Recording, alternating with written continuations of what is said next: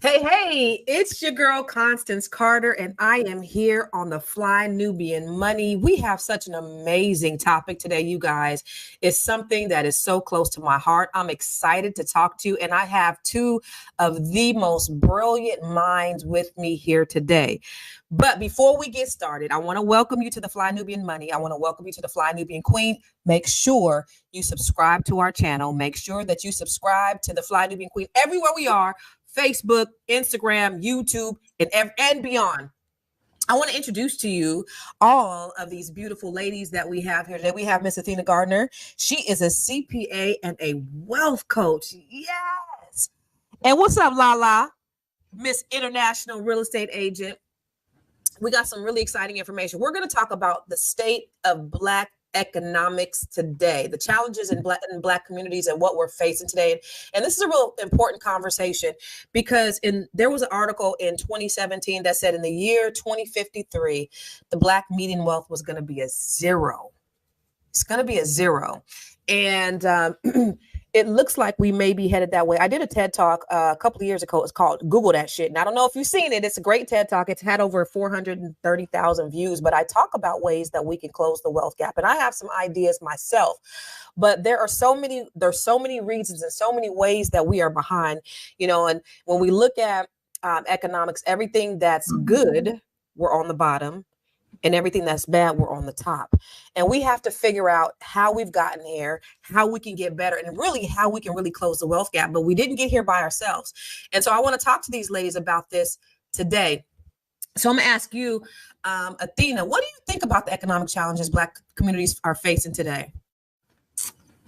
I mean, there's so many aspects of that we face. So I wanted to turn to a report from the McKinsey Global Institute. So for those of you who do not know what McKinsey is, they are a management and consulting firm. So they often do these research and insights to provide for their companies and also to provide insight to their partners as well. And in a 2021 report, they did the economic state of Black America report and what it is and what it could be. And according to that report, Constance, we are right in line to be at a zero net worth by that 2030 date. On average, Black workers make $10,000 less than white counterparts. That's a 30% difference. The median household income is less than $50,000 compared to $78,000 with whites. And I know we've had a lot of conversation, especially to the level up and manosphere community about high value this and high value that and that 100K. But that always confused me because only 6% of Black adults make 100K or more. I need you to say that one more time. Only 6% of Black adults make 100K or more. So we are having conversations around things that don't even really apply to us. So instead of arguing and bickering and having that infighting over BS relationships and nonsense, we should be trying to figure out how to increase that percentage. Woo!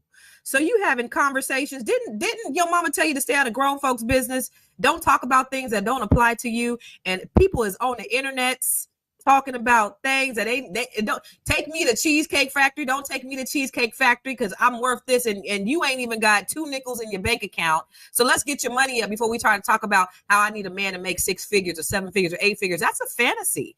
That's very unfortunate. What do you think, Lala, about the state of not only the state of our financial situation, but the mentality behind it of how we think as Black people? I think we have a combination of stuff. And it's sad, but it is true. Most people don't open their minds up in our community to things because they are already thinking they're beat down before they even try. So many don't want to start trying and thinking outside the box. And that's something that we all have to overcome and we have to encourage one another about. We also have this mentality of just what you said. I want everything without the work. You have to put in the work, even if that is to pick up a book and educate yourself. You may not get the same things that we got when we were in school. When I was coming up, we had home economics. We had all sorts of things that were outside of the home. And those things were slowly taken out of the schools. And now you don't even have anything where you can learn how to run your household, how to budget, how to just have life skills. And so many of this new generation who are coming up now don't even know what a checkbook is or how to balance a bank account if they have a bank account. That part. Because a lot of them don't have bank accounts. They put that money in that pillow and then they wonder why they can't turn that into better gold. You might get little bitty nuggets when you invest in something, but sooner or later, those nuggets start to really grow. Mm-hmm. So we have to break out of the mentality and break out of the stereotype of I need a man or I want this man to take me to baby. I wish my husband would take me to cheesecake, and he does, and I'm happy with that. And I was happy when we first started dating to have a split McDonald's meal when we didn't have much of nothing, 50-50, baby, and I'm okay with that. And this weekend's our 31-year anniversary. I'm keeping him. I don't care about that. And I don't care about how much the ring is, because if you focus on the ring, you're not focused on the right thing. These are the things that we have to get out of our mindset with. Lala, we have $1.3 trillion in spending power. So if Black people were a country, well, we'd be the sixth. I heard one time we'd be the sixth largest country. Then I heard one time we'd be the 15th largest country.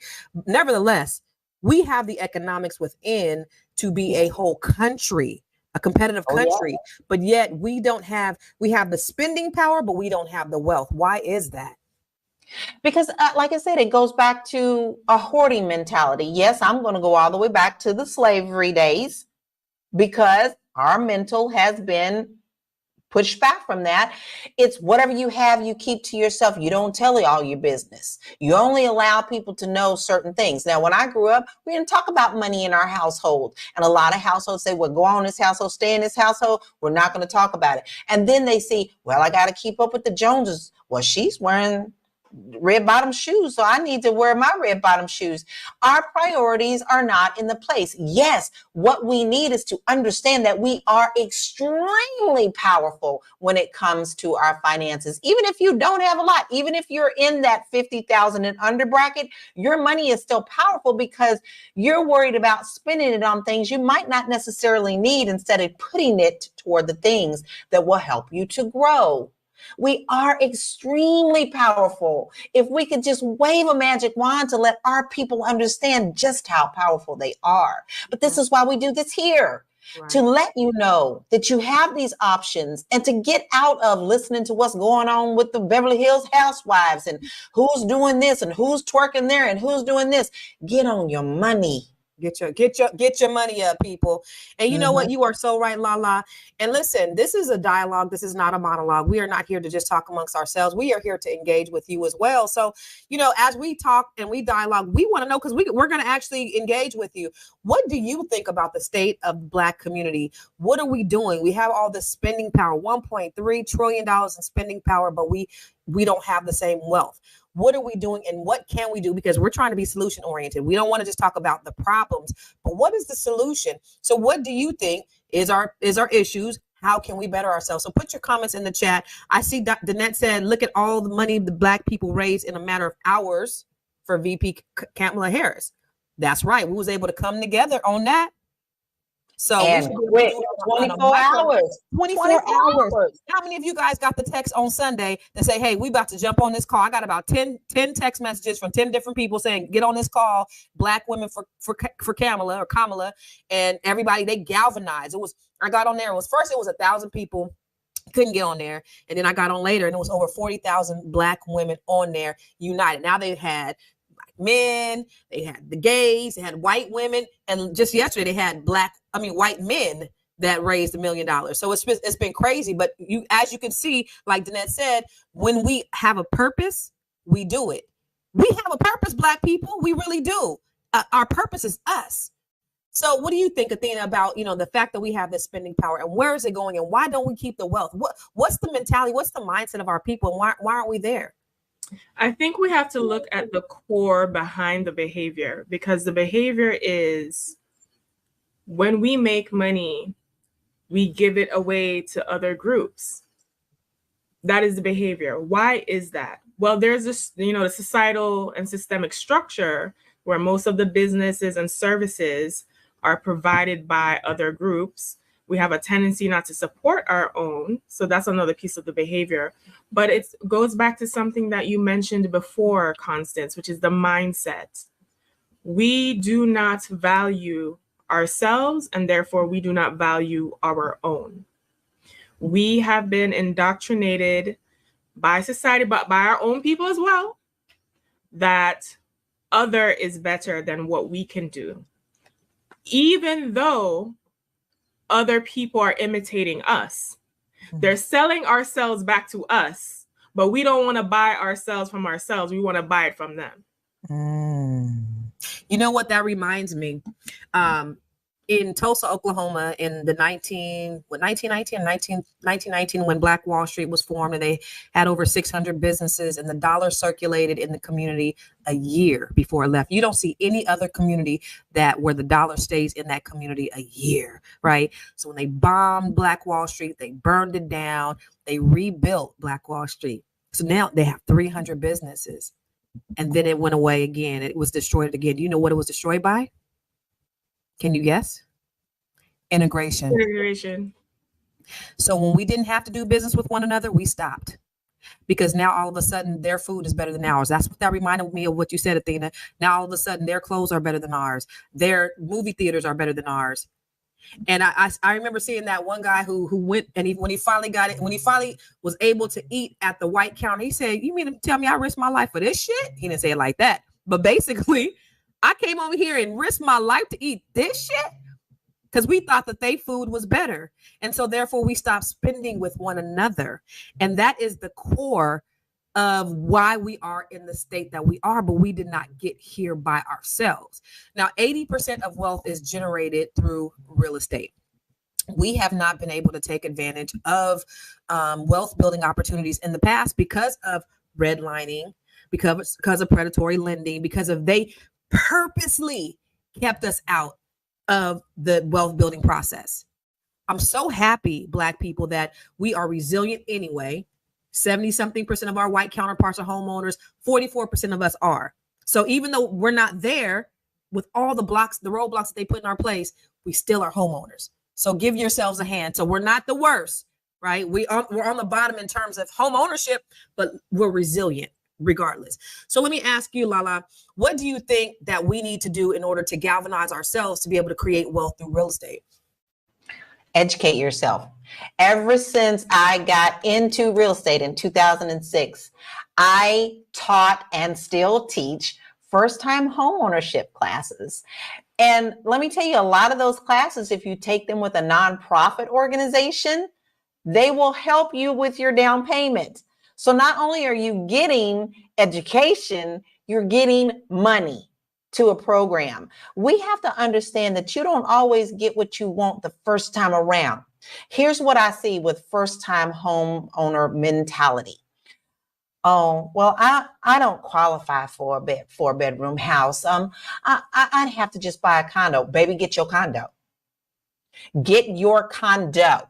Okay, you live in that condo for a few years, you let that equity build up, because as you're paying your mortgage, you're actually paying yourself. And you take that and you launch it into the next property that you want to go in, and then keep that first one and rent that out.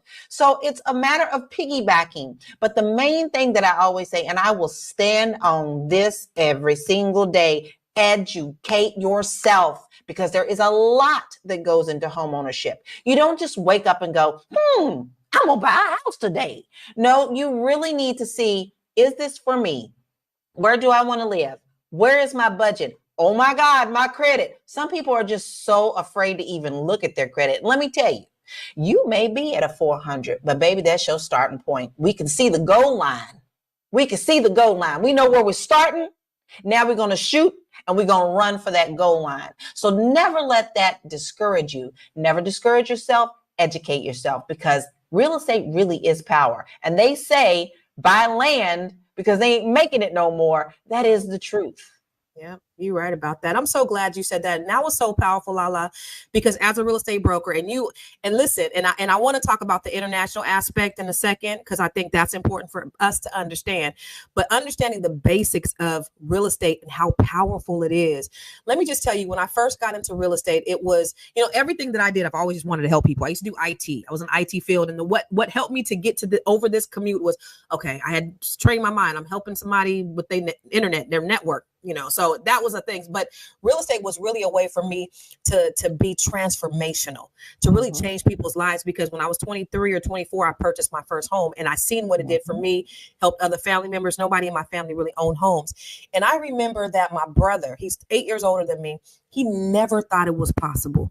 He just thought I'm going to be in an apartment for the rest of my life. They didn't even see that far, that the possibilities of them being able to own a home. Now they have all my family has several. I used to have home buyer workshops where people would come in and say that they didn't think that they were worthy, like something as basic as home ownership. So we first have to get those limitations out of our mind, that this is something that we can't do. That's number one. Let's reset our mind, retrain our mind. Then credit. If your credit's fucked up, so what? Let me say it again. If your credit's fucked up, so what? Hey, if your credit's fucked up, so what? Let's go. If your credit's fucked up, so what? I had a 379 credit score at one time. Okay, I filed bankruptcy, I foreclosed, all of these things. My credit was at the rock bottom. It went from 379 all the way back up to 800. If you have a job or whatever, you just have, there's simple things. Within a year after filing bankruptcy, I was almost back up to the 700 club. There's things that you can do in order to shift that.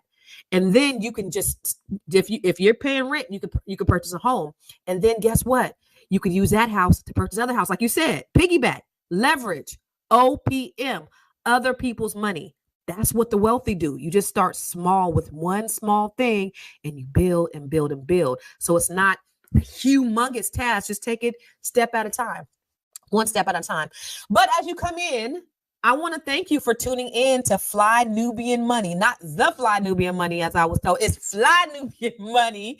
I'm your girl, Constance Carter. We have Lala and Athena, and we are talking all things Black economics, Black wealth, because at the end of the day, this is about bettering ourselves. This is about us moving forward. This is about us closing the wealth gap, not only closing it, but exceeding it. Because you know what they did? Because they said we were going to be at zero in 2053, but they didn't fucked around and gave us the internet. So now we got access to listen to people like us. You have the internet. You can go Google that shit, GTS as I like to call it. The information is out there. You just have to be willing to listen. And for all of you guys that are here, you're a mile ahead of the game because you're listening. You're here today. So we want to make sure that you're subscribing to Fly Nubian Queen and subscribe, follow us on all networks. And also, guess what? We on Spotify. So if you can't watch us, listen to us. We come on every day at one, same bat time, same bat channel. And if you want to get any alerts, we need you to text Queens at 87948. One more again. Text Queens, Queens, at 87948. I want to go to the comments real quick and then I want to go to some statistics, but I want to see what you all have to say about what we're talking about. So let's go to GM Macbeth. They said they don't respect us because we don't know our ancient history. The Constitution tells us Black is not a nationality. Check the dictionary. Okay, I'm not sure what that has anything to do with it. However, let's go to voting for the symbolism of accessibility to white validation. All right, I want to hear some solutions. Okay, because we could keep talking about the problems over and over again, but I want to hear some solutions. Now, Athena, let me ask you, what do you think is the best approach to getting out of this mess that we're in? Because you already talked about mindset, which is everything. I want to say 90% of what we do is about the things that we put in our mind and how we train our mind. But what are some steps that we could take to get there? Some solutions I think will be great is just to have like we discussed, the mindset that you're not going to wait on anyone or anything. You're not going to wait for the perfect president. You're not going to wait for the perfect conditions. What can you do now within the condition that you are in, right? To piggyback off what Lala said, right? A lot of single women are hesitant in buying a home by themselves. And I remember when I bought my first home, which I'm living in right now. And I bought it and I told my friends, I have friends who were in their careers, master's degrees, everything. And we had a conversation. I said, oh, you should just go get a place, because she was renting. I wanted to, two different women, by the way. Oh, they always saw themselves getting a home with a husband or with a man. And then I said, you can always just sell it later or rent it out or do something else. Like, that can still happen. But I think that, especially since I'm a wealth coach for women, I think the fear of all that responsibility by yourself, right? That there's an insecurity around that. I'm sure, Lala, you see that all the time. I think we need to be solution oriented. I think that we need to look at what is available to us. And we have a lot available to us. We have the power of the internet. We have the power of AI. I just completed like a 2-day conference. And for those of you who don't know, I have I studied at, I'm certified in AI and business strategy at UPenn. So AI is an area that, girl, I had to learn all the machine learning. I gotta pick your brain. Machine learning. I love AI. Data analytics, and even the biases that the algorithms produce within that. So it's emerging. But I think especially AI is going to be helpful for us, especially when it comes to the business aspect. Because back to that McKinsey report about the state of Black America, only Black businesses on average get $35,000 versus $105,000 capital on average for their businesses. And I want you to slow down real quick.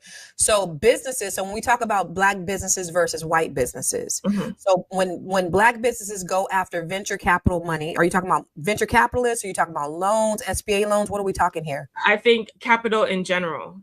Okay, so when they go to capital for their businesses, Black people get what? On average, $35,000. And white people get what? $105,000, so 3 times as much. Okay. So, and there's a lot of factors that go into that, right? But what it does show is that we don't have as much access to the resource. So I actually talked about this in my presentation for last year at ABNC. I hope a lot of you guys are going.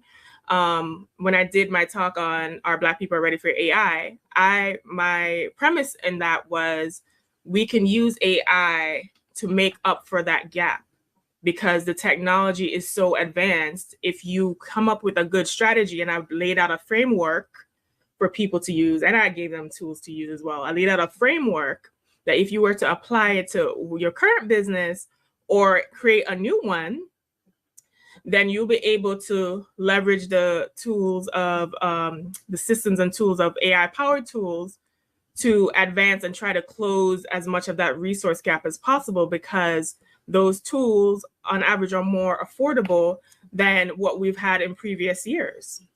Let me jump in real quick, because what you said is so important, and I really need our audience to understand this. They done fucked around and gave us the internet, but they done fucked around and gave us AI. And I don't know if you guys understand how powerful AI is. If you ain't making money now, you can use AI to make money. You can write a book with AI. Actually, one of my latest books, if I had it here, I would show it. One of my latest books, I wrote it with the power of AI. You can create all kind of content and get all kind of informations. And if you want to, whatever you want to do, you could do it with AI. And so utilize the resources that are out there. But let's talk about the stats, because here's the thing, Lala, when we look at Black wealth and we look at Black economics, and when we look at healthcare and we look at housing, and even when we look at credit, all the good things were on the bottom and all the bad things were on the top. So when it talks about unemployment, when we talk about the pay gap, Black people, this is the median annual wage for Black workers is approximately 30% or $10,000 lower than that of white workers. Let that sink in.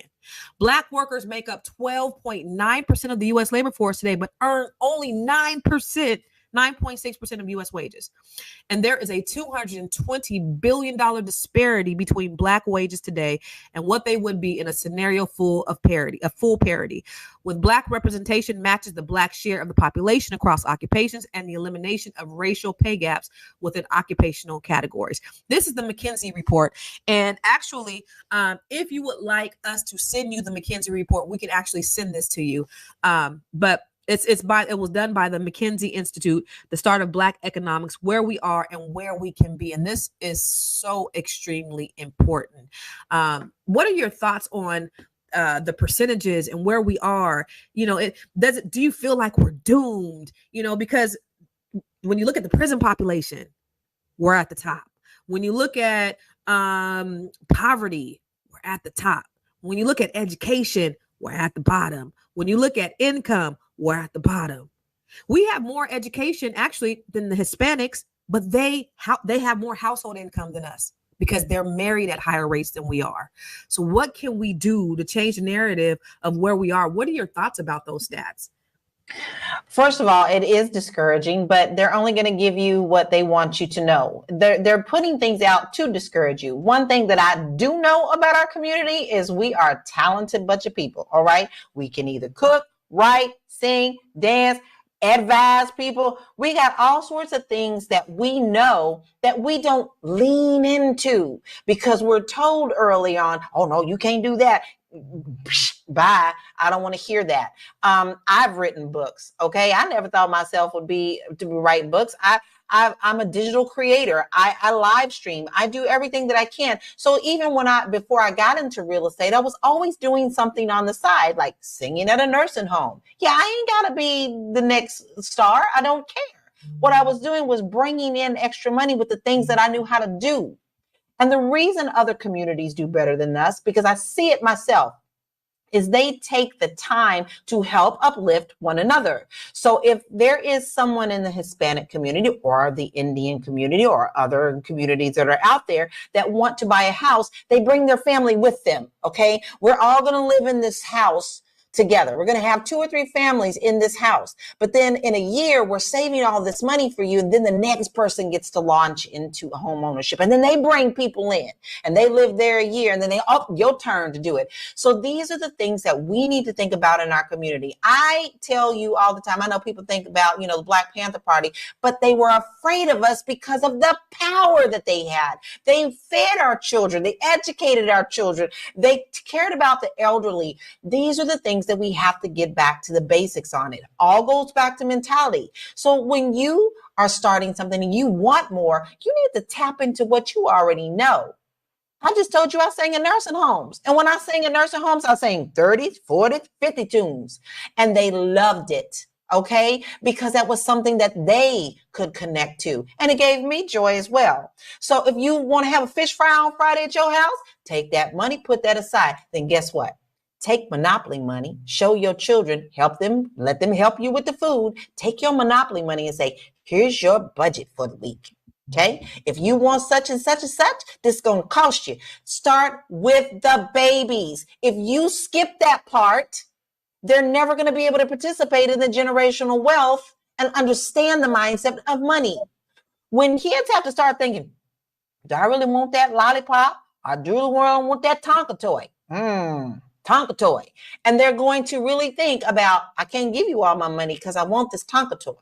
So you have to start with the babies. We always talk about Black unity, but Black unity actually is us in our house. Us. We start with us and our families. So that's what you have to do. Ignore these things. If you really want it, you're going to get it. And I don't want to keep hearing people say, raise yourself up by your bootstrap. But guess what? That's what we've always done. And that's what we'll have to continue to do. No, I love that. Black unity is listen, in 1955, J. Edgar Hoover said the biggest threat to America, what he said, was Negro unity. Let me tell you this again. Let me quote it for you one more time. In 1955, J. Edgar Hoover said the biggest threat to America was, you see, I got my Malcolm X glasses on, so I'm gonna do my Black power today. The biggest threat to America was Negro unity. And so the formation of the Black Panther Party and all of the Black unity that we had going on, COINTELPRO was birthed out of trying to destroy that, because they know that we are what? A powerful, powerful people. They know that we are a powerful force. And so every time we get an advancement, they do something to try to destroy our community, whether it's crack, whether it's violence, Now it's rap music, in my opinion. It's the things that that are infiltrating in our community, the things that are destroying the fabric of our community. But what you said is so important, because now we have more power in the palm of our hands with this phone than they had when they put the man on the moon, y'all. We have more technology at our fingertips than they had in 1950, 60 something when they put the man on the moon. Do you know that you can become a millionaire from your phone by monetizing your genius? Do you know that there are things in your mind that people will pay handsomely for that you don't even know because they come easy to you? Those are the things that we do every day. That's the reason why we on here today, is because we happen to like talking about issues. There are things that you have that people want and they desire. So think about that thing that you do really, really well and start implementing it. And you can create a whole business, or at least a side hustle, where you're getting, extra income, passive income from it. For you, I think it was in 2019, they said, what percentage of Black people actually have bank accounts? Only 14% of Black people, 14% of Black households didn't have bank accounts. So you being a wealth coach, what does that mean for us? Is it necessary? Should we be hiding our money in the shoebox, under the mattress? Because listen, I'm gonna tell you this, and I don't know more, so I don't know, y'all. I had 6 figures sitting in the safe, right? But I own a dispensary, and so that was my weed money. So I couldn't put my money in the bank, so I would just put it in the safe. But for me, it was kind of doing the same thing in the safe that it was doing in the bank. I wasn't really generating a whole lot of interest on my money. It was just there. But if I kept it there for too long, it might have disintegrated at some point. I don't know. But it's not in my house no more. So y'all, it ain't in my house. But what do you think about 14% of Black people not having their money in the bank? I think that statistic goes to show the lack of not only financial literacy, because you can learn all these things. What are you implementing, right? What are you implementing? And when I work with someone, or even in my courses, I'm going to educate you, but I always give an action plan for implementation, step by step, because I really want people to implement these things.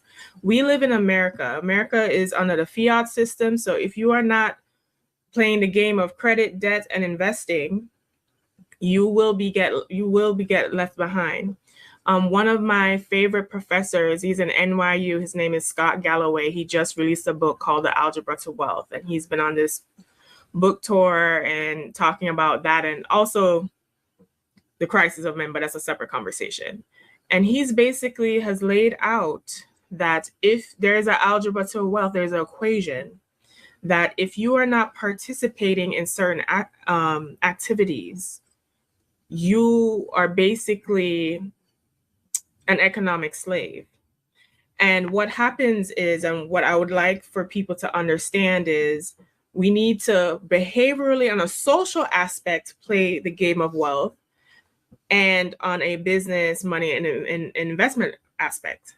What do I mean by that? On the social aspect, having good relationships with people in your community, networking, having good relationships in your relationship, getting married is a wealth accumulation endeavor. But how can we get married if we still fighting over Cheesecake Factory? But I love the jerk chicken and shrimp platter with the strawberry lemonade and the red velvet. Mad at it. Yes. Right. Give me the jambalaya. Come on, right? Now. Or the angel hair pasta. But that's the case. So that's the social aspect, us being able to come together as a community. Because even when our dating out, which I'm for whatever anybody want to do, I don't really care. But if you marry outside of your race, you're contributing. What happens most is the wealth goes to the race that is dominant in society. So that's even chipping away at Black wealth. That's a whole nother conversation we can have on another show. That's a conversation we need to have, though, y'all. But so that's the social aspect. What is the economic and business aspect, right? The issue, what we're facing now, and what will continue to happen, we have inflation, we'll have economic turbulence, things of that nature. If you are not doing activities that enable income generation for you, you're going to have a problem. So if you don't have investments working for you, if you're not putting your money in REITs, dividend income stocks, all right, I wrote it down, real estate, right? you're going to have a hard time. You're going to have to continue to working. And what's happening to those wages aren't increasing at the same rate of inflation. But what does increase? Real estate. What does increase, right? Your contributions to the stock market, because that's increasing overall. So if you are not playing retirement, right? So even the retirement system is kind of rigged, because the people who are benefited are people from the generations older behind you that were able to put money away, like Social Security and things like that, right? I don't know what Social Security is going to look like when I get to a certain age, right? But everything is kind of geared to benefit those who can participate in those activities, which are older people, which are white people, right? We are leaving ourselves out of that conversation, out of that practice, and we are going to be economic wage slaves if we do not. So the slavery has not changed. It's just re-engineered itself. It just remarketed, right? We're going to experience that, and always going to have to keep working, and always going to, and then even with the whole work thing, AI, I just came from a conference. I forgot what the name of the technology is. Oh, they already have 100% fully automated AI employees. Mm-hmm. Wow. Like, people have a whole resume. You can hire this AI person to do your sales calls, to do work for your company, and you negotiate the salary with that company. Right? Do you know how many thousands of dollars we're already saving just by virtue of AI? It's crazy. And you know, if you don't know AI, then AI gonna know you. If you don't know how to work it, it's gonna work you, and you're gonna work yourself out of a job. Yes. So AI is a double-edged sword. And even in my presentation that I did in A, B, and C, I was like, you have to decide which side of the equation you want to be on. Do you want to be on the side where you're going to be obsolete and have to worry about your job and job security and income security with AI? Or do you want to be on the side of the owner that is hiring the AI to do the work that you need to do to bring the money for you? Yeah. So you need to pick which side you want to be on.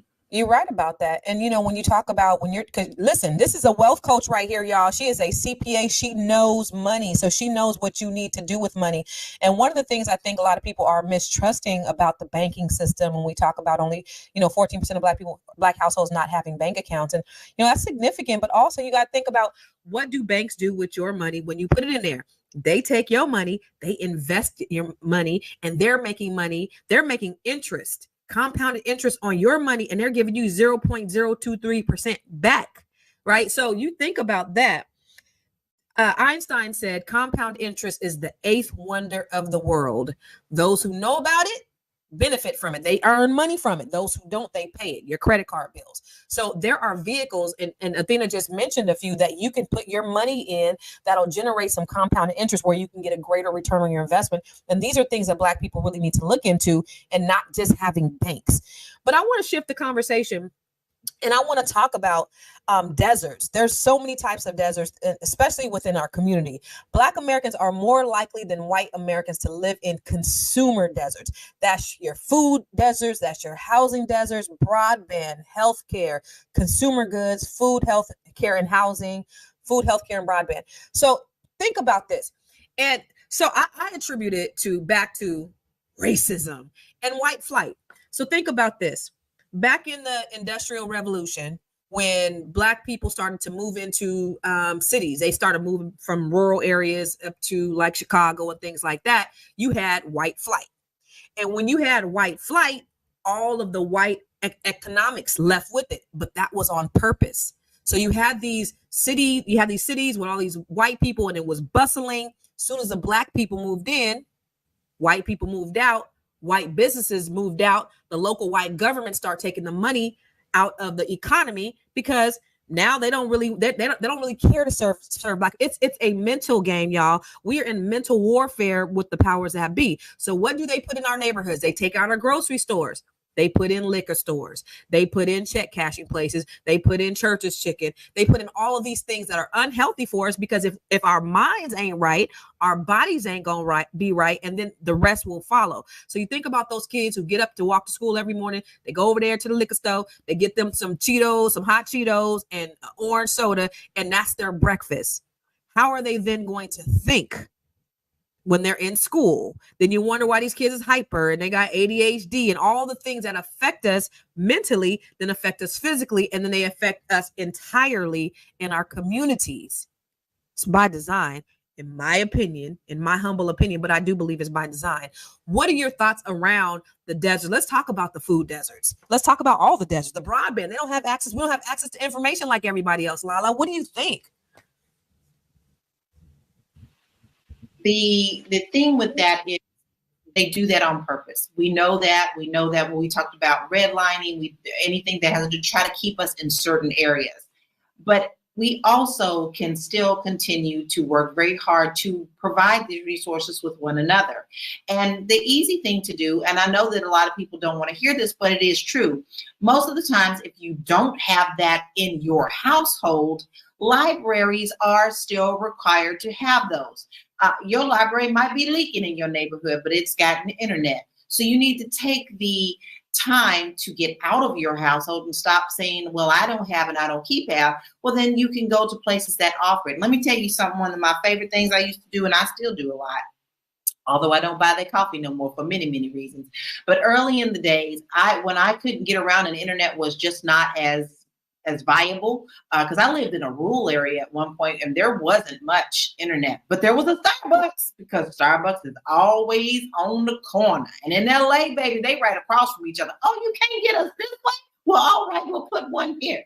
All right, you go there and you use their internet and you sit there for as long as you need to, get you a cappuccino or whatever you want, and you start researching the things that you need, start creating the things that you need, start building the education that you need. It's not impossible. The only thing is you have to get out of your own way. So there are ways. Now, they do this on purpose, but if you really, really want something, you're really gonna go after it. Okay. Let's stay on that real quick, because I want to engage on that part. Because if you don't know, you don't know. So how do they know to get it? Like, where do they get the information? How can they? If all I know is Church's Chicken and Popeyes and a check cashing store, how do I know that there's Whole Foods and Trader Joe's and like there's better alternatives? What do we do? How do we? What are we supposed to do if this is all we know? Baby, let me tell you something. If you do know that there are better foods in different areas, I can tell you right now, your food is not the best in your neighborhoods. And you know that there is a Whole Foods, a magical thing called Trader Joe's that I've never been to. Baby, if you have to have a carpool party where y'all get up out of your neighborhoods and go get the things that you need, then do that. There are things as farmers markets. People don't like to discuss, like, there are still farmers, people growing their food. How about you also learn to grow some food for yourselves? It's not that hard. It really is. University. YouTube, Google that shit. And the thing about it is, like, there are certain cities that give grants. If you decide to grow your own garden or your own farm, they will give you grants to grow your own garden and your own farm in these cities. But that's what I don't want you to get discouraged about, because you hear things like, grant, oh, they'll never give. No, baby, they're looking for people. We got this money. Who we gonna give it to? You've got to get out of the mentality of, I can't, they won't give me. And if someone says no, you just go to the next person. No is not the end all be all, and no is not the end to your life. If you want better, you will strive to be better. So get your carpool together. Give Ray $5. 5 of y'all get together and get $5 in Ray's car, and you go to Whole Foods and you get what you need from there that's important for your body, so that your mind can be fed and your body is in check. Then you can have a whole nother mentality. Because let's face it, when you're eating the fatty foods, when you're eating the junk, when you're surrounding yourself about negativity and you're depressed about where you are, you're going to have to fight through that. But you can't do that when you have all this cramming in. I want to see better. You know what I used to do? I grew up in the country. And I loved the country. But then I thought to myself, I want to live in the city because I live in the country. I'm an old country girl. Now I got grown and I thought to myself, hell, I'm going back to the country, because the country taught me to live in the fresh air, the good food, those things. You can also have this in your backyard by creating a little oasis. Okay, you live in an apartment, you got a little patio, don't you? Get you a little oasis to get your mind out of what you don't want onto the things that you want. Yes, ma'am. Yes, ma'am. Yes, and all of that. You know, I'm so glad that all of you guys are responding and you guys are giving us some amazing feedback. But I just want to point out, Danette, you are killing, you on fire today, girl. She said, those of us who know can share information with each other. When I tell you that is paramount, because the people that you are around the most, tell me your 5 closest friends and I'll tell you who you are. Your network is your net worth. So the people that you are around, it's so important that we share information. And that's the reason why I love Black women, because there's an African proverb that says, when you teach a man, you teach an individual. And this is nothing to diss men, but when you teach a woman, you teach a nation. A woman is going to take the information, she's going to give it to her community, she's going to share it with her kids. And then we start to have mindset shifts.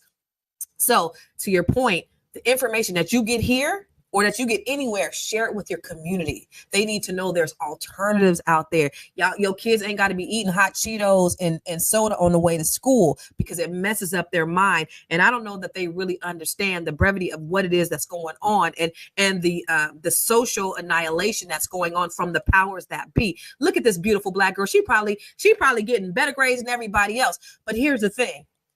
They spend $32 billion more on white schools than they do on Black schools. And you see that in the outcome of the grades and the testing and all and even, the post high school education. You see that.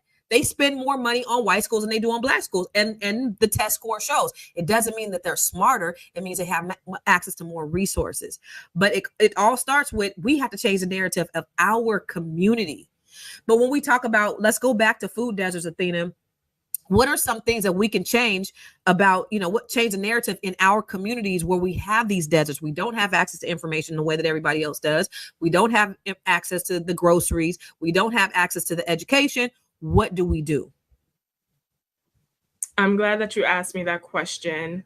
It's so interesting because I made a friend this week and she actually lives on a farm. So 2 weeks from now, I'm actually going to go visit her and her farm and feed the horses and stuff like that. So it was nice to do that.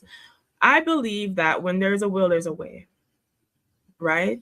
When there's a will, there's a way. And part of the reason we have so much liquor stores and cash checking stores and all these other things is because the dominant society has realized it is profitable to have those things, and it's good to profit off of our dysfunction, right? If you're in a depressed economic wage slave state, you're going to reach for the alcohol, you're going to reach for the fried chicken, you're going to reach for things that give you that dopamine hit in your brain because it is comforting to you, right? And that is the comfort you can afford, because God knows therapy costs more. So, that is the comfort. So I want to put that in the perspective of, we're not only reaching for these things because we're Black and, we're poor and this like that. There's systemic reasons and there's emotional and psychological reasons to why we do. But I believe if you have a will to do something, you will do it. This year, I decided that I'm going to de-scam myself because I'm living in Scamerica. So the best things I can do I need to trademark that one too, Constance. Athena isms, I swear. Go ahead, girl. Okay, I'm living in Scamerica. Everywhere I look up, there's a scam left, right, and center. And I realized, I was like, why am I keep buying the same scallion, lettuce, same thing where I can grow this shit right home on my patio? So what I did was, outside of YouTube University, I paid for a masterclass subscription that was, I forgot how, it was like, I got it for like 50% off. I thought it was a sale. I was like, I'm going to invest, instead of spending all this time on YouTube, listen to all this drama that ain't got nothing to do with me. Let me take that same time watching some masterclass videos and learn from the world's best and brightest. And Ron Finley, who was a Black man who revolutionized gardening in his urban area. I forgot which city it was, but it's a very urban city. He broke down how to easily grow anything from anywhere. And I'm paying less than $5 a month for that prescription. So what that shows is that I decided that it was important for me to learn how to grow my own food. So I made a choice to figure out however, can I see someone? Is there a neighbor that grows food? Is there a YouTube video I can watch? Is there a masterclass subscription I can watch?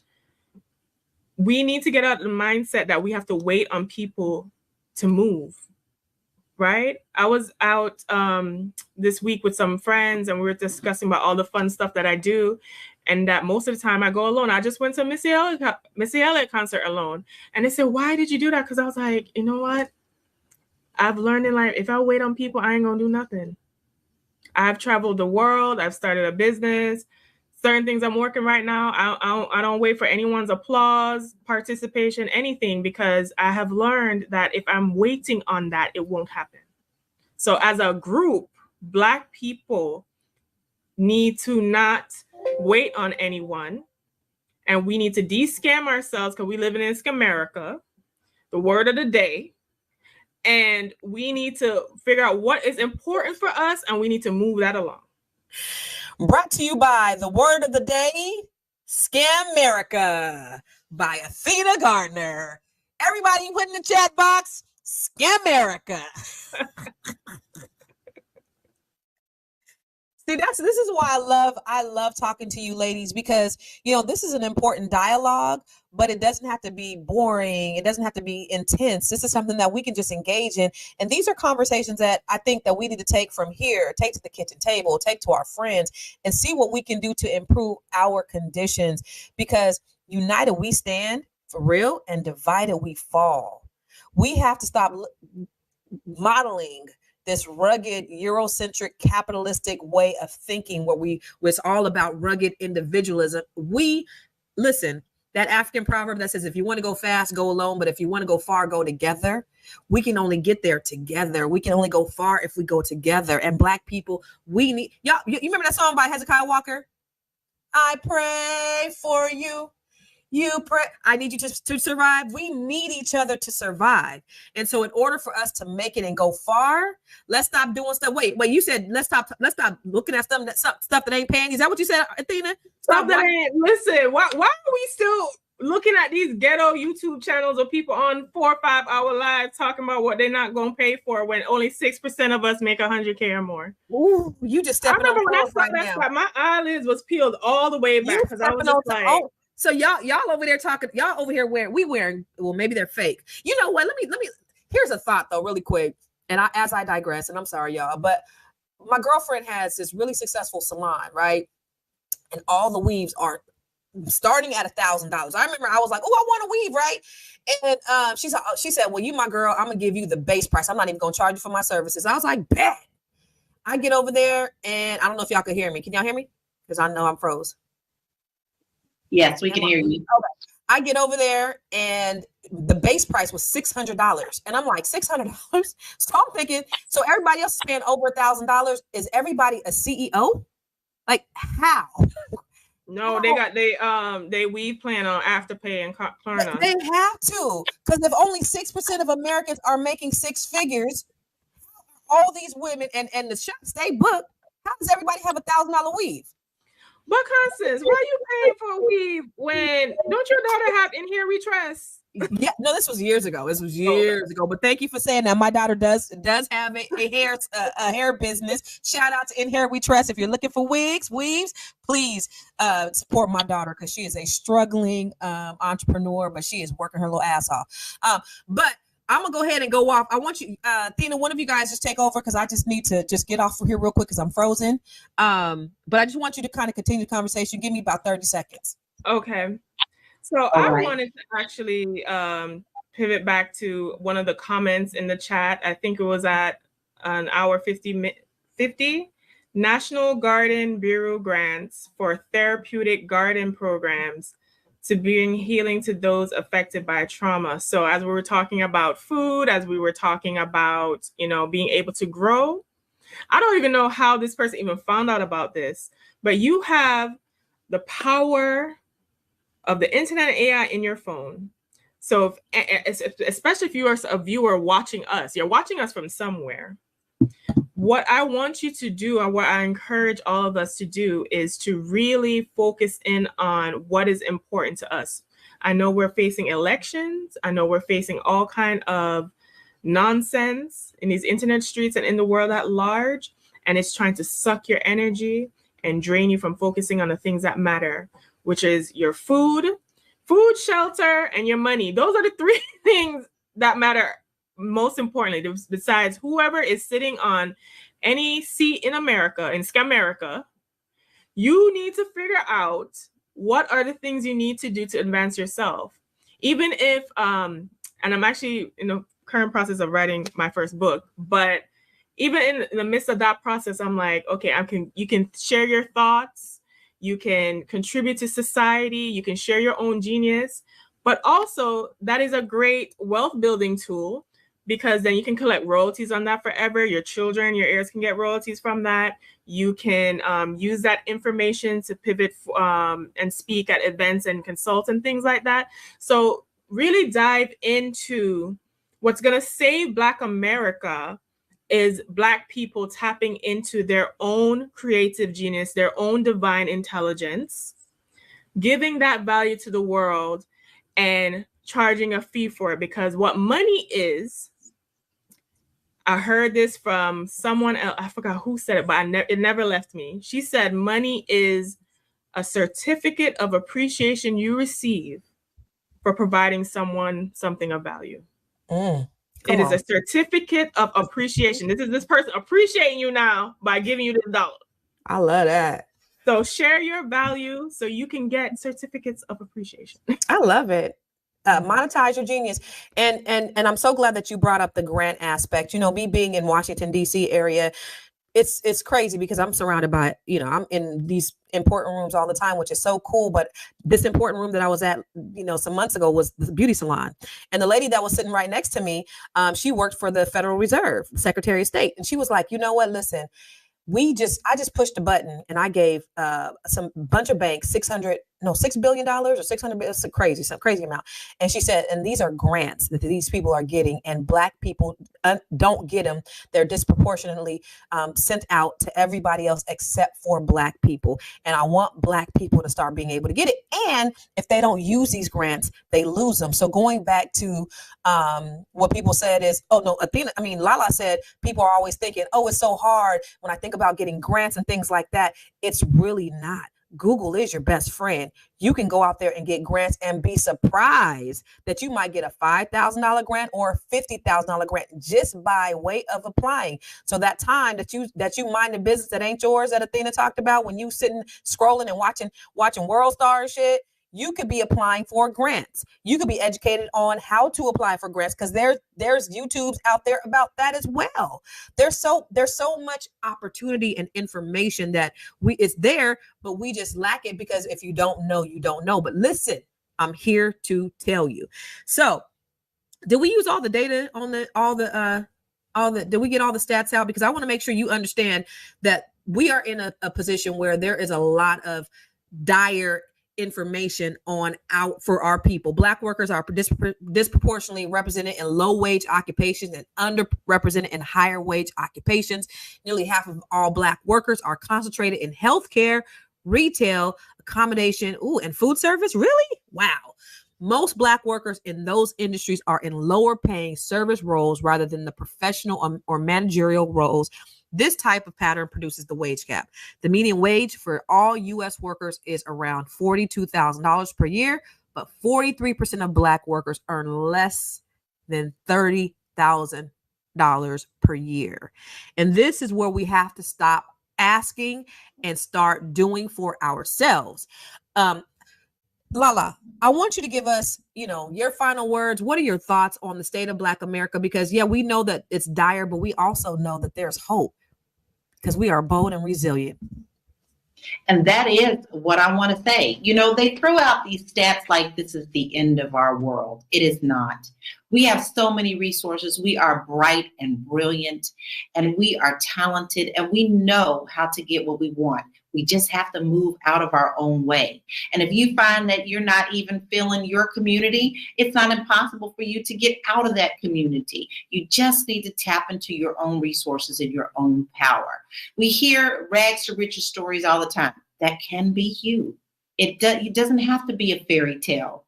As long as you focus and you also agree in your mind and your heart that once you get yours, you're going to also turn around and help someone else to get theirs. We have got to get out of the mentality where it's always me, and be able to help someone else. And to realize not everybody needs to go with you sometimes. You need to pick the ones who really want to take that journey. So you can find all sorts of resources that I have: home ownership books, education, credit repair, all on my website, which is bit.ly/Laura Key Info. And I hope to see you there, and I'll put that in the chat. Real quick, Lala. You sell homes internationally, and I definitely wanted to let people know if they wanted to get out of the U.S. with the state of what's going on with the economy and what's going on politically. If they wanted to go somewhere else, where's the best place for us to go to, and why? There are many. There's a lot of places in Africa that are looking for you to come home. Did you hear what I said? They are looking for you to come home. Ghana is one of them. Also Portugal. Portugal is very easy. That's one of your gateway countries that you can go to because they offer the most with their visas. And let me tell you something, you could be a digital creator and still come over here. If you are in retirement phase and you find that your money still ain't working for you over in America and it's draining you more, you can come over on a retirement visa. So once again, you can get out of your mentality of being in America and see yourself as what I call a world citizen. Yes, you can buy in other countries. Yes, you can live in other countries. Having an EU country where you live in opens up the whole world there. So get out of your own head. You don't have to stay in America. You don't have to stay where people don't like you. You can experience the world and live your life journey to the fullest. I like that, Lala, because once again, we focusing on passports to go trick off and make yourself feel important with passport, bro, exchange rate versus trying to get wealth elsewhere and financially secure yourself. That's right. No, that's real. And that's what we really need to be looking at. I definitely am looking that way, in the next few years. And I'm so glad, I'm grateful for this conversation, really, because I see a lot of resources in the comments. And if you have resources, this is what it's about. It's about each one, teach one. As One, Divided We Fall said, NVIDIA is a free program designed to help startups evolve faster through cutting edge technology opportunities to connect with venture capitalists and access to the latest technical resources. Y'all, if you guys don't know how to write a proposal for a grant, guess what does? ChatGPT, AI. You don't have to know how to do it. There's resources out there. You can get this money. I promise you. And then Mackie Samuel says, TMC, and we need more of our kids going into farming and agriculture. Some HBCUs even receive full scholarships from the USDA for students that student agriculture, NCAT, and Prairie View. And so these resources are important to know and understand. It goes back to, if you don't know, you don't know. And you don't know that a lot of people don't know. So you giving that information, you just gave a whole lot of people information that they didn't even know. So thank you, and continue to share the wealth. Now, Athena, what are your last thoughts, and where can they find you? Last thoughts are this, y'all. We live in a scam America, okay? We have to take the responsibility to de-scam ourselves on our own. We gave a lot of solutions today. Word of the day is Scam America. And I want us to focus on 3 important things: our shelter, our food, and our money. And with money, you need to play that wealth game. You need to put your energy and resources into things that are going to pay you back, or else you will always forever be working. And with AI and the way technology is moving, you may not even be able to work. Universal income is a topic that has been brought up several times and have people out here scared.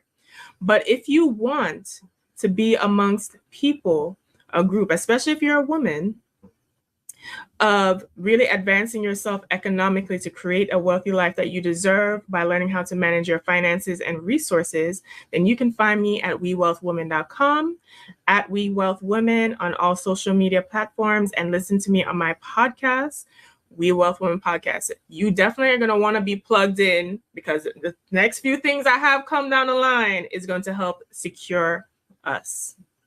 Wow. Thank you. Thank you. Thank you, Athena. And I'm going to say this. You guys don't even know how much I love Black people.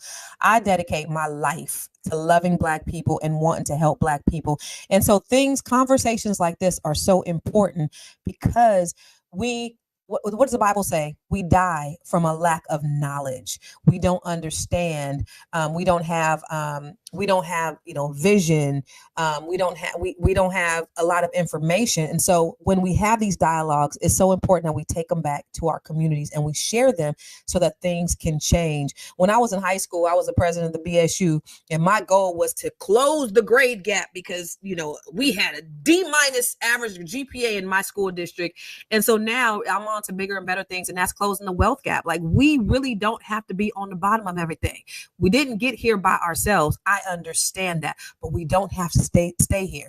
They are working overtime politically to keep us down, to keep us suppressed, to keep us depressed. They are working overtime. And the more we come up, remember, J. Edgar Hoover said the biggest threat in America was Negro unity. So once we unify, we train our minds, we change our mindset, we wake up and we're intentional about the things we do, about receiving knowledge, about understanding the information that's out there, about studying. Google University. I got a PhD, a public high school diploma. I learned a lot of my information on Google University because I'm not the sharpest tool in the shed. The information is out there. So if you want the knowledge, it's right at your fingertips. We can get past all this bullshit and we can come together and we can do better. Again, I love Black people. So one of the things I do is I help Black women specifically. I teach them all of these things, but I teach them how to increase their net worth to over 7 figures. I was able to do that by real estate. I was able to do that by investing in cannabis. I was able to do that by writing books. I was able to do that in many different ways in investing in myself. I've invested hundreds of thousands of dollars because I got a PhD. But it's important that if we teach Black women, for me at least, that Black women are going to teach everybody else everything else that we need to know, and that wealth gap is going to be closed. So you can follow me on everything, and I am Constance Carter. Is right there. I am Constance Carter. Follow me on Instagram. Follow me on Facebook. If you're interested in joining my program called the Net 7 Collective, where I'm working with Black women from all over the country, and y'all, they are everything from Harvard PhDs. Look, your girl with a PhD, public high school diploma. I'm coaching PhDs. I'm coaching regular women with 9 to 5. I have attorneys in my group. I have some of everybody, and they all come together, and nobody is more important than the other. We're all sharing information and we're pouring into each other, because that's what we need as Black women. We need an environment where we can do that. You can reach out to me on my website, ConstanceCarter.com. I love you guys. And again, we got to continue to have these conversations at the dinner table and everywhere else. Okay. Thank you all for being with us. Lala, Athena, you guys are amazing, dope women who with just brilliant minds. And the conversation was so rich today, as a lot of the people said. Thank you for joining us. This is the Fly Nubian Queen. We appreciate you. Subscribe to our channel and make sure you text the words Queens to 87948 to receive all the latest information. And if you want to get your money right and your number money tight, go to flynubianmoney.com. This is Fly Nubian Money, not Fly Nubian Queens. Thank you and peace out. Oh, yeah. Brought to you by the word of the day, Scam America by Athena Gardner.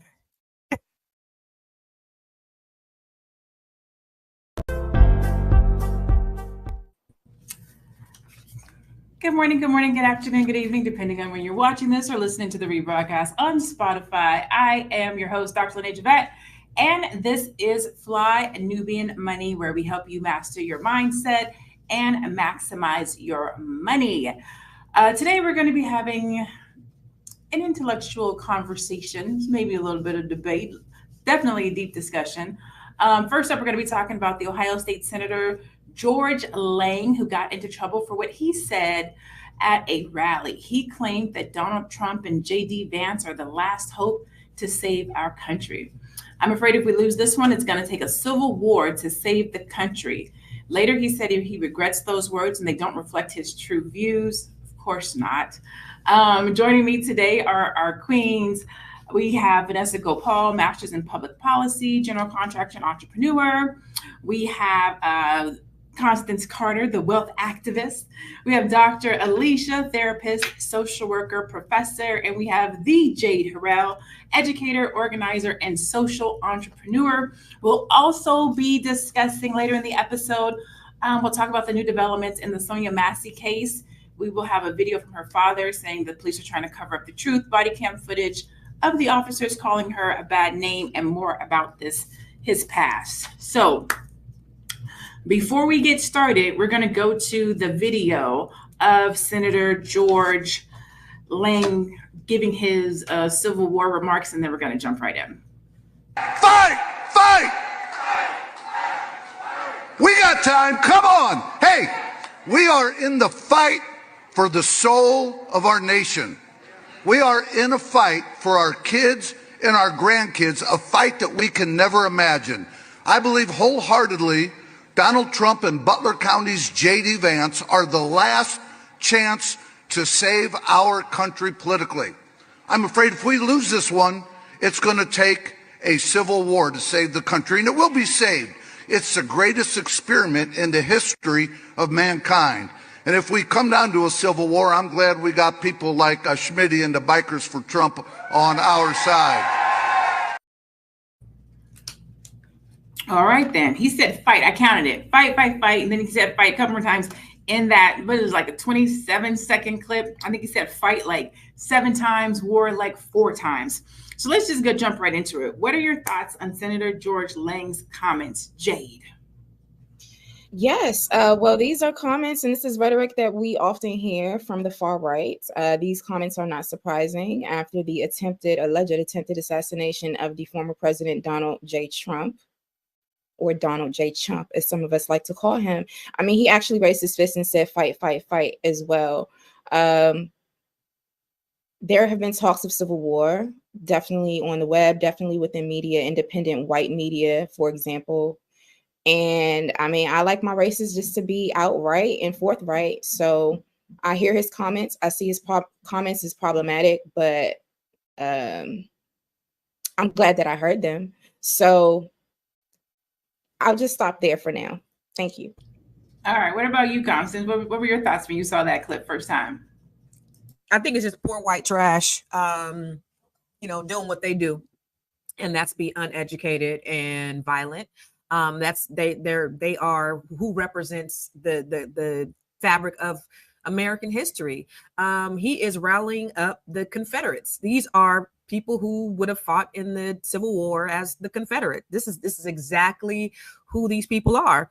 And this is a dog whistle. This is a call to action. Absolutely. It's kind of like when you go to court and the attorney says something and they know that they're not supposed to say it. And then they go, strike that from the record. And I'll go, okay, I withdraw. Like you didn't hear it in the first place. He knew exactly what the fuck he was doing. He knew exactly what he did. He knew how to rally his uneducated Mountain Dew drinking base. These inbreds that marry their sisters and their brothers. They have low IQs. They have limited thinking skills, no comprehension skills. He knows. But the unfortunate part is they have voting power. The dumbest shit. They have voting power, and this is what you do to rally up uneducated, ignorant motherfuckers. That's the best way I can put it. It's like you can't unring the bell. Welcome to all those who have just joined us in the chat. Let me know what you think. When you saw this clip, what were your thoughts when you heard this, when you saw this? Did you think that he was trying to incite a civil war? And he has since taken it back, right? So he said it, he threw it out there. You can't unring the bell. We heard it. Plus, I always say your first thought of mind is what you really meant. So somebody got him behind closed doors and was like, you can't say that. That looks bad. Take it back. So he took it back. Dr. Alicia, how do you feel about him taking it back? Was he sincere? What do you think? Well, he's not the only person that's been chanting this fight, fight, fight since Donald Trump chanted that during his assassination attempt. And I think this is the type of language that escalates tensions and it promotes this atmosphere of chaos. And I mean, we're not having constructive dialogue. We're now going to have confrontation. That's what that tells us. And what's so fascinating about this is that his remarks and all of the other racist remarks that we're hearing from the Republican Party right now, all of us as Black people, we're witnessing white people say, I'm going to be for Trump. And so in a sense, it's like, okay, so you're for the annihilation of our people, because they've out and out said what their intentions were. It is very clear what they're campaigning on and what they're pushing forth.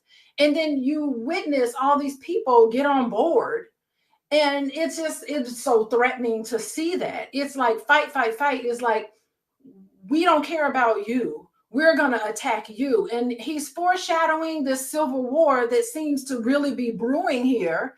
And yeah, I mean, people aren't thinking critical thinking skills, Constance. That's another way. We're just blindly following, and it's creating a climate of fear, mistrust.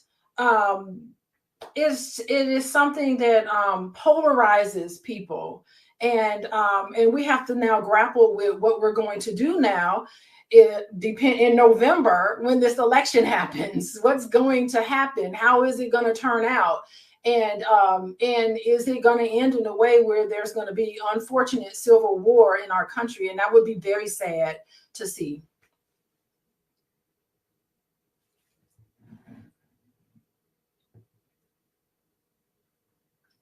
We can't hear you. Oh, can we? You're muted. I think she's muted. Thank you, because I'm just talking, having a good old time over here. Over in the chat, let me know what you guys think. If Donald Trump does not win the presidency, do you think that there will be a civil war? Let me know what you guys think in the chat. There will or there won't. Vanessa, I'm going to give you that same question. How do you feel about him putting it out there and then taking it back? Do you think he meant it? Do you think he was sincere? Do you think that the people who needed to get triggered and activated were triggered and activated? Or do you think that he truly was excited? I think he truly was excited. I think this is the same sentiments that when we see Black police go in and they feel fearful of Black people, I think he's promoting that narrative of there is white men are, we feel, fearful, we're losing in this country and we need to fight back. That is exactly what he's saying. That is exactly what he meant.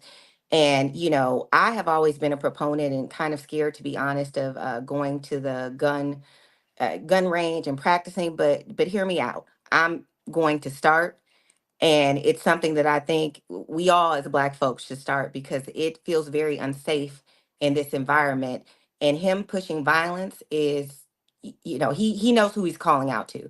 He's saying we will wreak havoc if we don't get what we want, because white men are threatened in America. At least that's the narrative that he's pushing. So I don't believe the apology. I think it's bullshit. I think it's just for, political purposes. You have to apologize, but in no way is it sincere. And he definitely meant what he said.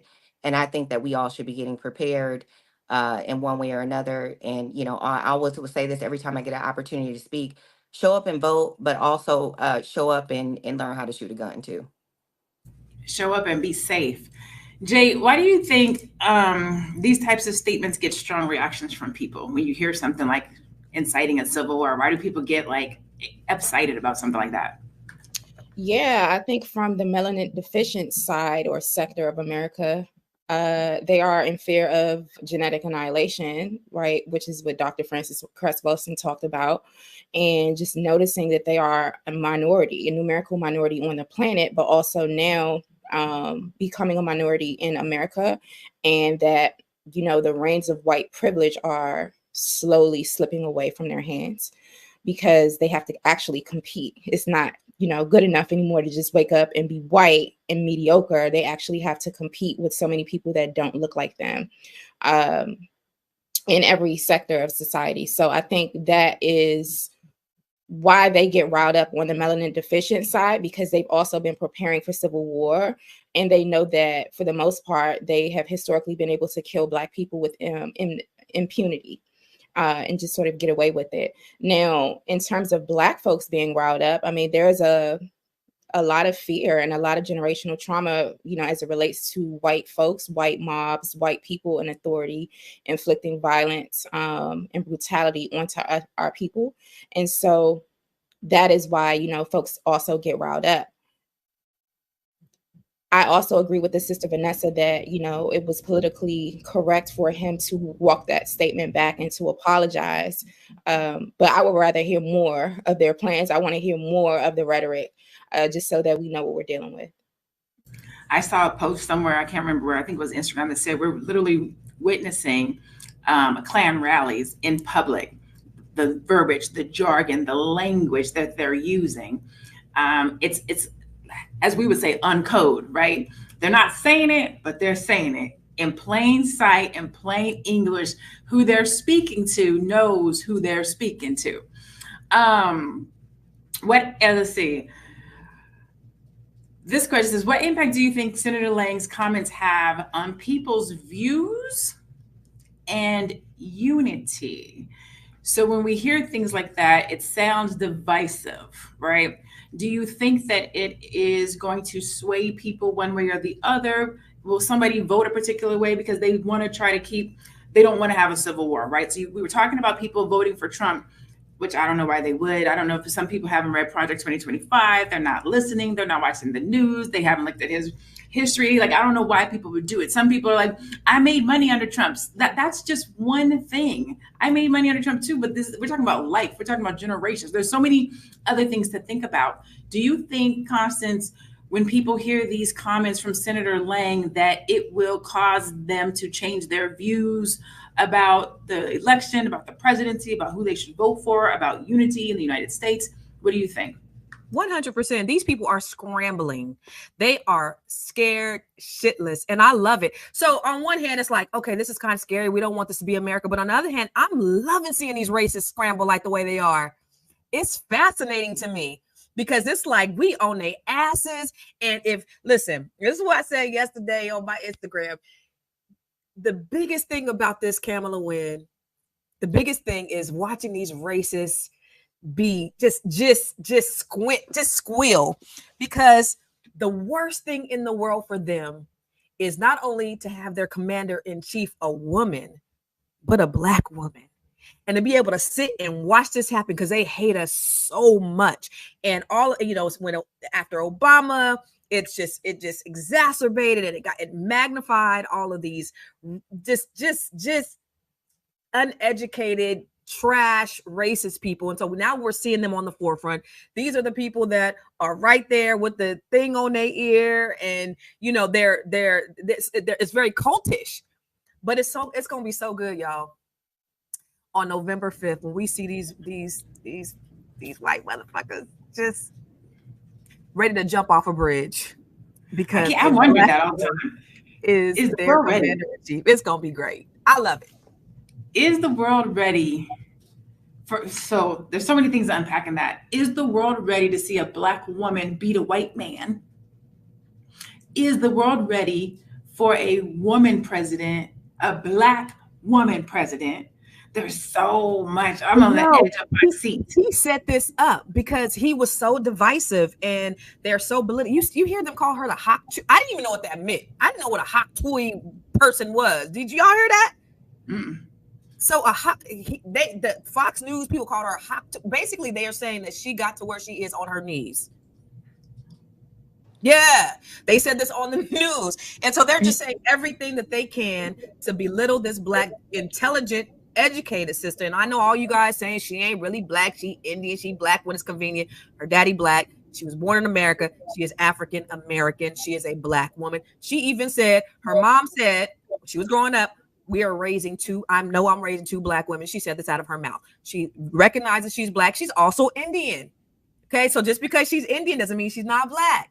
So but I love all the DEI comments, because then it just, every time I look at somebody that says that, it just, for me, their IQ goes down, because I know that they ain't got, it's the new N word, but I know they ain't got nothing else to say. It just tells me how simple and uneducated, and like I said, lack of critical thinking skills that they have.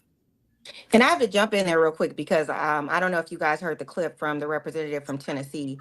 He called Kamala a DEI hire.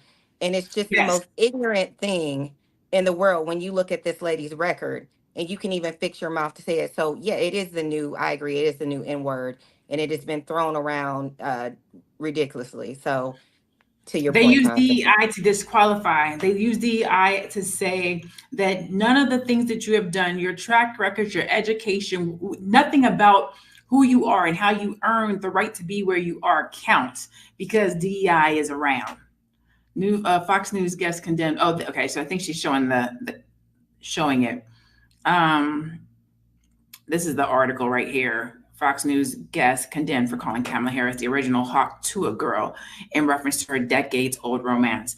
But yeah, they are definitely using verbiage to discredit, to disqualify Kamala in public, but all Black people. I saw a post that said Black women get prepared to be crucified over the next couple of months because they're going to go hard at her. And it's not going to necessarily be her, it's going to be Black women in general. So with that, if you want to stay tuned in to what's happening in America with Black women, then you are in the right place. This is Fly Nubian Money.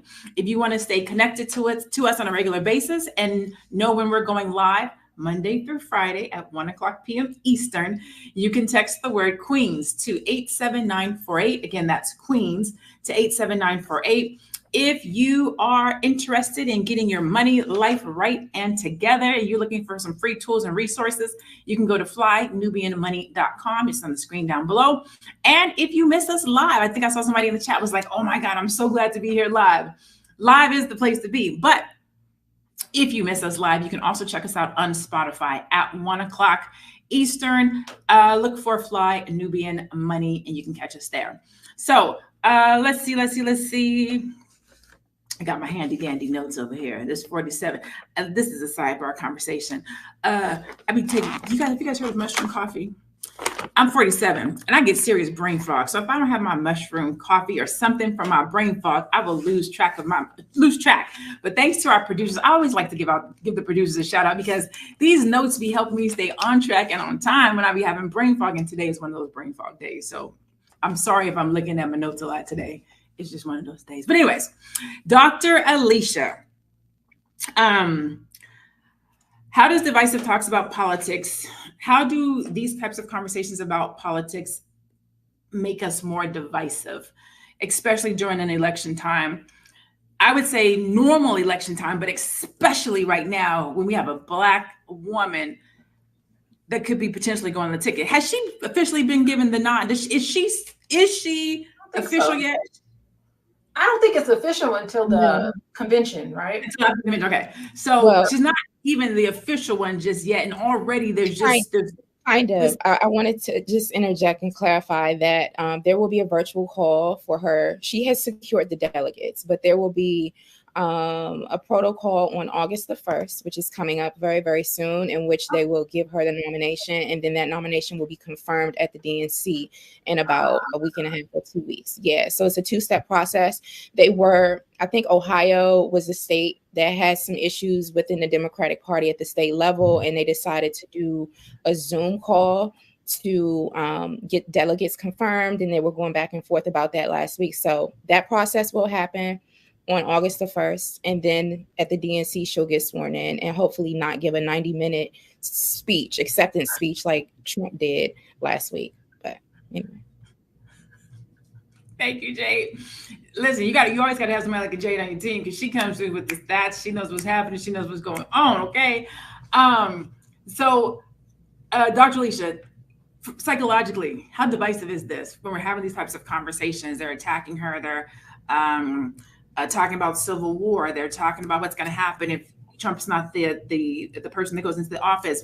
What does that do for us intellectually, mentally, psychologically? Yeah, I mean, they're pulling out all the stops when it comes to attacking her, and she's under such scrutiny. Like every step that she's ever made is just scrutinized, and not everybody's perfect. You can't, label somebody based on what they did, one minute little thing that they did a long time ago. Yeah, she was a prosecutor. I mean, I was a social worker that worked at Department of Child and Family Services. That was my job at one point. I did my internship there when I was trying to be a social worker. You can't say, oh, Dr. Alicia, 20 years ago, you were taking babies away from their moms. I'm like, no, I worked in a system that did that, that's trying to protect children. And yeah, I mean, yeah, she was a prosecutor, but that was embedded in her job. And so like, that's the scrutiny that she is going to be under. And we are all going to witness this scrutiny that a lot of us as Black women, we connect to that because it mimics what goes on in our personal lives in a lot of different ways. When we go to work and we have to work with, a multiracial group of people and white people who scrutinize every little word you say and everything that you do. All of us have examples. I'm sure all of us have examples of how we have been slighted in some way and ourselves have been scrutinized. So now we're going to witness this, and it's going to minimize her. We're going to see minimization of her accomplishments and maximization of any sort of mishap, mistake, who she slept with back at Freaknik. I don't know what's going on, right? Things like that where men aren't scrutinized. Like, we're not scrutinized, any of these men, about their sexual history. I mean, we're going to see not only racism, but we're going to see the sexism and the patriarchal sort of response to that. And this rhetoric, it's just, especially rhetoric that's promoted by political figures who are advocating for really hostile and punitive measures. It exacerbates in us racial trauma, historical trauma from slavery, right?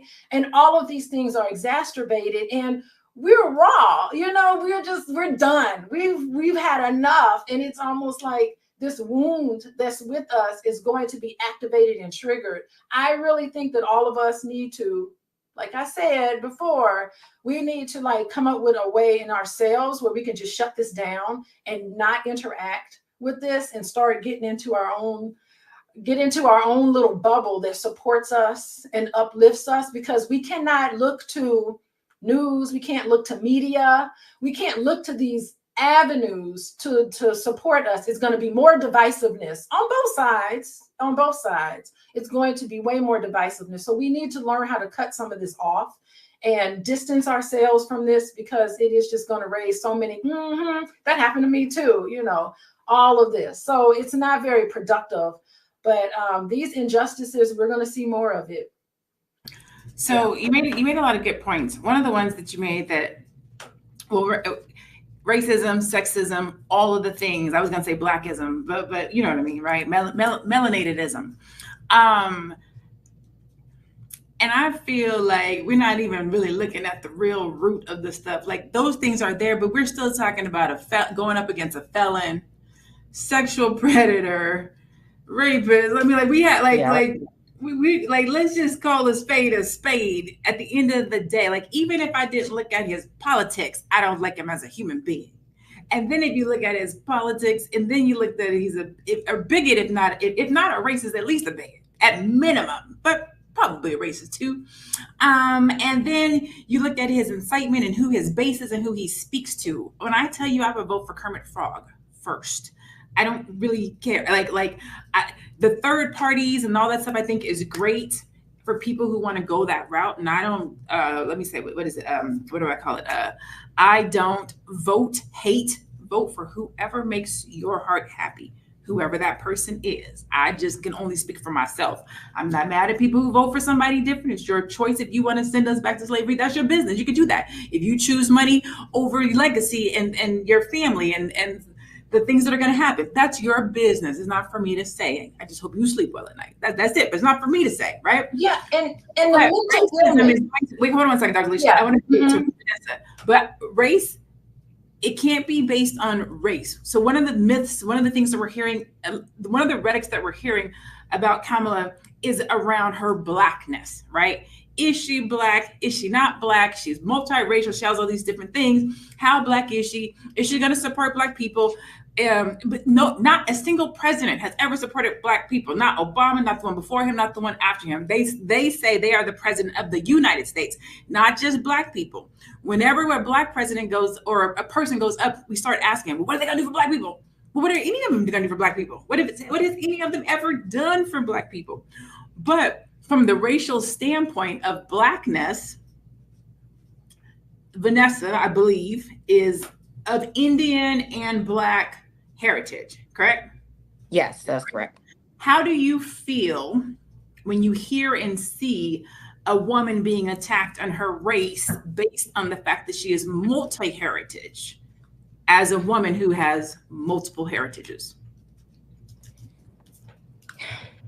You know, that's interesting. I had this conversation with a good friend the other day because when I looked at the way that the world has been receiving Kamala, I was like, wow, you know, it would be so interesting if I ran for office and somebody said that I wasn't Black. I would be really taken aback. Um, and I think looking at Kamala's record and running, like you said, politically, you run as the United States president, like you just mentioned Barack. Barack didn't come out and say, I'm doing this for Black people. Politically, it's, you know, but he did, in fact, do a lot for Black people. So I think people have to understand politically what you're going up against. I mean, we had the first Black president. Kamala was the first Black attorney general, woman, female in the state of California. So politically, looking at where she's trying to get and also looking at the bigger picture, she's a prosecutor. Of course, that's going to involve locking up people, which includes Black people. I mean, it's a part of her job. Could she have done some things differently? Absolutely. But she's also, you know, done recidivism programs. She's pushed for money for HBCUs. So we can't be turn a blind eye to that and then just look at the things that she's done. Kamala is Black. I am Black. It would be odd for someone to identify me as not Black, being that I have a Black father, I have Black family. I mean, I really don't know. I don't know. I identify as Black. I mean, there's another cultural side of me, of course, uh, but in America, the way that I identify is Black. And so I think it's very important for us not to be led astray by the divisiveness of it and look at her as a whole person and not just identify Kamala as, you know, let's just not look at the fact that she's, you know, went to HBCU. She's a pledge, AKA member. She has done things for the Black community, but you know, she's a prosecutor, so that is going to include locking up Black people. If you look at any Black DA or prosecutor in America, they've locked up Black people. So I mean, I think the argument is just a tool to get people to sway away from her, and I think we need to look deeper into the issue. Thank you. Okay, before we transition, anybody else have any comments on this topic? Dr. Alicia, I know you're getting ready to say something.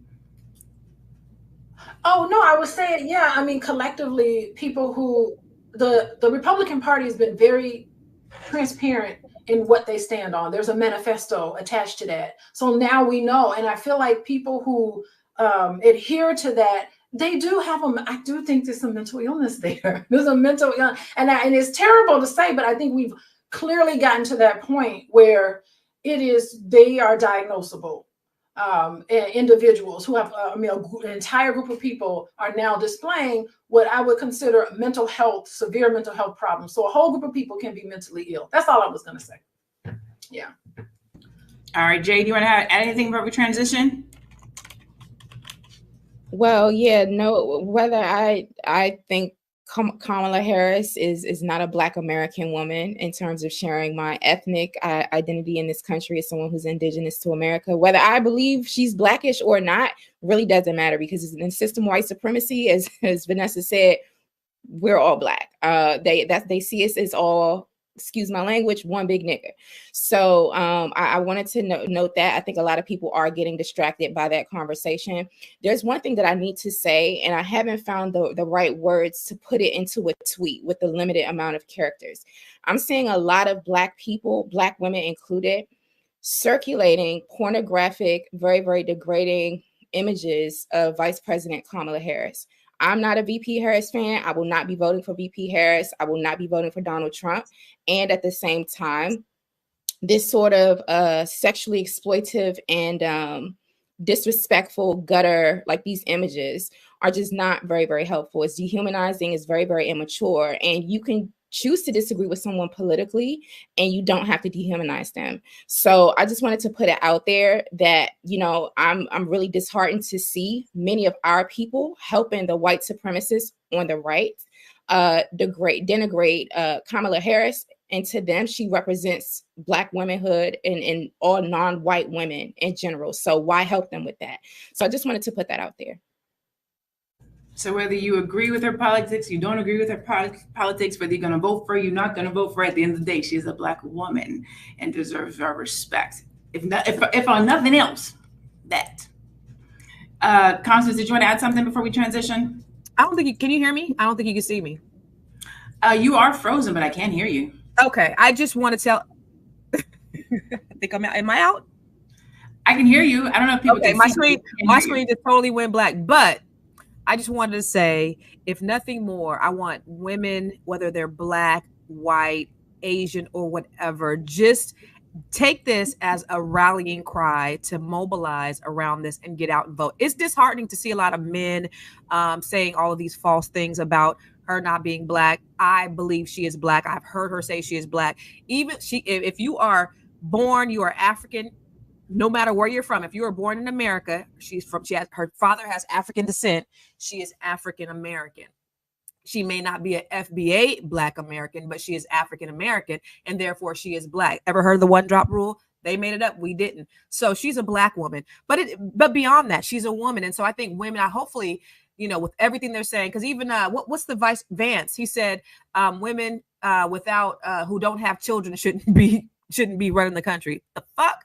So just all of the crazy rhetoric that they're saying, just to try to discredit her in one way or the other, it should actually wake people up to say, this ain't right. And we want to vote for what's right. So that's all I got to say. And I'm going to log off and log back on so y'all can see me in a minute. Thank you. Can I clarify something real quick, Lene? I want to clarify the comment. Thank you for bringing that up, Constance. The comment that Trump's vice presidential running mate made is that people who don't have children should have less voting rights in American society. So if you have not biologically birthed children, you actually shouldn't get the right to vote. So this is literally something that he said in a stump speech. I think it was yesterday or the day before. So this sort of rhetoric, is toxic, and it's out there, and we see where it's coming from. Absolutely. And really, I'm going to jump in really quick, just to piggyback off that. I think we also just have to recognize when we're being used. So like when you look at, someone like Trump, and he has, 3 different baby mamas, wives, whatever this man has going on. He's cheated on his wife, he's a sex offender. I mean, the list goes on. And yet, we'll see the narrative of dragging Kamala through the media of she's a whore and, whatever else lies they choose.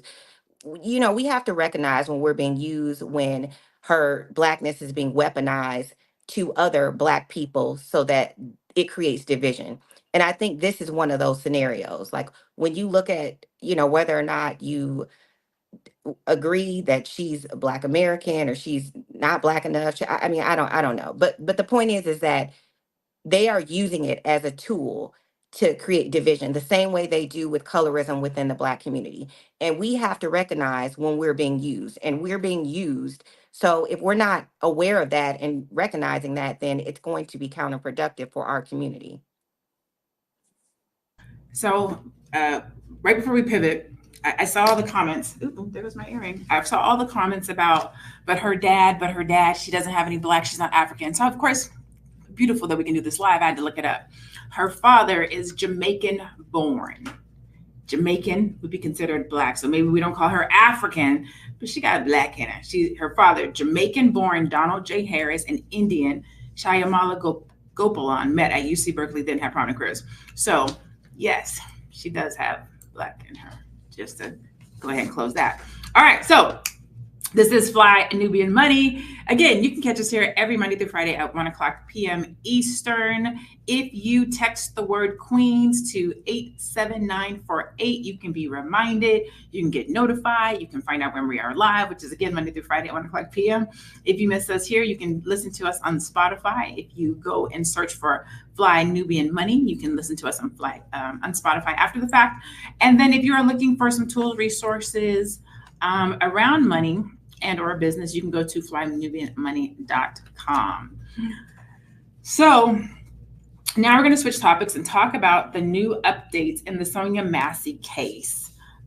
We have a video from her father accusing the police of cover-up, body cam footage of the officer calling her a bad name, and more about the officer's troubled past, including DUIs and losing his job. Let's go ahead and go to that video before we dive deeper. You know, I'm hearing that you were told conflicting stories. What were you told, the circumstances of this shooting?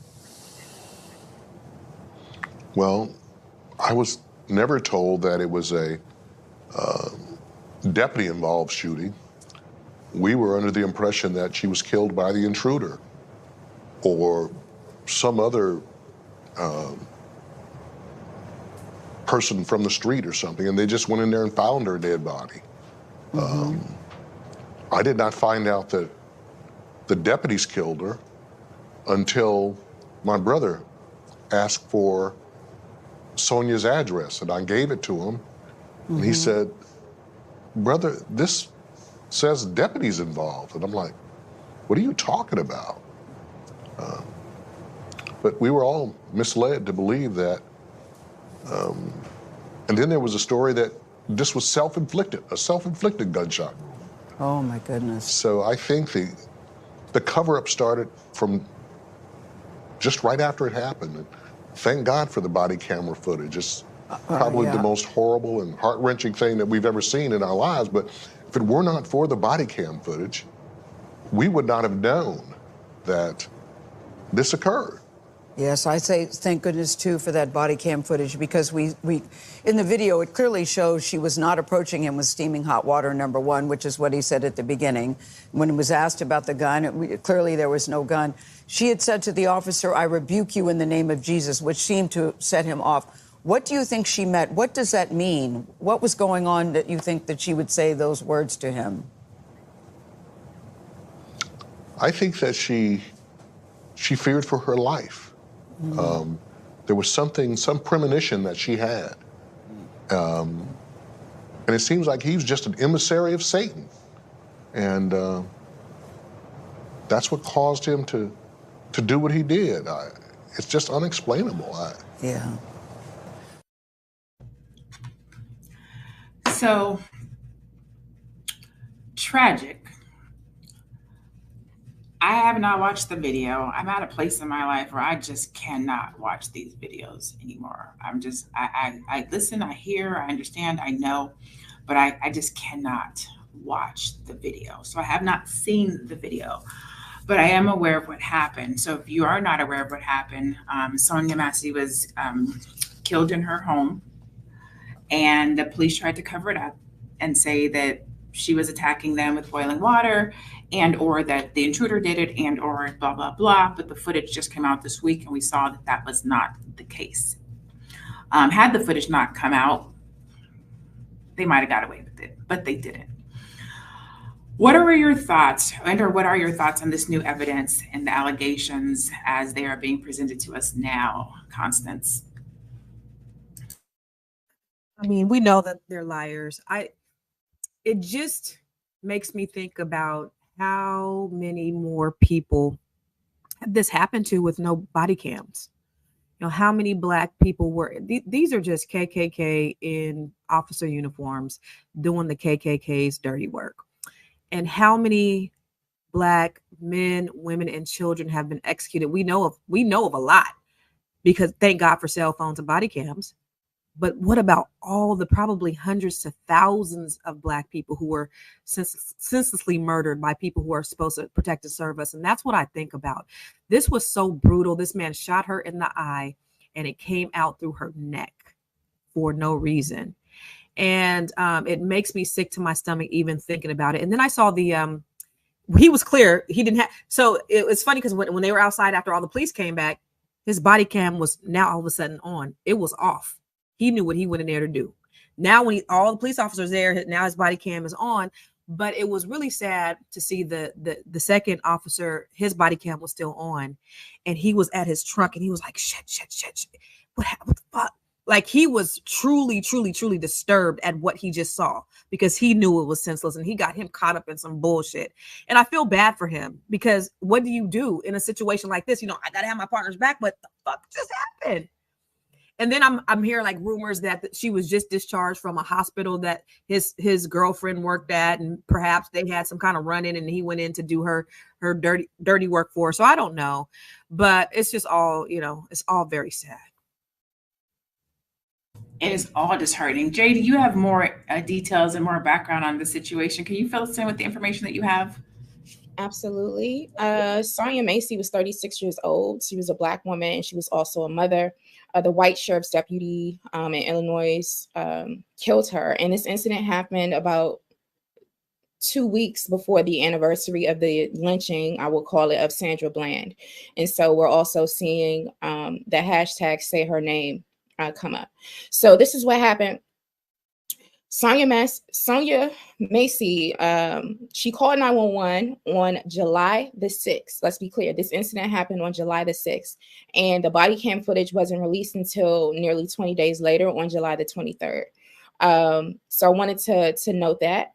A lot of folks, were in the dark, especially the family, because the body camera, we didn't see the actual evidence. But she called 911 early on July the 6th due to concerns about a potential intruder outside of her home.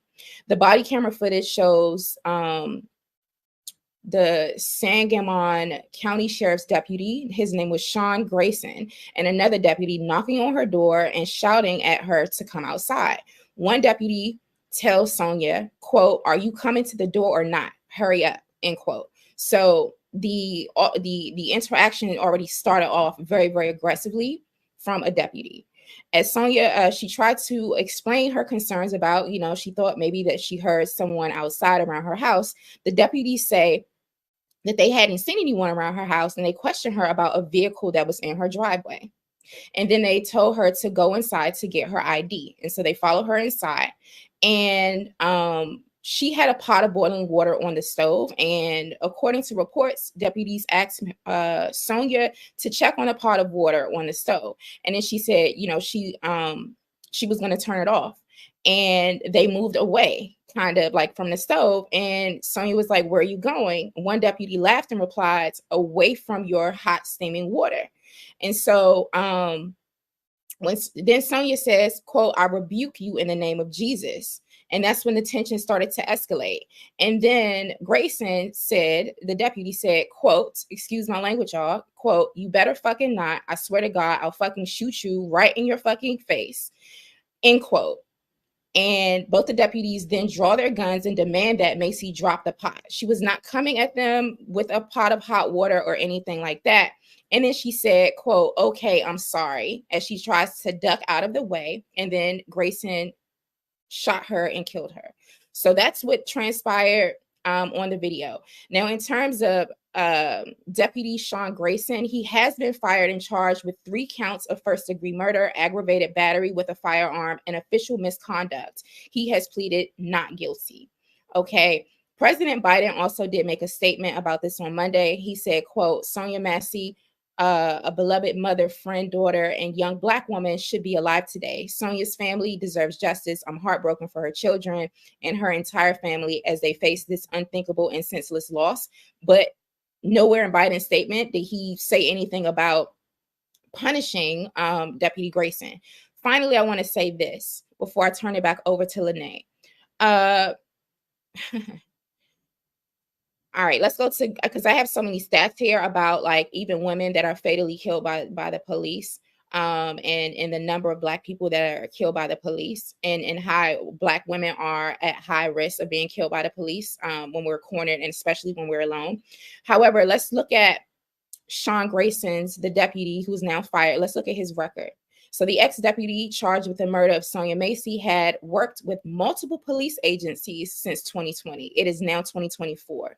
Okay, so he worked part-time at 3 small police departments, and he worked full-time at 1 department and 2 sheriff's offices in central Illinois.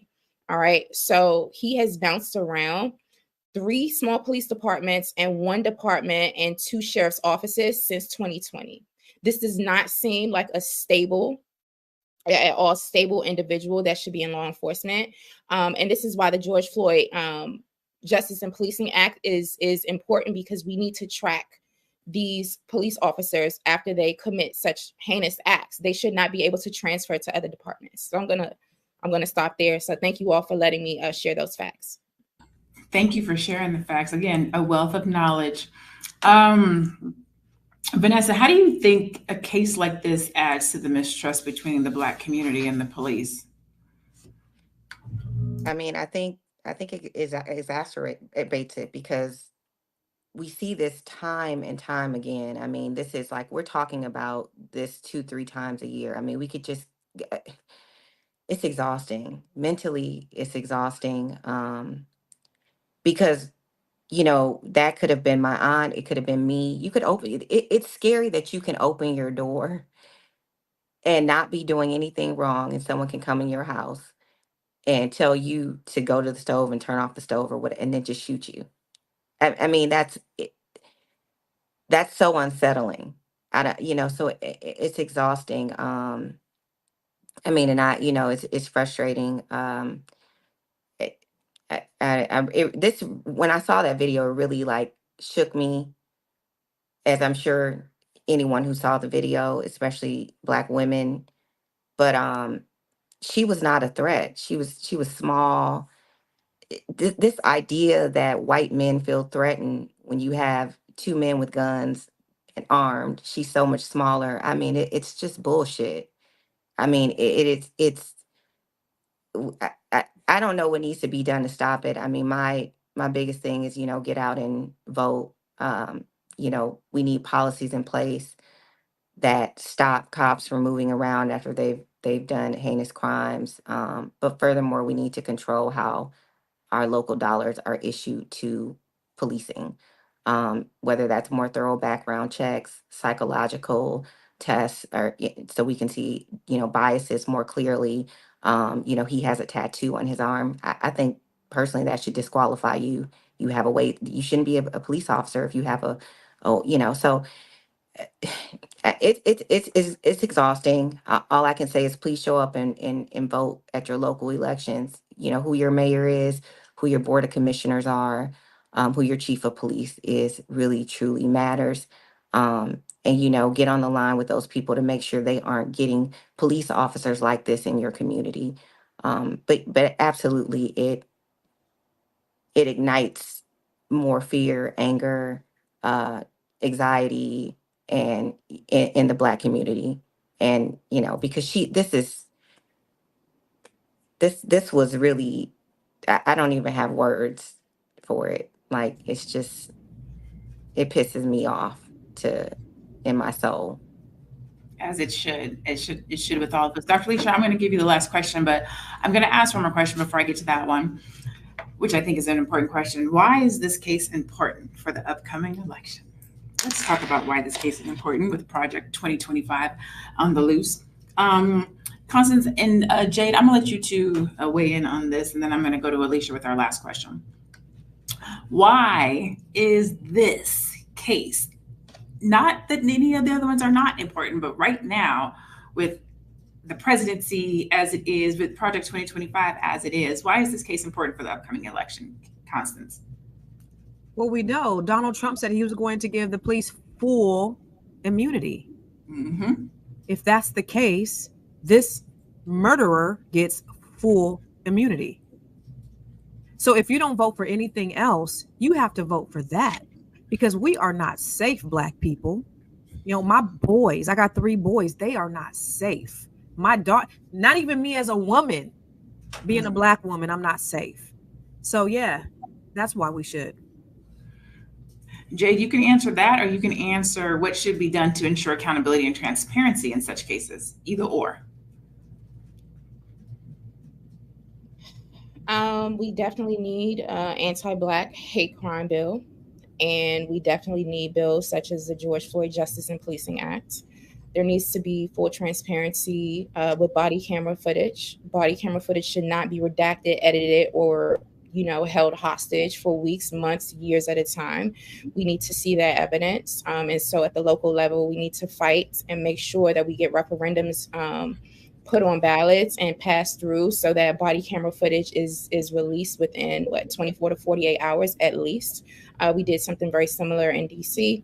I worked on several officer involved killings, unfortunately, between 2020 in 2021, and there was a huge difference when that body camera footage was released. With some of it, again, they redact certain parts of it. So those are my suggestions. We definitely need to vote for district attorneys. We just need to pay attention all around, every single aspect of the political system, every single office that we can definitely impact. And also, I'm a huge fan of community policing. We've had community policing organizations of men out there doing their thing for generations, and we definitely do need that as well.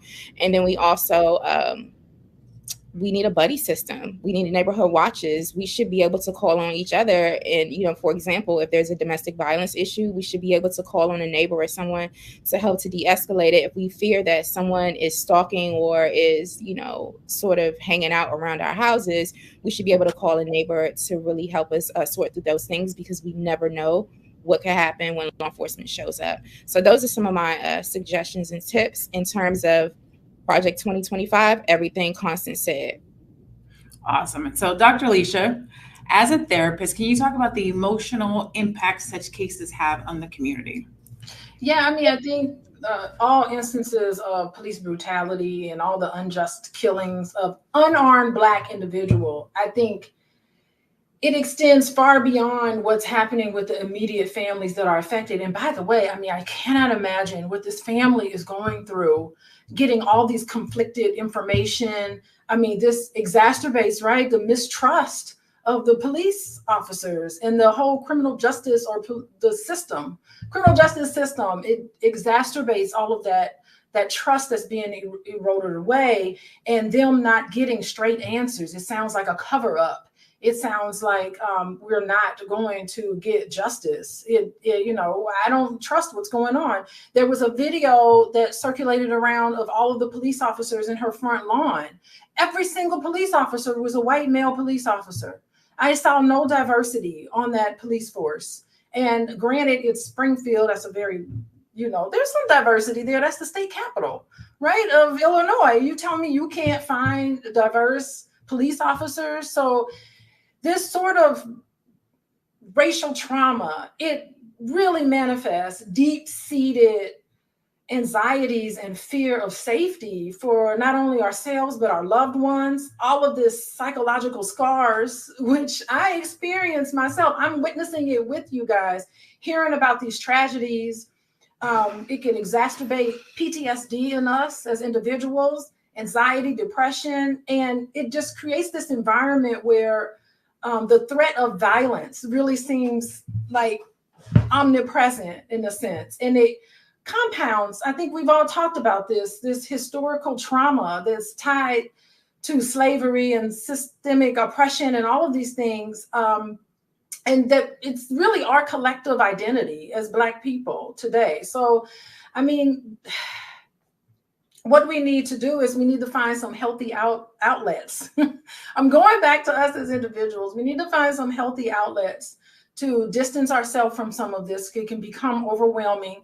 Nothing feels more helpless than to just have the fate of our lives in the hands of someone else. So I love the whole idea of the community organizing that Jay talked about, and having these ways for us to get together, channels like this, Fly Nubian Queen. We all can, this is helpful. Hopefully this will raise our awareness, but it will also be empowering, because there's people in the chat supporting each other. You use social media in a way that's less helpful and healthy for you. And, you know, just turn some of this that negativity off.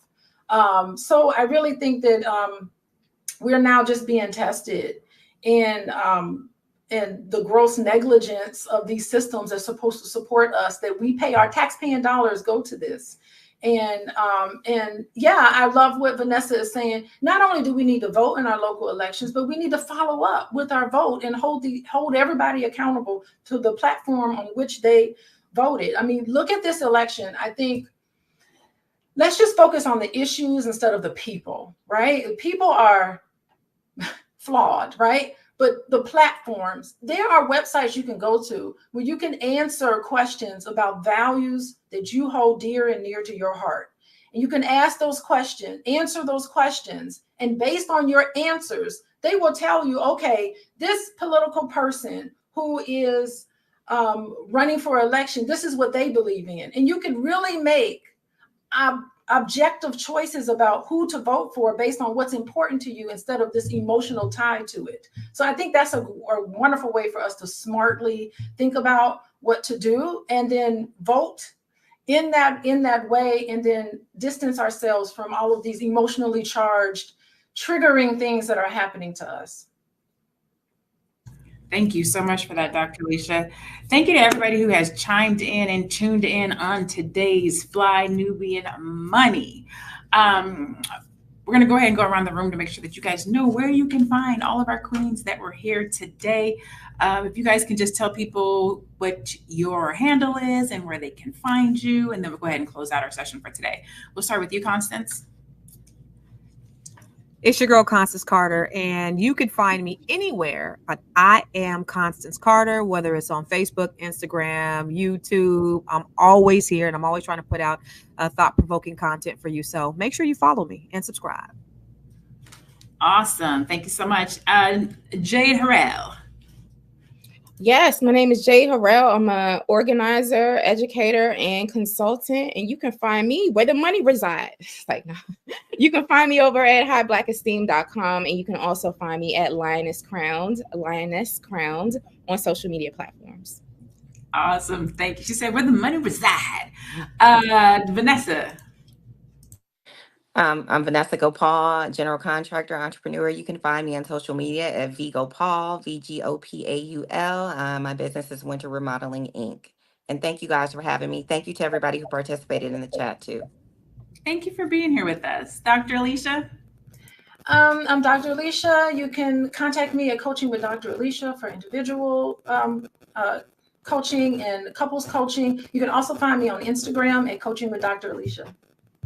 Sweet. Thank you, queens, for being here. I am Dr. Lene Javette. You can find me online at I am Dr. Lene Javette.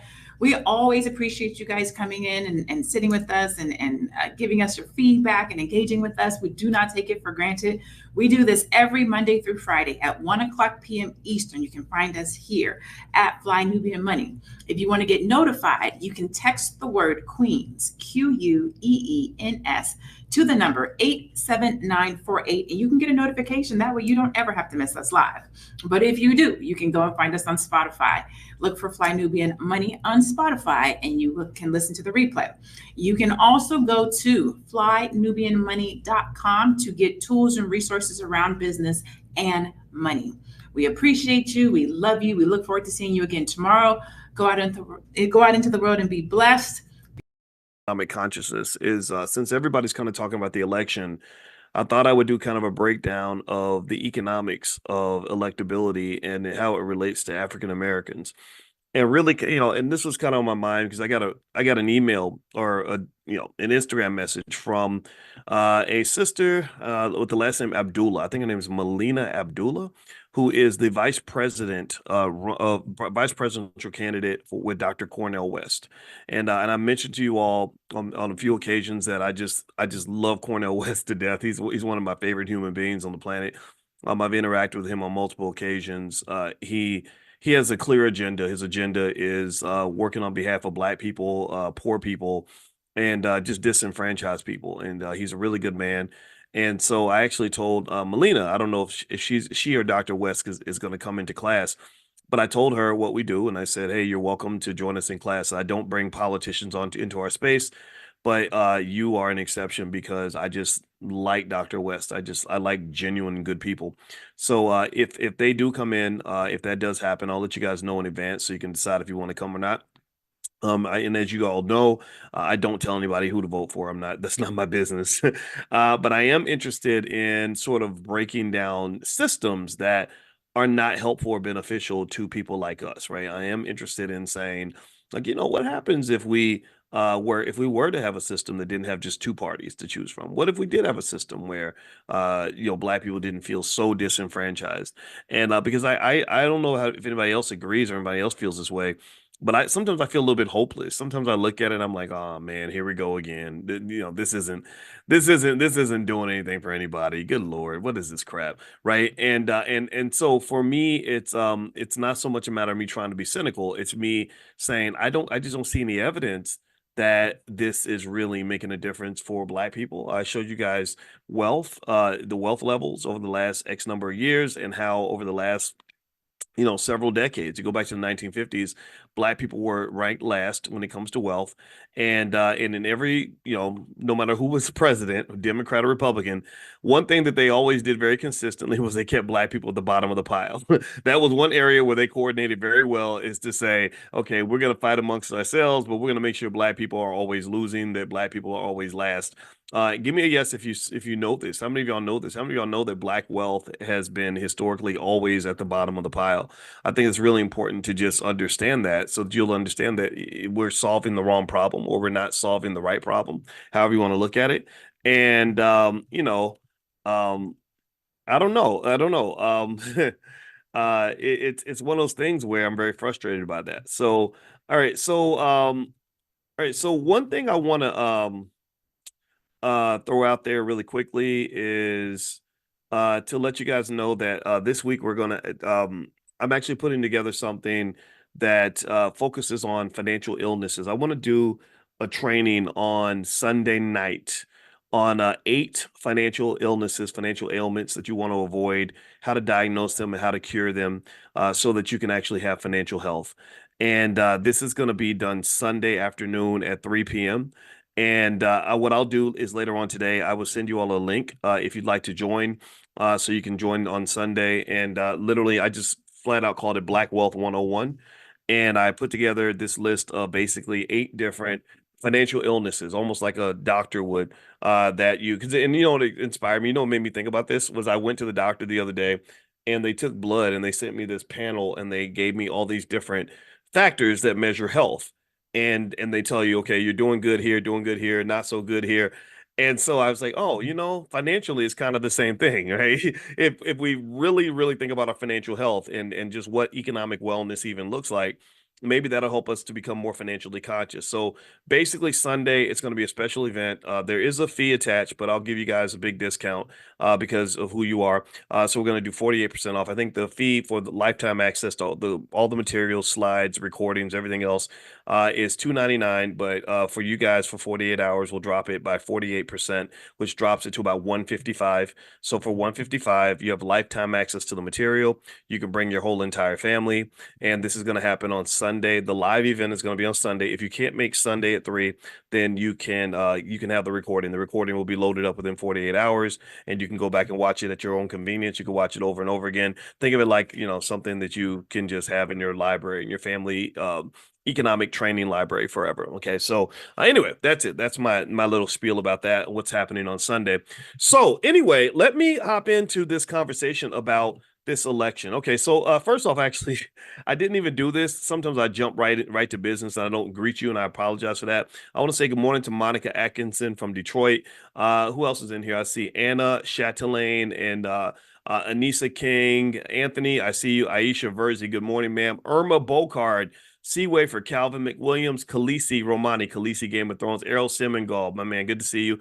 Seaton, Kevin, Freddie, Cynthia, good to see you. Darius, Thomas, Jimmy Williams, Darnell Mayberry, Deborah, I saw Deborah, I didn't see her last name, Helena Correa, and Tiffany Anderson. All right, good morning to all of you. Agnes, I love you too. Thank you for the kind words. And Ann Hall and Miss Patillo, good to see all of you. All right, so let's jump into this. Okay, so here's one thing that's interesting, right? So I'm gonna actually jump into the world of politics just a little bit, but in a way where I always start off those political conversations by saying that whoever you vote for is up to you. I don't care. It's your right to do whatever you want to do. I promise you, whatever you think is best for your family, I want you to do that. I have to say, I know some of y'all have heard me say that a lot. But I have to do that and ask you if we can agree on that in the beginning, because when you talk about politics, unfortunately, politics is built with lots of lies and misinformation and misquoting people. And there are people who would consistently misquote me as saying either Dr. Boyce is telling Black people to vote for the Republicans or Dr. Boyce is telling Black people not to vote, neither which has ever been true at all. And if you ever hear somebody say that, just please politely correct them and refer them to one of the 10,000 videos where I've said the exact opposite. So with that said, I'm gonna ask you all a question. Give me a yes or no. There's a whole conversation about Kamala Harris and Kamala Harris being the first Black president, potentially. She's got a lot of momentum at this particular time of this recording. She's got big endorsements, the Obamas, people like that. I'm gonna ask you all a question, yes or no. How many of you would say, if I say Kamala Harris is a Black woman, would you agree with that statement, yes or no? How many of you would say, yes, she is a Black woman? Because her father, Donald's Jamaican. Her mother was Indian. And then how many of you would say no? I'm curious to just see. Okay, I'm looking at I'm seeing a lot more no's than yeses, but I am seeing some yeses. And because and I'm gonna tell you, I think, I mean, Jamaican is Black, right? Jamaican's Black. Come on. Well, most of the time, but I know history is complicated, and I'm not a historian, so let me shut up before I say something stupid and get corrected. With that said, I'm gonna ask you another question to follow up on this. Okay. Do you think that in American politics, where American policy is being decided and these policies affect everybody, do you think that there's a difference between being Black and from another country or being do you think there's a difference between being African American Black or Jamaican Black? Do you think there's a difference between being African American Black and Africa Black? Ketanji Brown Jackson's Africa Black. She's on the Supreme Court. What do you think there's a difference? Barack Obama, he's half white, half Black, but his father's from Kenya. His mother is a white woman. No, I'm not. And again, I'm not. If that statement offended you, I'm sorry. That's just what's in the books. Okay. So, do you think there's a difference? Like, do you think that having an African American president is different from having a Black president from another country, or whose background is another country? Not that they were raised in another country. Like Kamala was raised in the U.S., right? So I'm not changing that at all. But I bring that up because I'm going to say this. I think my theory, when you go back and you analyze Black people who have gotten prominent positions in American politics, it's not typically like African American Black, like my great great great grandmother and my great great great grandfather were both slaves kind of Black, right? Not the Black like I survived the crack epidemic and and mass incarceration era and and my grandma went through Jim Crow kind of Black. It's not like that type of African American Black. It's usually like, well, you have Black skin and you speak with a British accent, so we're gonna just assume that you're the same as the Black people that are built and made in this country. And I think that there's a difference. I think there's a difference there. And it's not done in a way to say don't support Kamala. I'm not saying that at all. I think Kamala's smart. I like her. I ain't gonna lie. I do like her. But then there's things I admire about Trump too. I know Trump's whole history. I knew Trump even before he became political, before everyone decided that they hate Republicans or something. I don't hate or love Democrats or Republicans. I think they're right on. I think that there's correction on both sides. I just think it's a matter of like sort of your positioning. Like my wife is a social worker. As a social worker, she can't be no Republican. Come on. Republicans are not social workers. But, I got people in my family who are hardcore. I got a relative who is a Southern Baptist cop and, who believes in family values. Well, he's more likely to be a Republican, even though you might criticize or whatever. It is what it is, right? People have a right to say what they want to say and believe what they want to believe. But so I'm not saying this is not about Kamala not being qualified, but it's about sort of that little subtle difference that nobody really talks about that asks this question: can America really digest an African American president? As advanced as America claims to be, as far ahead as we say we are, as post-racial as we want to believe that we are, could America digest an African American president who is a descendant of slavery with a Black wife or Black husband who's also an African American descendant of slavery, who is also in tune with the true Black experience in America? You know, that experience of dealing with the broken families and the violence and the drugs, not getting the job that you deserve, you know, getting passed over for promotions and microaggressions at work. I mean, could America really absorb that?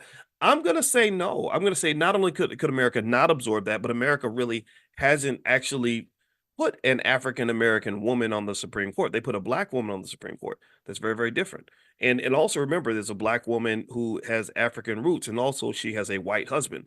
Though you know those things matter. Who you marry does matter. Who you marry says a lot about who you are. When I look at my wife, I'm looking in the mirror.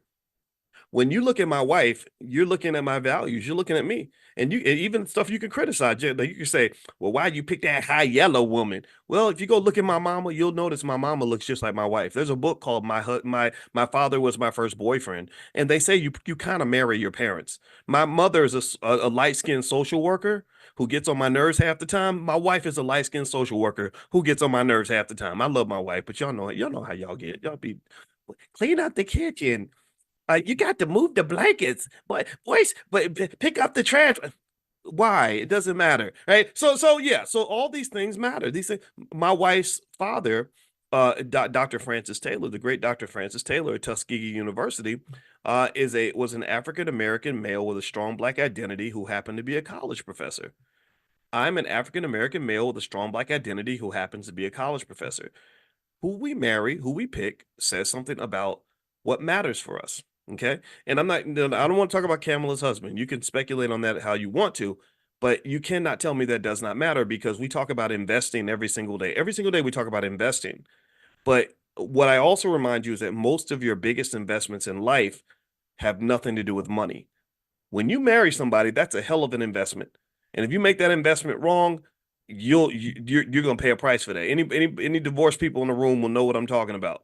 That busted marriage and the pain from the disappointment of a violent or broken relationship, oh, that pain exceeds any pain you'll ever experience from a financial loss. I promise you. When your stock goes down, that don't hurt as bad as it does when your whole family falls apart. Okay. So with that said, though, that led me to just think about that. Like, I think that America really does have a fear of an African American president, and the question will be why? Why would they have a fear of really putting an African American person in a position of that much power? Well, I'm going to make the argument that it's because they owe you a debt. It's because they owe you money. They know what they owe you. They know what they did to you. They know what they stole from you. And a conscious African American person who knows their history cannot go into a position of that much power and ignore what was stolen from us and the impact that has had. The impact has been enormous. The impact is multi-generational. The impact has been very painful. It's shown itself. It's a financial disease that has hit so many areas of our lives. It's ridiculous. So no conscious, intelligent, educated African American with an ounce of morality can go into a position like president of the United States and completely disassociate from the damage that was done from what we've gone through. It would be almost impossible to do, especially if I'm sitting there as a Black man and I got a Black wife who knows her history too, who's reminding me of what people did to us in the past. It's very rare that can happen. So there's a fear of that, and I understand that. Almost like that fear of the bill collector, who would want to talk to the bill collector every day, where the bill collector is looking them in the eye saying, you know you owe me, right? You know you owe us. When can we expect payment? Well, what do you do with the bill collector? Well, if you got bad credit like the United States does, then you hide from the bill collector. You run when the landlord comes asking for the rent money. And so African American people are dangerous and scary in political office because America knows it owes a debt, and they don't want to acknowledge that. So that's why they'd rather not talk to you. They'd rather talk to some proxy of you or something that's more digestible or something that's more favorable, which might show up as the Black person or the ambiguously Black person with the white husband or white wife who shows like, hey, look, I'm willing to let this slide. I'm willing to let all this go if you'll give me access to the halls of power. All right. Now, with that said, here's where I want to make the next connection. Okay. So the next connection on this is that the economic drain that has occurred in your communities. I mentioned to you all before that part of the reason I don't care about Democrat Republican politics is because you can't show me a single time in the last 60 years where a Democrat or a Republican has removed African Americans from the bottom rung of wealth in this country. Every single year, no matter who was in office, we were always dead last in wealth and in income. We never move up because people show up and they say things like, I'm not going to do anything specifically for Black people, which is an interesting statement because I think I heard Kamala say it. If a white guy said it and he was a Republican or something, I think they would call that a racist statement. But I think that because we give so much, because lesser of two evils and all that, I get it. We kind of give a little bit more leeway to other people. And yeah, she did actually say that. She did. Yeah, she did say, the Montez said she did. Yeah, she did. So again, I'm not telling you not to vote for her. I'm just saying that's what she said. So, when she gets elected, she'll probably keep some of her promises, and that'll be one of the promises she'll probably keep. And why is that? Well, because, the White House is complicated. Politics is complicated. You owe a lot of people when you get into the White House. And that's where I'm going to get into the economics of this. And I'm going to talk about why, even though and some of y'all may not like it, but I actually have things about Kamala and Trump that I do respect in their leadership. I know people, if you're a Trumper, you're going to look at Kamala and say, how can you respect anything about her? No, this lady is a smart lady. She was Attorney General of California. I think that she could be a great commander in chief. I think she could do a great job for the United States. She'd represent the country well. She has a filter. Trump doesn't have a filter. Trump says stuff that's kind of silly.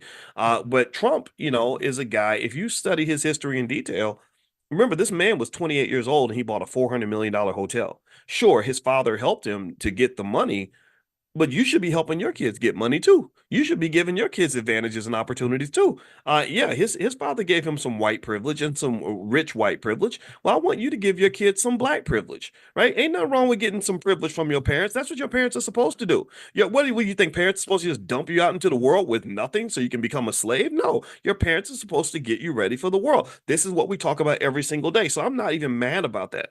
But what I am saying is that to sort of pretend like he never accomplished anything, I think it would be disingenuous. The man's real estate portfolio is extraordinary, and he's probably crooked. Yes, absolutely. But I think politics at that level is just crooked for everybody's got the crooked stuff in their background.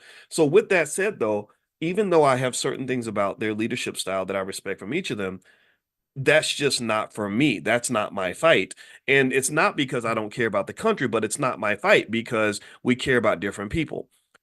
Whoever gets elected to the White House, in my view, is going to take care of the whole United States. They're going to think about things like tax policy and, foreign trade and whatever, right? And whether or not we should give money to Israel so they can fight their wars and all this stuff. I want to talk about the people that are forgotten.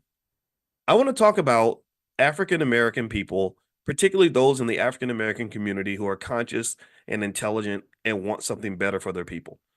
I want to focus, if I was president of a United States, I would be the president of the United States of intelligent Black people. The people that look around and say, man, this sucks. We're at the bottom in terms of wealth. Our families are broken up. Our communities are dangerous. Our kids are not being educated. We want to fix these things. Our quality of life has been low, largely because as everybody's up here fighting, as the dinosaurs are fighting, we're like, our community is like the little mice that are scattering, moving out of the way of the dinosaurs. And I personally feel like we have to have some people that are going to pay attention to that. And so that's why their fight is not really as interesting to me as the fight that's happening really in our communities. The fight for you to maintain control of your kids and educate them your way, the fight for you to build wealth and build financial security, the fight for you to break generational curses, the fight for you to understand what mental and physical health looks like so you can apply this, and the fight for you to shift your culture to one that's going to lead to sustainability and productivity. And another thing that is critical to observe here is that because African Americans have been left out of American wealth for so long, because we've been just hammered and had so much stolen from us, we don't have the resources to even play the big boy presidential politics game. The big boy, let me tell you something. How many of y'all, give me a yes if you've heard of the term super PAC. Has anybody heard about super PACs? Give me a yes if you've heard about super PACs.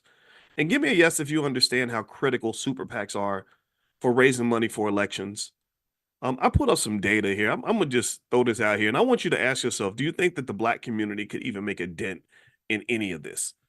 I heard, for example, I heard about, I think 20,000 Black men got together and raised $1.5 million for Kamala Harris, or maybe it was 2 million, something like that. Do you know that the total amount spent by all candidates and outside groups on super PACs in the 2020 presidential election was almost $5 billion? That Biden's team raised 2.74 billion. Trump raised 1 point. Sorry, scratch that. Joe and his allies raised 1.68 billion. Trump and his allies raised 1.06 billion. So if you think about, if you compare that $1 billion number, right, to what it takes to become president of the United States, and this is just the super PACs. This ain't talking about the other donations. I really would kind of ask, any Black man who was very proud to be on the call to raise the $1 million or 2 million for Kamala, I would say, well, are you really getting the bang for your buck that you fully expect? Or is this like a symbolic bang for your buck? Like, are you really buying the kind of influence that you feel like you're buying? Or maybe that $2 million could have been better used to go raise money for a Black neighborhood that's raising Black children, keeping Black children safe, or maybe building a Black-owned school. Not to criticize the decision that was made, but just to say, are we trying to play in a game where it's difficult for us to economically play in that game because our wealth has been depleted to the point where we're putting pennies in a jar where other people are putting in $100 bills? Do you follow what I'm saying? If you put a penny in a jar and everybody else is dropping $100 bills in there, your pennies are going to be ignored. Your pennies won't matter much. They won't mean much of anything to anybody. But guess what? Pay attention now. Listen, if you got a family, though, if at the same time you're putting pennies into massa's jar that's got $100 bills in it, you might have relatives that say, hey, those pennies could actually do something here. I could buy me some soup with that. We're hungry over here. We're broke. We're struggling. As much as we are pouring money into this endless abyss of political finance money, super PACs and all that, we'll drop our $1 million in there or whatever. That same $1 million can go and build a Black-owned school run by some really motivated Black teachers who can educate 50,000 kids in the next decade. Do you understand what I'm saying? Do you get what I'm saying here? It's really, it's like the difference between taking medicine that is pure and direct to the bloodstream versus taking something that's very diluted. When your energy and your resources are not targeted specifically to solve the problem that you're trying to solve, you can end up wasting your time and wasting your opportunity. It's almost like when there was the former president of Xavier. I don't know his name. I can't remember his name. I'm not good with names, but I like him. He wrote an op-ed article, and I supported him 100% on this. Anybody remember when Dr. Dre raised an insane amount of money for USC? Anybody remember that? I can't remember what the amount was. It was maybe like, I don't remember. It was one of the biggest gifts ever. I can't remember. It was tens of millions of dollars. And he wrote a great article. He said, if you give that money to USC, they're going to pee out that money in about a month. That's not that the amount you gave them won't fund that institution for more than 2 or 3 weeks. But if you gave that same amount of money to an HBCU, not only would that money be going directly into your community, it's not diluted, it's going directly into the community, but that amount of money could fund an institution for several years. And they could build on that and build an endowment off of that and educate Black children for the next 100 years. It was 70 million. Thank you. I forgot. And so when he wrote the article, and Kimbrough, I think his name was Kimbrough, the president. I wish I had his name in front because I like him. He deserves credit for this, but I don't remember his name. And I remember when I saw what he did, I said, okay.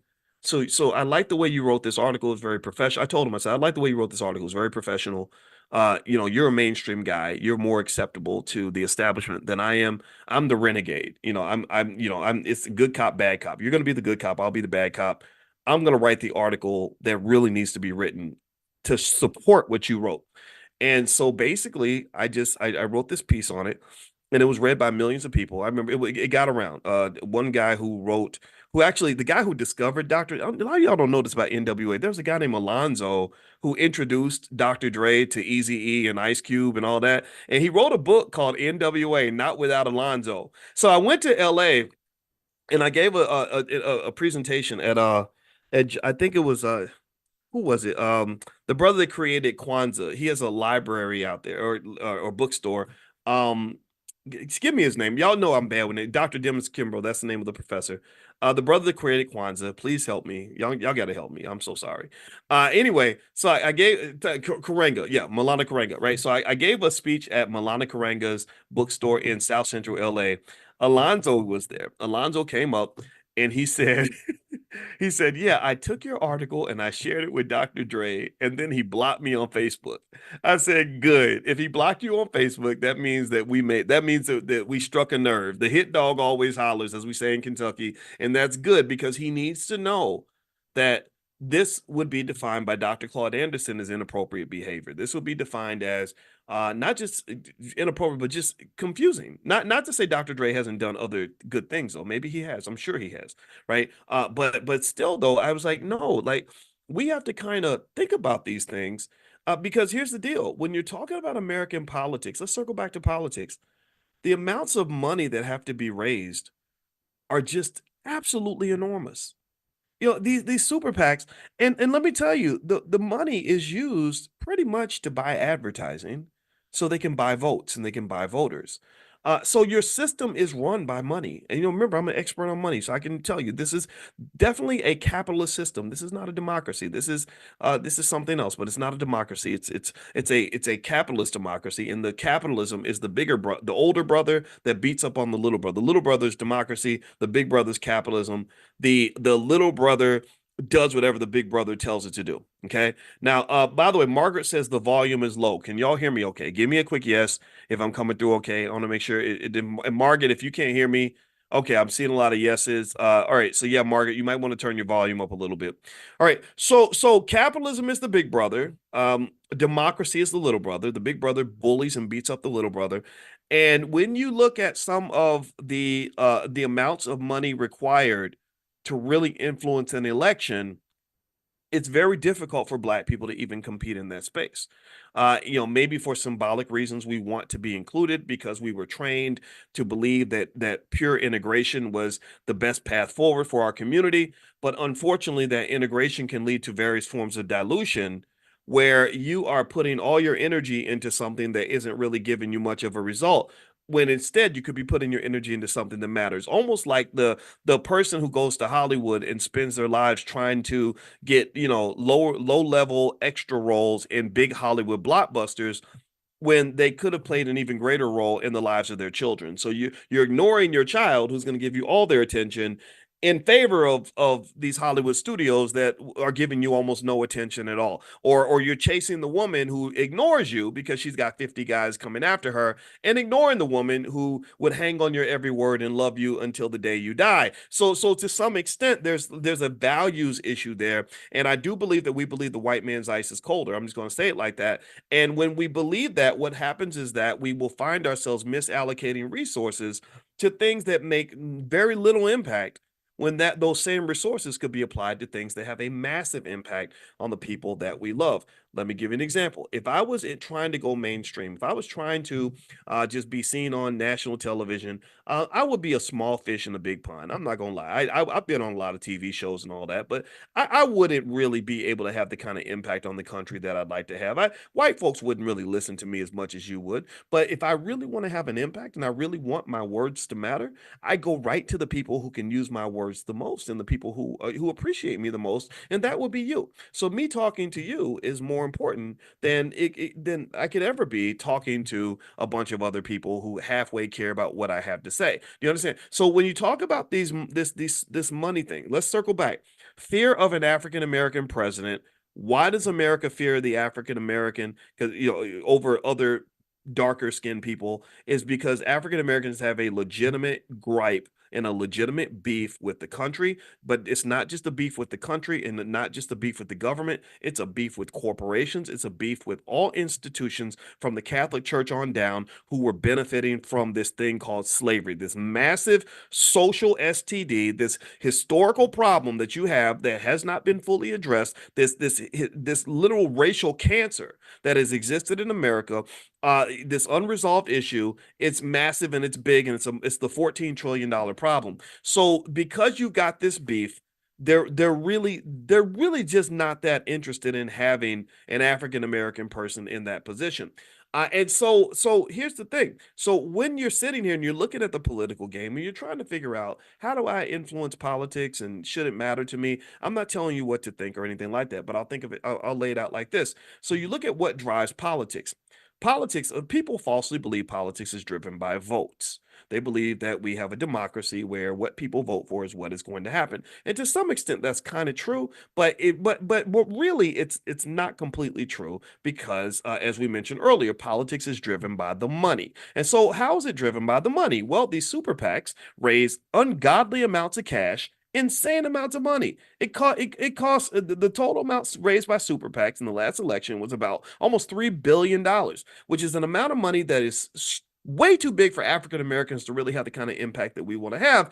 And why is that? Well, a lot of that's because they stole so much of your wealth that your ability to have enough wealth to influence American politics is extremely limited. It does not mean we couldn't do it. I mean, I'm sure if you added up the amount we spent maybe on cell phones and sneakers and liquor and fried chicken, I'm sure it probably does go up in the billions. But that would be the whole task of getting people to reallocate their chicken and sneaker budget to politics, which I don't even know if that would make sense, but hey, that could theoretically work. But the point of the matter, though, is that they're playing this big game, this big boy game of economics.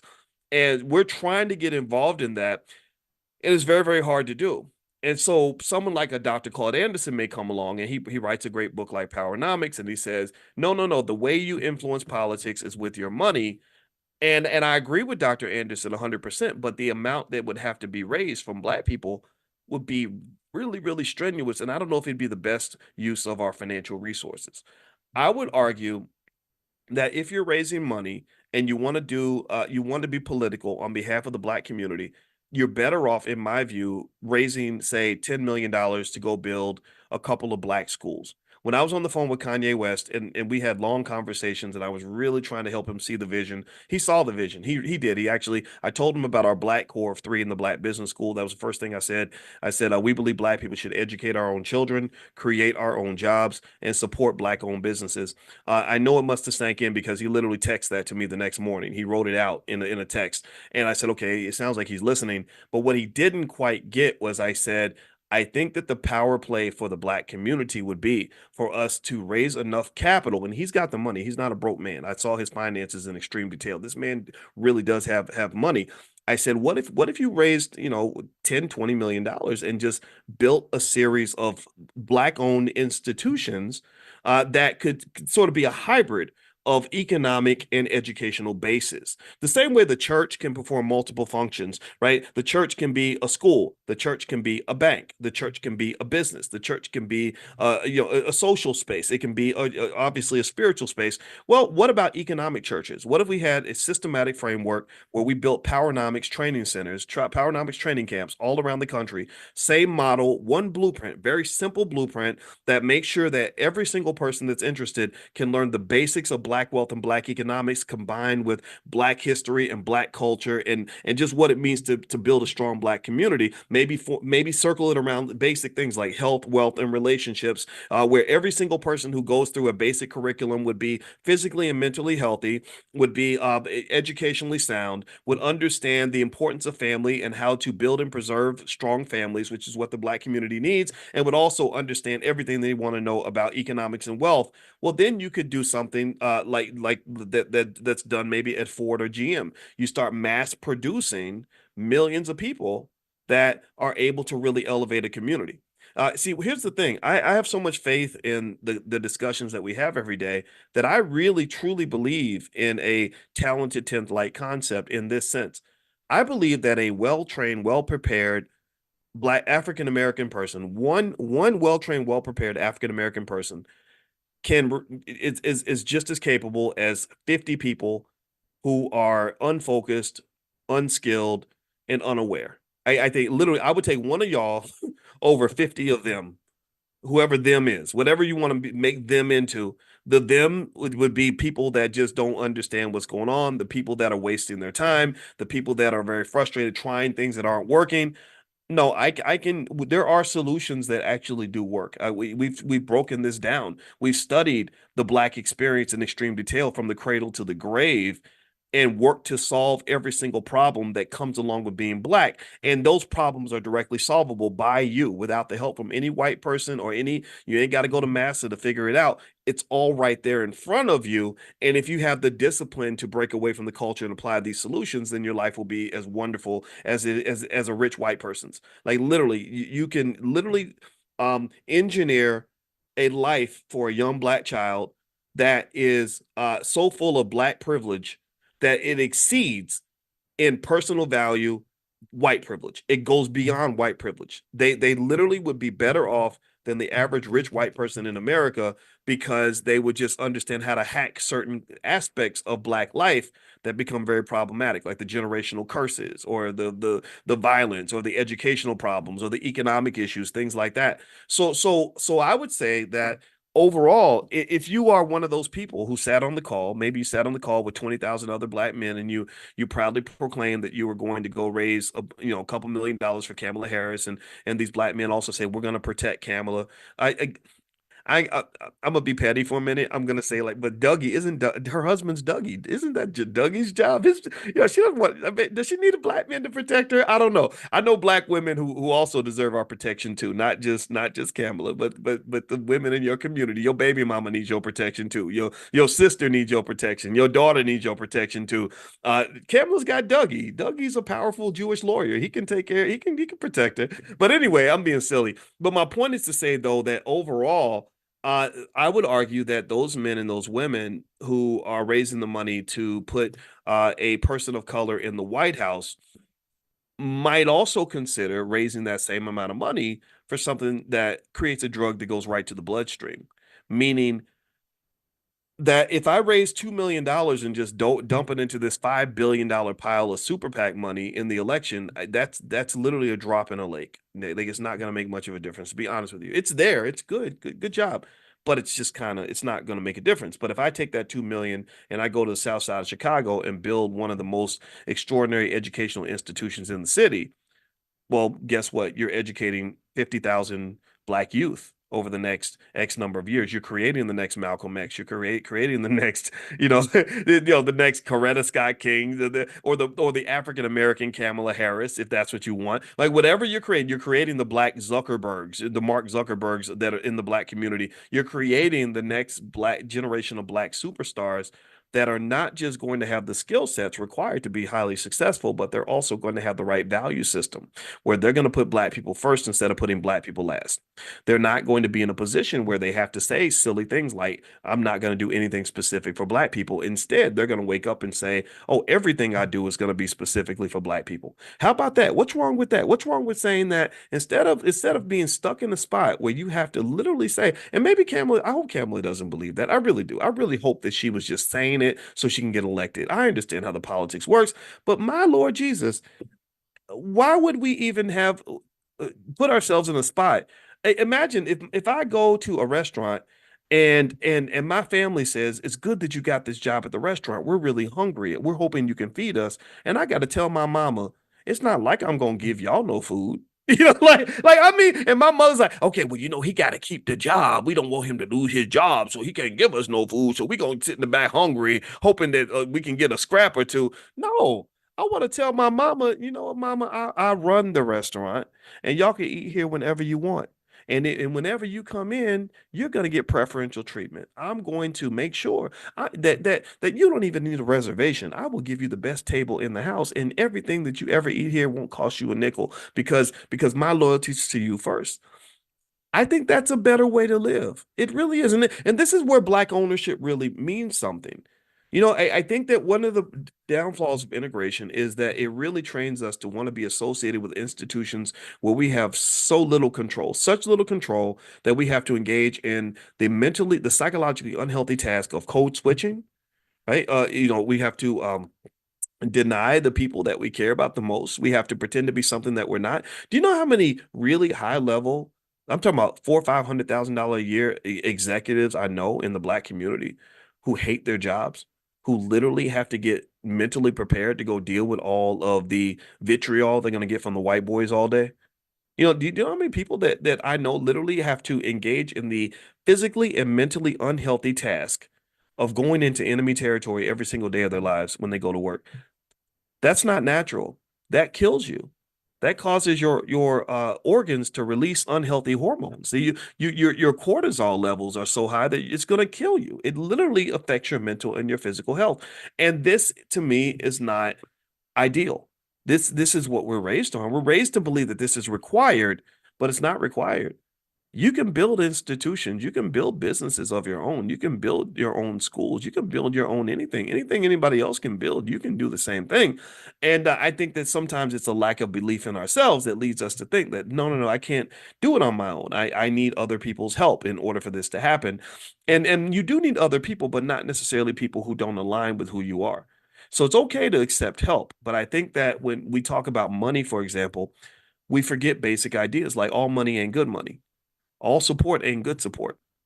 Just because they offered you the job doesn't mean you're supposed to take it. Just because they invite you to be in that space, that doesn't mean that that's where you should be, because they may not respect you in that space. And so I would say this, and then let me make this final point about the politics that's interesting to me. And I'm gonna try to hit the reset button on this so that we can kind of. And by the way, before I do this, if anybody wants to join the special training on Sunday, we're going to go through 8 financial ailments and cures for those ailments that will lead to financial health. Make sure you're on the text list. I'll send you all a special discount today. The text to get on the text list, and you'll also be on the text list for this class, so you can join the private Zoom, which we do this every single morning, 7 days a week. You can text the word morning, MORNING, to 87948. Text morning to 87948. And if you live out of the country, just go to drboyceelevate.com. That's drboyceelevate.com. But I want to mention that before I move on. So here's a final point about, voting and money. Right now, we talked about this earlier, that America does have a fear of an African American president because the debt is owed is so that it's so dramatic that they don't even want to confront that. That's very scary for them.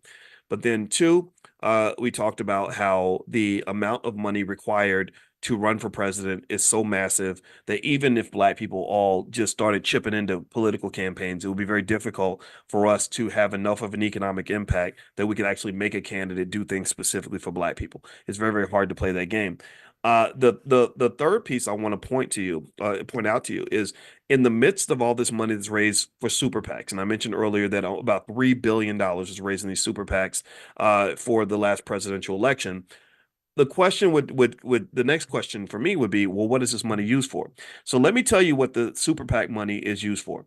The top category: television ads, digital advertising, the ground game, sort of having grassroots efforts, polling and research, media production, content creation, message development, consulting and staffing, events and rallies, and legal and compliance. A big chunk of the budget is advertising. Well, why would advertising dollars be so important for these super PACs? And how does that shape elections? And what does that say about the American democracy, which really is more capitalist democracy than it is just pure democracy? Well, what this says to me is this: to make an election work, you need at least 2 categories of people that support you. You need the voters, and you need the money people. Got it? Make sense? So you need somebody that can write the big check, and the people who can't write checks, you need them to show up to the polls and vote for you. Got it? Well, when I go to the people who write the check, why am I asking them to write the check? Pay attention, follow me now. I'm asking them to write the check because I need that money. And what do I need it for? Well, I need it mostly for advertising. Well, who am I advertising to? Who am I running these ads to? Oh, the voters. I'm going to go advertise to the voters. Why? So I can persuade them to vote for me. Right? So if you want to talk about this in a chicken, egg, or a horse and cart, or a dog and tail situation, the money is the horse.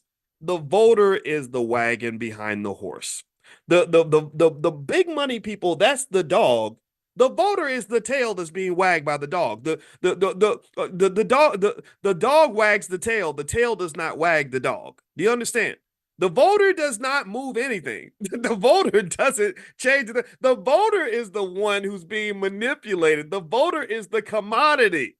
It's like if I am a person who says, let's say I'm in a contest, and in the contest they say, we want you to, there's a bunch of wild dogs running around this neighborhood, and the person who collects the most puppies wins the contest, right? So if I am trying to win the contest, I'm not going to go and try to persuade the dogs to support me. I'm going to go to the dog catchers, right? Which is the big money donors who run the ads, who persuade the vote. I'm going to go to the dog catchers and say, okay, what do I need to do to get your support so you can go help me round up all these puppies?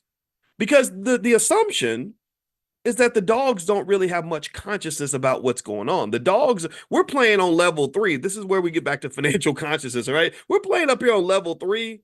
And the dogs are down on level 1. Not to say voters are dogs, but voters don't understand. Like everything I just told y'all about super PACs and the money and where the money goes, most voters don't think about that. Most voters are thinking about what they saw on the last television ad. Tell me if I'm lying or tell me if I'm telling the truth. Most voters are thinking about what they saw on social media. I saw this post on the Shade Room. I saw this post on the Wall Street Journal. Media. And this is the impression. This is the opinion I form from what I've seen in media. Well, what drives the media? The people that got the money. The people that control the money. Because they can shape whatever narrative they want. They can run ads. They can, and actually most of the super PACs, just as a little side note, about 60% of the ads paid for by super PACs are negative ads, attack ads. They don't tell you how great their candidate is. They tell you how terrible the other person is. 60% of their ads are designed to just say, I don't care if you like us. I just need you to really, really to hate or be afraid of the other person. That's kind of and both parties use this formula. It's not Democrat or Republicans. Everybody does that. So what I'm saying overall is that Black people have an important role in every election, but our role is not to really drive what the candidates do. Our job is to show up and vote so that the candidates can get in power, and our votes are typically being purchased by the candidates that can raise the most money. They get all this money for the super PACs. The super PACs go out and they spend a ton on advertising. They round up all the voters, like you round up puppies, and then whoever has the most puppies wins. So generally speaking, what this really says to me is that we are certainly relevant in the process. We're relevant in the political process, 100%. It's very hard to win elections without having Black support, or if the Democrats lose a little bit of Black support, that can cause them to lose the whole election. So we're extremely relevant, but I don't think we're relevant in the way that we think. In a way, it reminds me of how I went to visit a prison in Detroit, and the prison had so many Black men in this prison that you would have thought it was an HBCU. I literally was walking across, I was walking right in the middle of the prison. It was kind of a lower security space. And I was walking right through the courtyard of the prison, like walking right past the guys and everything, and sitting there thinking, "Wow, this is interesting. I've never been like right in the middle of a prison like that." And I was thinking about how much money gets made because they've got this prison full of Black people, because they make money per person, right? They make money from the phone calls. They make money from the state based on the number of heads they have. Or also you think about a school that might be full of Black kids. Well, they want the school full of Black kids because they make money per child that's in the school. But just because the school is full of Black people doesn't mean Black people are running the school. Do you understand? Like just because if you have a chicken coop, just because it's full of chickens don't mean the chickens are in charge. So a voting line that's full of Black people does not represent something where Black people are truly having their influence expressed through the politicians that they're voting for. It means you matter for sure. It means you're definitely having an influence on the outcome of the election, but there's a bigger question of whether or not you have an influence in the decision-making of the politician, who understands that at the very least that his or her first job is not to serve the voter. It is to serve the people that help them to purchase the voters. So you to some extent as the voter, you are purchased like a commodity. That's what the money does. If you ask the politician, which would you rather do? Would you rather upset your voter base, or would you rather upset your financial base? Oh, they're like, oh, I'll make the voters. I don't care about the voters. Because if I get the money people on my side, I can go change the voters' minds. All I gotta do is run the right ads and set up the right messaging, and I can go pay for that. You can't win elections without money. You can't. So ultimately, this is how money drives politics. My simple argument would be threefold. There are 3 points I was making in this conversation, and I apologize if I wasn't able to formulate my thoughts as clearly as I wanted all the time, but I did my best. One, there's a difference between a black candidate and an African American candidate. I think it's important for us to understand that difference because it's massive. It's absolutely massive. And again, no disrespect to anybody who's not African American, but if I was to go to Jamaica or if I was to go to Sierra Leone and there was a minority group in Sierra Leone that had an issue with the government, and then they said, "Oh, but we got Boyce. He's from America. He's black, just like you." They wouldn't accept that. They wouldn't say, "Well, because you look like me, you are like me," or because you have your experience and you're black, that means you have my experience. That's not true. I can't go to another country and say, "Well, because I look like the people here, I'm just like one of them." You get a pass for that. No. There's a difference between someone who's native to the land versus someone who's not, and that's just a reality we can't get past. So I'm curious about how long it's going to take America before they can digest an African American presidential candidate, especially one with a strong black identity, with a black family, who is connected to the issues that affect the black community. The second point I wanted to make is that in terms of money, what we do with our money, I think that our money is better spent on policies that directly apply to our communities. Remember, policies are not just something that's made by government officials at the highest levels. You get to shape policy every day. You get to decide, what are the policies going to be for my life? What's the policy going to be for my family?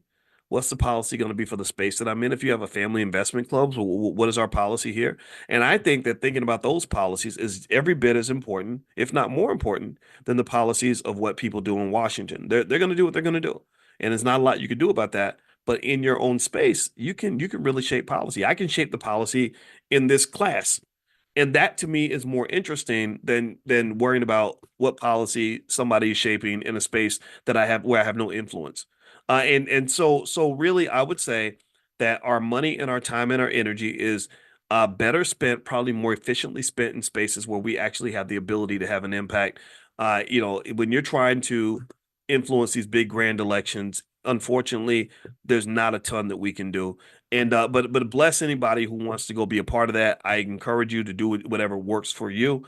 But I also encourage you not to forget where you come from, not to forget who took care of you before you got that fancy job, not to forget the community that's actually going to respect who you are and not ignore you. Right? I don't really think that I like, for example, I saw the Divine Nine all got together and they're going to do some big stuff for Kamala Harris. I love that. I think that's great. Good for them. I respect it. My sister's at AK. I would never disrespect any of the sororities or fraternities. I have had my experience. I'll share that experience, but I wouldn't disrespect them. But I just would ask, what's the end game? Like, what is it at the end that you can point to say that this specifically impacted my quality of life, that this energy specifically impacted my quality of life?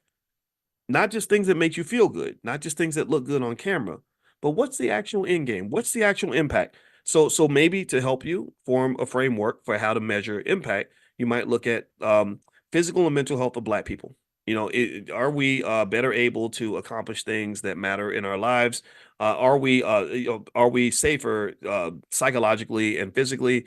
Are there less Black men dying and Black women, getting harmed in society? Are children better off in their families? Things like that. Are our families more stable? Did the Black marriage rate go up? Are we raising healthy children? Are we raising stable families that have some form of self-determination? Also, wealth levels. Did we go from being dead last in wealth to maybe second to last? Did we go maybe from dead last in income to second to last? Right? Little things like that I think could make a big difference. And also what also complicates it a little bit is that you do have a class structure in the Black community. You've got Black people that have really nice jobs, who went to great schools, who are more in that elite class, and maybe they're in that circle of where you have a friend who knows Michelle Obama. My wife and I are kind of in that space too. I don't know if I told you, my wife met Michelle Obama. I lived a block and a half from Barack. We were invited into those spaces too. But the difference with us is that because of how we were raised, we were both raised pretty poor. we like substance. We don't care about being in with the bougie crowd. It's nothing against if you're bougie, don't think I'm disrespecting you, but that's not something that we've ever cared about, like, and so really though, but we've seen it, it's I get invited to bougie spaces all the time, and I don't make fun of anybody in that space. I think at the end of the day though, I think that substance does mean something, and the question to me is, if you're sitting in something nice in a nice situation and you're living in a beautiful house and have a beautiful life and have a great job, how much of that is actually yours, and how much of that is actually has been acquired in a way that does not cause you to make sacrifices that you might later on regret? How much of that is how much influence do you actually have? How much ability do you have to pass that down to your children? Like, what's actually yours? So when I think about wealth and power and things like that, I make a clear distinction between power that I'm borrowing from somebody else versus power that's actually mine. That's it. I think that that's a distinction I don't think we make enough of. I think that, for example, we are tempted to put labels on ourselves and say, I'm an executive vice president at General Electric, so that makes me important. And there's nothing wrong with that. But the problem is that if they decide that they don't want you anymore, then you're losing a piece of your self-esteem. You're losing a piece of your identity from that. And then also on top of that, my question would be, when you get up every day and you're in that environment, how do you feel? Do you really feel like this is a place that you would be even if you weren't making any money? Or do you just tolerate this because you need to be in the space in order to feel like you are an important human being? And I would just say that you are important regardless. I think that things like being a great father and a great mother are undervalued assets. I think that anybody who's really pouring into their kids, you're really pouring into that $1 million, $1 billion empire that's yours. And so I just think we need to think about those things, right? Instead of just always thinking that having the fancy job makes you special. I've had a lot of fancy jobs. I'm a college professor. I've had fancy jobs before, but you can't pass a fancy job down to your children. Your kids don't, when you die at your desk, your kids are not going to inherit that job. So what is actually yours? Then it might just be a few shares of stock. It might be some real estate. It might be a little business that you've been working on with your wife for the last 20 years, or just something, right? And this creates a power base. When you have a base, it's much harder for people to imperialize you or to colonize you. When you have a base, it's much harder for people to economically threaten you. It's much harder for them to destabilize you. Right? So the question is, what is your base? What is your base? And maybe a way to measure your base would be to say, what if they took all this away from me? What if they fired me from my job tomorrow? What do I have? What else do I have that's actually mine that can't be taken away from me? And I think we have to ask ourselves that question. And so when you're talking about what you're gonna invest in, I choose to invest in things that can't be taken away from me, as opposed to investing in things that will allow me to be part of somebody's group. Because I'm gonna just tell you the truth. I don't hate white people, but I'm mad at y'all a little bit. I'm mad because you claim to be my friend, but you won't acknowledge my pain. You claim to want to be my ally, but you won't talk about the torture that my family has gone through with the men who've been incarcerated. You got to understand, when you talk about incarceration, oh my Lord. My biological father went to prison. My little brother went to prison. Yeah, I wasn't raised with him, but my little brother went to prison. My mentor, who was basically like my older brother, he was my uncle. He went to prison, and I saw what it did to those men. Do you understand? So this idea that somehow I'm supposed to forget about all that, it's really hard for me to do. I can't just act like everything's okay. And the black women who love us are the ones who understand what I just said. And I appreciate y'all 100%. So anyway, I'm gonna stop talking before I talk too much, and I hope you got the point. Again, you don't have to agree with everything that I said. I said a lot, but I would encourage you, when you think about this as an economic lesson, let's talk about the pure economic side of it. Number one is, when you are using your money is your power. I would encourage you to apply your power in ways that are going to give you the benefits that you're looking for. Apply it to the people that are going to that matter the most to you. Also, when you talk about these elections, they're all driven by money. So if you want to understand what's happening in American politics, just pay attention to the money. And this is an area of where capitalism has really, people talk about saving the democracy. You ain't gonna save the democracy. The democracy is gone. It's gone. When they started letting this much money into politics, oh, that murdered your democracy. Nowadays, democracy is decided by dollar bills. That is it. It's about that money. So while you cannot influence the world with the amount of money that's in the Black community, it's very hard to do. You can influence your world. You get your money right. You create some financial security, multiple streams of income, basic stuff like that. You can at least stop people from colonizing you.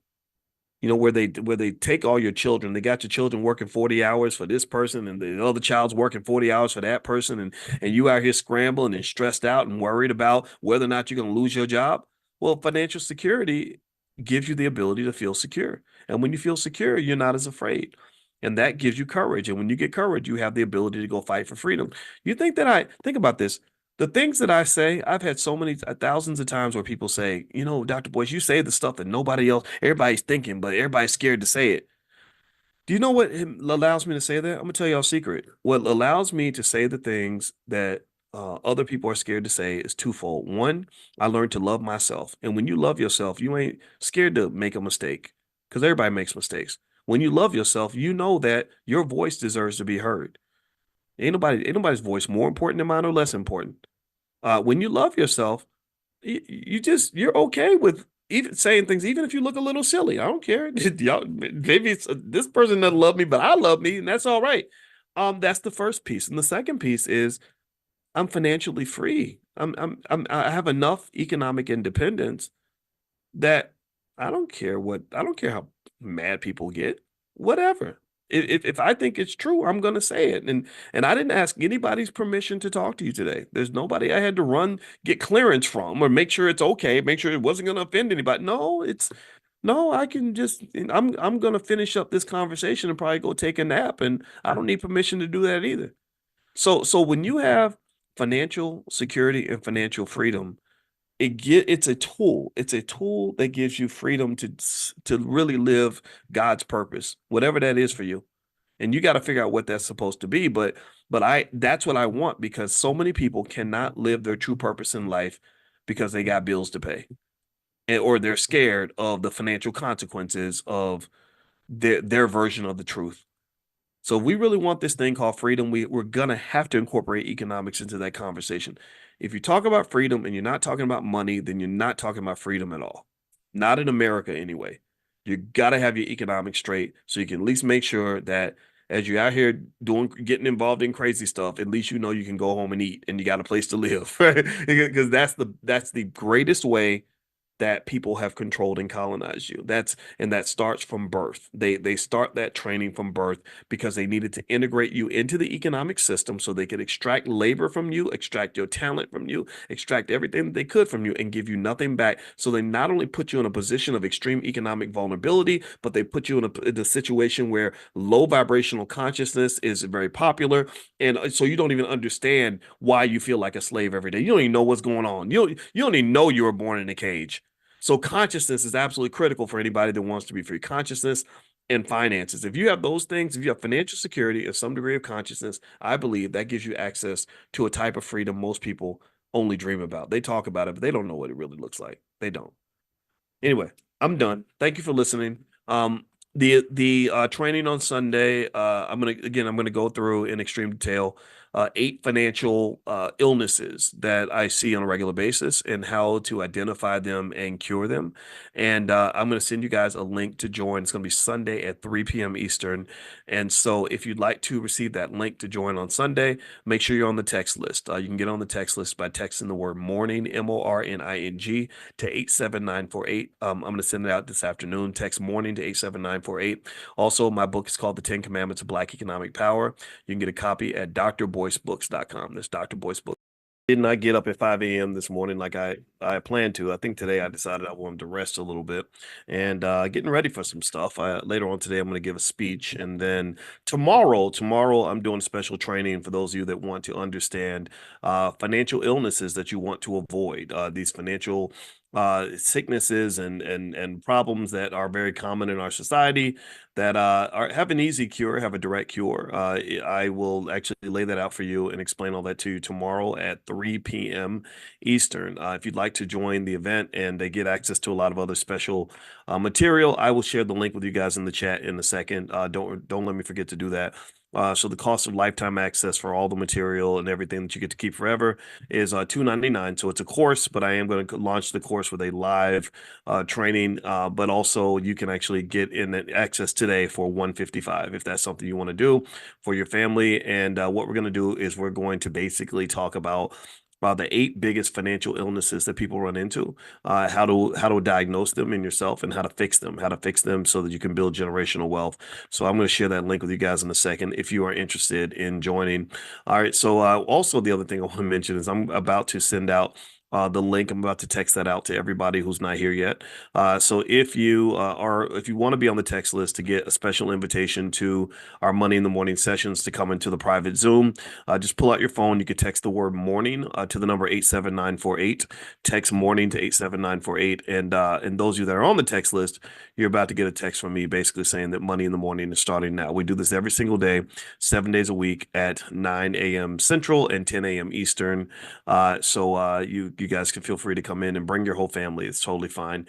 All right. So anyway, today I want to actually talk about Black wealth and how Black wealth is Black power and just what that actually means. And what I'm going to do is lay out some stats on what you are doing with your money as Black people, and it's going to make you laugh. It's going to some of you are going to find it entertaining. Some of you will find it appalling. Maybe some people will hear these things and they don't care. But I think it's very important to understand that when we talk about things like inequality and unfairness in society and the struggles of being Black, I think it's important to understand the root of the struggle. I think it's important to understand why you're struggling. I think it's important to understand exactly how far behind you are financially, and or if you feel powerless, why you feel powerless. If you get concerned, say somebody gets shot by the police because we don't have the economic power to control our communities, it's important to understand like what happened here, like why don't we have this power, and how could we get this power, right? So after we finish sort of being upset about a problem, I think it's important to sort of diagnose and figure out the problem, right? Let me know if you agree with that. Let me know if you understand where I'm coming from. All right. So anyway, I'm sending out the text now. So if you're on the text list, you will get a text from me in 3, 2, 1, and there we go. All right. So I just sent out the text to invite others in who want to come in to Money in the Morning. If you want to get on the text list, this class is free. Just text the word morning to 87948. And also I'll give you guys don't let me forget to give you guys the link to the event on Sunday so you can kind of take a look at it and decide if that's something that you want to participate in. It's going to happen actually in a platform I have called the Dr. Boyce Academy. And in the Dr. Boyce Academy, it's a space where you can go in and get certifications in certain areas of Black economics. It's the only place that offers certifications in Black economics. And that's something as a college professor that I'm qualified to do. We gave away college degrees at Syracuse University. And so here in the Dr. Boyce Academy, you can actually get a certificate. Once you go through all the material, you will be fully trained on Black Wealth 101. That's what I actually call this course. It covers everything from credit card dependence, impulse buying disorder, the spend luxury syndrome, underinsurance syndrome, retirement neglect, debt accumulation, lack of savings, poor credit management, and all of the things that cause so many problems for so many people. All of the seemingly unfixable problems that we have. Well, there's a solution out there. They can all be fixed. I think it's a matter of just us deciding that we want to fix these things. So as a financial scientist, that's kind of what we do. All right. So anyway, I want to say good morning to Maddie Jackson, Carolyn Powell, Noel, I see you. Noel, I'm sorry. Fannie Wilson from South Carolina, Laquana Dawkins, good morning to you. Jonathan, Terrence Tech, Mari Wilson, good morning, Calvin McWilliams, Josephine Rainwater. Claudia is in London. I love London, one of my favorite cities in the world. I was just in Europe. I did that. I went to a bunch. I didn't go to London though. I went to Luxembourg and Basel and Brussels and Amsterdam and Croatia, which was pretty amazing. And so, but at some point I want to go back to London because I just love London that much. Anyway, so let me go ahead and sort of break down some stuff that you may or may not know about Black spending, right? So a lot of people, sort of sit there. And I remember one time I was in a meeting with my brother. And my brother is, I changed his diapers, and so he owes me. And he's my homeboy, and he has been the best business partner I've ever had in my life. If you really want to understand what wealth and fulfillment feels like in the world of business, start a good business with family. If you get a chance to work with family, and I'm talking about your good relatives, not the crazy ones. Um, if you start a business with family and you build those bonds very early, people overlook this as a key to wealth. People don't even pay attention to this type of stuff, but I do because I understand like this is where wealth comes from. If you study the Rothschilds and all the other wealthy families, they see things that other people don't see, and one thing that they see is the value of family. So my brother, I used to change his diapers when he was 13, and we formed a very close bond because of that. I rock him to sleep and all that stuff, which really gave me a whole new set of nurturing skills that most 13-year-old boys don't have. When you're 13, you want to play football, beat people up, and throw stuff. At least I did. I was running and jumping and kicking and fighting and everything else. So that, sort of rocking a baby and changing bottles and all that. That was not natural. That did not feel it did not feel like something I should be doing when I was 13, but I'm glad I did it because it opened up a whole nother side of me. When they talk about getting in touch with your feminine side and your masculine side, I think that's a superpower. I really do. And so anyway, we formed a bond because of that. And through the years, when I was trying to start a business and I didn't know what to do, I didn't have anybody that would help me. Nobody, because you ain't got no money. A lot of people don't want to work with people who ain't got no money. So especially on their little harebrained idea, and it's not a real business. It's just your little stupid business, right? And but my brother came and worked with me. And he believed in me, and that was really important. That's really important. Having somebody that believes in you really matters. And I think and I would just say, if you marry somebody or marry somebody, whatever you do with your life, don't marry somebody you don't believe in, because it's not going to bring the best out of them, right? If you marry that man, you got to believe in him. You got to support him. And that means believing in people even when they make mistakes. That means really sticking by them even when they do things wrong. You can't just sort of beat them up so badly when they make a mistake that they lose their confidence. It's like a basketball game. If that's your quarterback, that should be your quarterback. If that's your player, that should be your player, even when he misses shots, even when he has a bad game. And if you notice, good coaches do that. Good coaches say, that's our quarterback. We're sticking with him. That means they're willing to go down with the ship if required. Or to some extent anyway. And I don't know if people really understand that, right? So my brother was like that with me. He was willing to go down with the ship. And believe me, I've made a lot of mistakes, a ton of mistakes. And but he always stood with me, and that helped me to always have the confidence to know that no matter what I went through, no matter what I did, no matter whether I did it right or wrong, he would always be there. He wouldn't just say, well, gosh, things are going bad and there's not enough money here, so I got to go. What I mean? Like nobody wants to work with anybody like that. You don't want to marry somebody like that, for example. And so through the years, my brother is probably the most important factor in my ability to be successful in anything. He's that variable. So don't underestimate family when it comes to wealth. Like just really know that that's God's little pot of gold that he gave you, that people overlook all the time. Nowadays people say, oh, I don't want to have no kids because kids get in the way of me partying and having fun and all the traveling I want to do. And kids are expensive and they're a pain in the butt.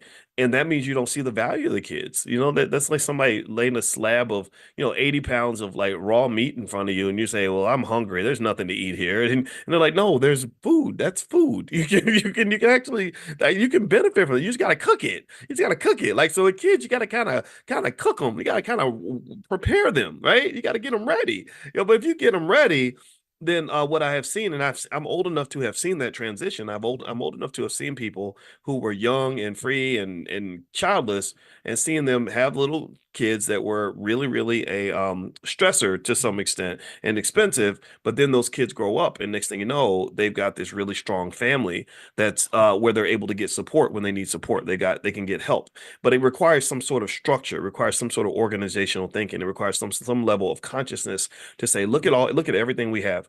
Instead of me going out and begging the white man to give me what I need, I got everything I need right here. I got 4 or 5 healthy adults all around me who are smart, who have free time, who can be taught skills, who can learn things. Let's put this whole situation to work. And I'm just telling you that line of thinking is absolutely essential for anybody that I think wants to figure out how to survive as a Black person in the society. I really think that what happens is that because we're convinced that we are weak and powerless and pathetic and can't do anything for ourselves, we have no choice but to turn to massa and say, save me. That's what happens. That's what they do. That's deliberate. And I'm sorry if that's too direct for some people. Some people think that that talk is radical. Well, you're talking crazy talk. I'm like, why is this crazy talk? Because these folks are good to you. They treat you well.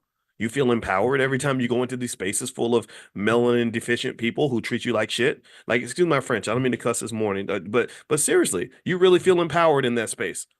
You got your little fancy corporate job and you working with Sarah from accounting and Mike from marketing, and they literally give you microaggressions all day. All they're doing is chipping away at your self-esteem, chipping away at your mental health, driving you crazy, got you going in your office punching at the air, hair falling out, stressed out, wrinkles under your eyes, dark circles, and you're losing sleep at night, and you really feel like you're winning. You really feel like that's the best you can do. That's what you really believe that's the best you can do. And you're mad at me because I'm saying to you that I don't think that that is. I think that there was a better plan for you, but I think that you got tricked. I really do. I think a lot of us got tricked. When I was on that faculty at Syracuse University and I would go into that office and I had people that didn't like me without even knowing me, who judged me before they met me, who just looked at me and said, what is this 31-year-old black man doing up in here, listening to hip hop music and talking about stuff we don't understand. That was stressful. I didn't enjoy that. The only way I was able to overcome that stress and those microaggressions was when I took control. And I said, okay, you know what? I'm letting go of everything that you taught me about who I'm supposed to be. And I'm going to re-embrace a set of ideas that take me to the optimal solution. And I'm going to find this solution because I'm a mathematician. One thing I learned about in mathematics is that when you want to optimize a solution, you have to minimize the constraints. You have to take the chains off.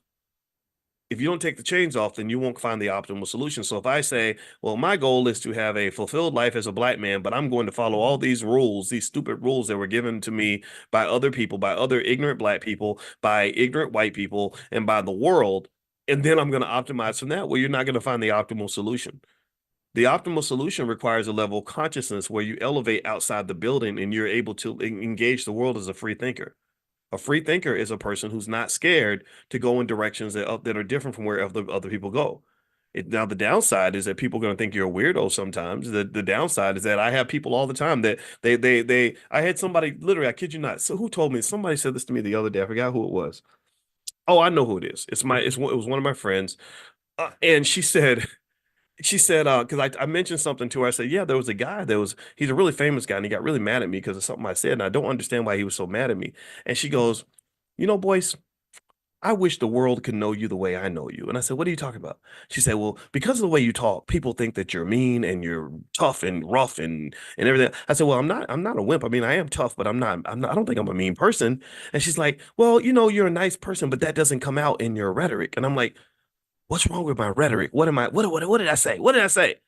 And it went into this whole it kind of went into stuff like the fact that I don't believe a black person should be forced to vote for any political party unless they choose to. Like, I think, to me, that's a basic idea, right? I don't tell anybody what to do. Y'all know this.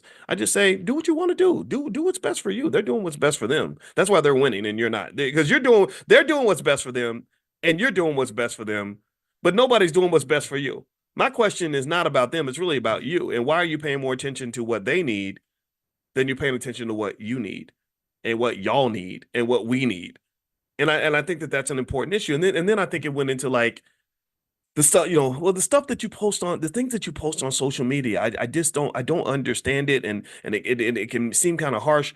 And I'm like, I'm scrolling through my posts. I'm like, okay, so I posted something about little black girls being shot in Chicago. Was that too mean? Was that what or posting something about how if we don't get our economics together, we're gonna end up in last place? Or is that bad? Did that hurt somebody's feelings? And then this like other, and I'm like, well, what did I do? What did I mean, because I'm a thinker, I think about everything that I say. I really do. I process it before I say it, and it may seem a little bit strange at first, but if you ask me, if you say, well, what made you say that?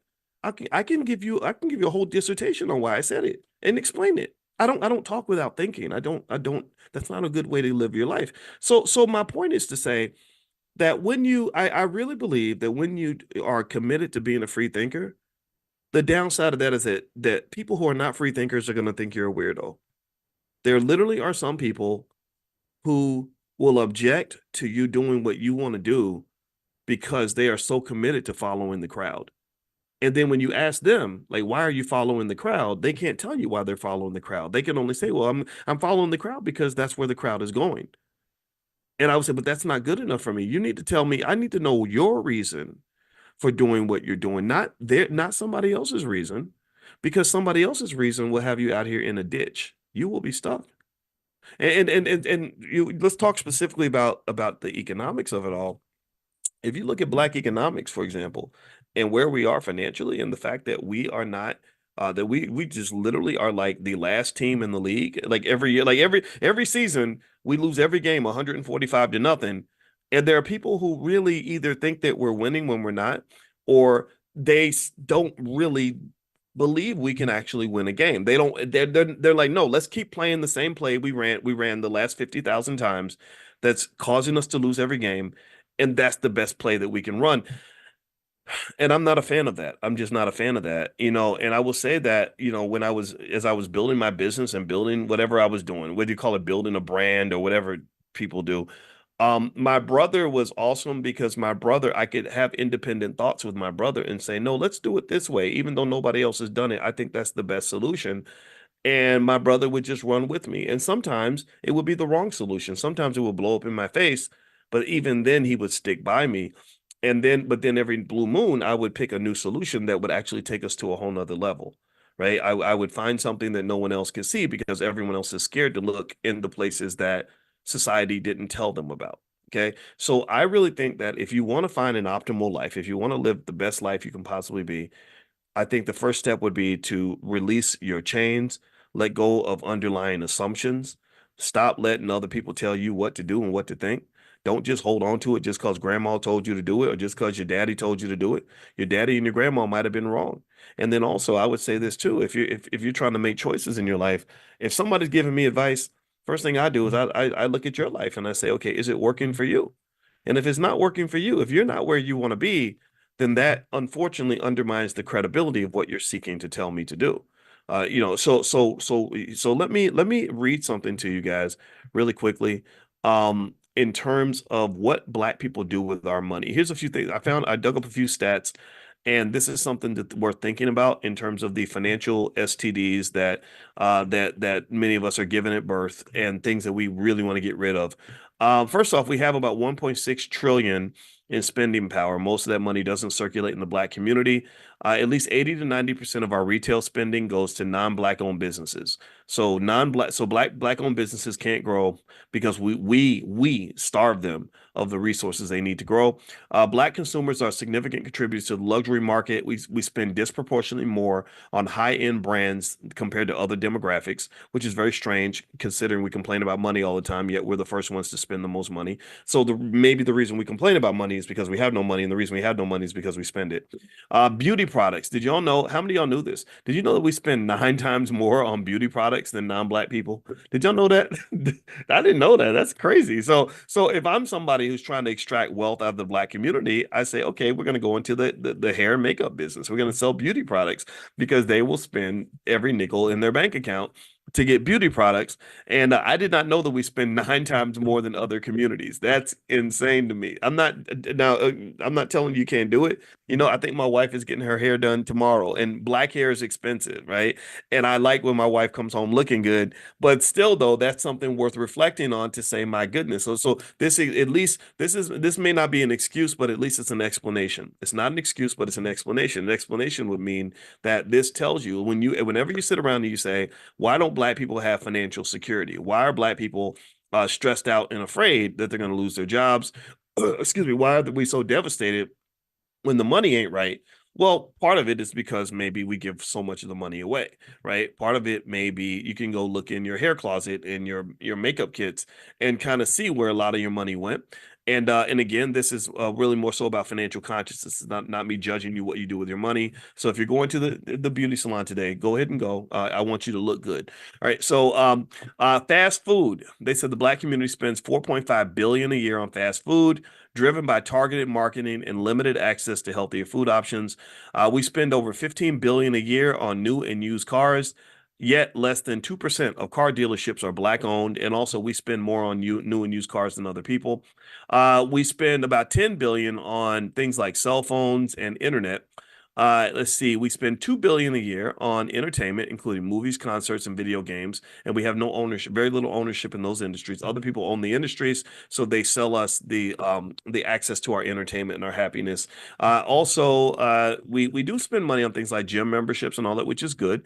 But even with that, we face higher rates of health issues like diabetes and hypertension. And that hypertension, part of that hypertension probably comes from the fact that you work around white people who stress you out all day long, right? That hypertension is connected to what you're spending your time doing. And so when you get a job, that is like taking on an economic spouse. Like you're married, a lot of you, in fact, if you work 8 hours a day on a job, you spend more time at your job than you spend with your spouse. You spend more time at your job than you spend with your kids. You spend more time at your job than you spend with your friends. You spend more time at the job than you spend with your parents. So you are, when you take on that career, that job, that's like taking on a spouse. And so as a person who's married to a relationship therapist, I can tell you that there are studies that show that if your spouse has contempt for you, then you will die earlier than if your spouse loves you. Did y'all know that? How many of y'all knew that? How many of y'all knew? Maybe you don't know that. Give me a yes or no if you've ever heard that. That if your spouse has contempt for you and every day you got to look at somebody who hates your guts and can't stand you and thinks that you're a piece of crap, that contempt will literally seep into your bone, like into your spirits. Like there's this crazy mind-body connection where literally you'll just internalize that, and it'll cause all these other ailments. Like, it might trigger the cancer or trigger the diabetes or trigger the hypertension, right? So if you think about it like this, right, and you think about your job as your economic spouse, and you know that when you go to work every day and you work around these white folks who don't understand you, maybe they don't like you or they give you all these microaggressions. There's lots of studies that show that black people are very stressed out when they go to work every day. So you basically are in an economic marriage where your spouse has the utmost contempt for you. And so you're swimming in this sea of trauma, this sea of mental illness. You're swimming in this toxic cesspool of negative energy. And then you wonder why black people get sick and die. Well, I can tell you why we get sick and die. It's because we're trained to get up every day and go to work with people who hate our guts. So if you ever want to know why I passionately believe that every black child should be taught how to start their own business and how to be an investor, it ain't about the money. The money is secondary. It's not just so they can all get rich. I want you to get rich, but that's not the win. The win is safety. The win is mental health. The win is physical health. The win is avoiding daily micro trauma that can kill you. My wife, she's a weirdo like me, and she gets really excited when she starts studying something and sees something that she did not know before. And she's a professor like I am. Her website, by the way, is coachingwithdralicia.com. So you can feel free to go to coachingwithdralicia.com if you want to see what she does. She sees clients and individuals and couples and all that. Anyway, so she gets in the car with me and she was like, Boyce. And I was like, what? Because I know that sound when she says my name like that, like Boyce, that tells me, okay, she's about to tell me something juicy or something that's juicy to her. And just a little tip, if you're married, if it's juicy to her, you got to make it juicy to you. And I'm like, what is it? Right. And so she comes in and she says, I found out today when she's redoing her trauma certification. She has a certification in that. She said that now the research is showing that the one diagnosis that matters more than any other diagnosis when it comes to mental and physical health is trauma. She said trauma is everything. Trauma is the alpha and the omega for all of the mental and physical ailments that can affect you. Trauma like is the core. Trauma is the root. That is the nuclear bomb that can ruin everything. Trauma can mess up your finances and your economic choices. Trauma will mess up your relationships for life. Trauma will have you dying of cancer at the age of 35. Trauma will have you in crazy situations where you are in just a sea of depression and anxiety. Trauma is big, big, big. And I said, yeah, well, I always knew trauma was important. She said, no. She said, no, you don't understand. Trauma is everything. And I said, oh shit, I got nervous because I took this test. It's called the ACEs test, Adverse Childhood Experiences. And I was high on the trauma scale. And I said, damn, like, oh my God. And I'm still working through it. Sometimes I'll have trauma responses to things and I have to mitigate that because trauma's tough. In fact, what's crazy about trauma is that not only do most people not know that they have experienced it because they're just like, oh, that's just part of being Black. But we don't treat it. We think that, things like getting therapy is for suckers and for white people and all that. And then what happens is that traumatized people infect other people. You re-traumatize other people with your crazy trauma responses. You get in a relationship, somebody says, how are you doing today? And you say, well, what the hell do you mean? Don't make me pull out my gun on you, you crazy SOB. You know what I mean? Or can you pass the ketchup? Why I got to have the ketchup? Can't he pass the ketchup? Right? You know what I'm talking about. Like people that just overreaction, crazy trauma responses, or something goes wrong in a relationship. You see one tiny red flag and you sprint for the hills because you don't want to be hurt, right? Because you're so scared of being hurt again. There's just so many different, or you own some stock and the stock goes down 1%. And so you sell everything because you're so scared of losing money. You can just go down the list in terms of what trauma will do and how that will just cause us to mess up everything, so it's not just a matter of messing up your life. It's really a matter of it not healing. It is actually destroying your body because you're carrying all that around. Like you're really carrying around this really toxic energy, almost like this, almost like a sick demon inside your body that you haven't released. And I would encourage everybody, if you can't find some process to deal with your trauma, I would encourage you to, one, get educated on it, on what it looks like, how it feels, how to identify it. And then two, start cleaning that out. You got to clear that stuff out. And I'm speaking to you as a traumatized person. I was very high on the trauma scale when I took the Adverse Childhood Experiences test, ACEs. I got a score that was so high. My wife said, "Ooh, if I'd known your score was that high, I don't know if I would have married you." And that made me more conscious of how I react to things. And and just learning little things like, okay, boys, you don't have to go off. You don't have to cut the person off because this happened. Maybe you got to talk to them about it and work through it. And I'm like, well, I don't want to do that. I want to go nuclear. I want to end everything, right? And it's like, no, but that's not the appropriate response.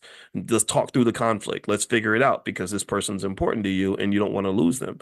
And so, long story short, I would encourage you to look into that.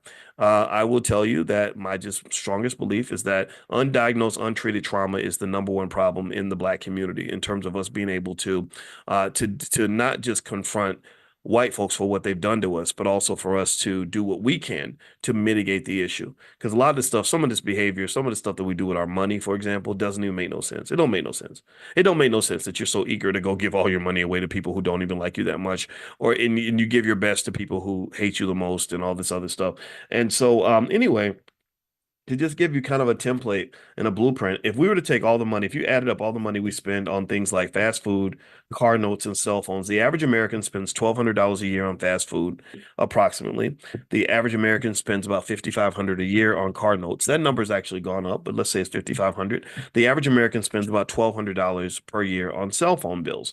Well, if you were to add that money up, and let's say that you still bought your food, you still got your car note, you still paid your cell phone bill, you didn't get rid of any of those things, but you simply made a decision. You made a decision to say, I'm going to love myself as much as I love that man over there. I'm going to love my kids as much as I care about the car dealer. I'm going to love my family and my future and my generational wealth as much as I care about the people who sold me the cell phone. As much as I care about Apple and Verizon, I'm going to care about us. And let's say that you just took the amount, that money, that $7,900 a year that the average American spends on fast food, car notes, and cell phone bills, and simply said, I'm going to invest the same amount for my future that I spend on my present, that I'm spending on these material items.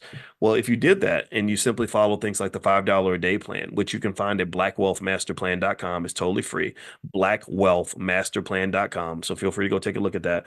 You literally, after about 10 years, your family would have roughly a little bit over $100,000 in wealth based on the past performance of the S&P 500. After 20 years, you're looking at maybe $400,000 that you have in family liquid wealth, which means you're now wealthy. You're now doing better than the overwhelming majority of American people. So in less than 20 years, the average Black person, no matter how poor they are, if they simply love themselves economically as much as we love other people, then you literally climb right out of poverty, and you shoot past equality, and you start shooting toward Black excellence, economically speaking. Anyway, you're not trying to catch up with white folks at that point. At that point, white folks are trying to catch up with you because they're looking over at you and they're saying, "My God, how did you get all this money?" And or you're only 20 years old. Well, the kid can say, "Well, my parents for the last 20 years they made a commitment to economic self-love, and the economic self-love means that every penny we spend on the cell phone bill, we're going to put a penny in our S&P 500. Every penny we spend on fast food, we're going to put a penny in our stock portfolio.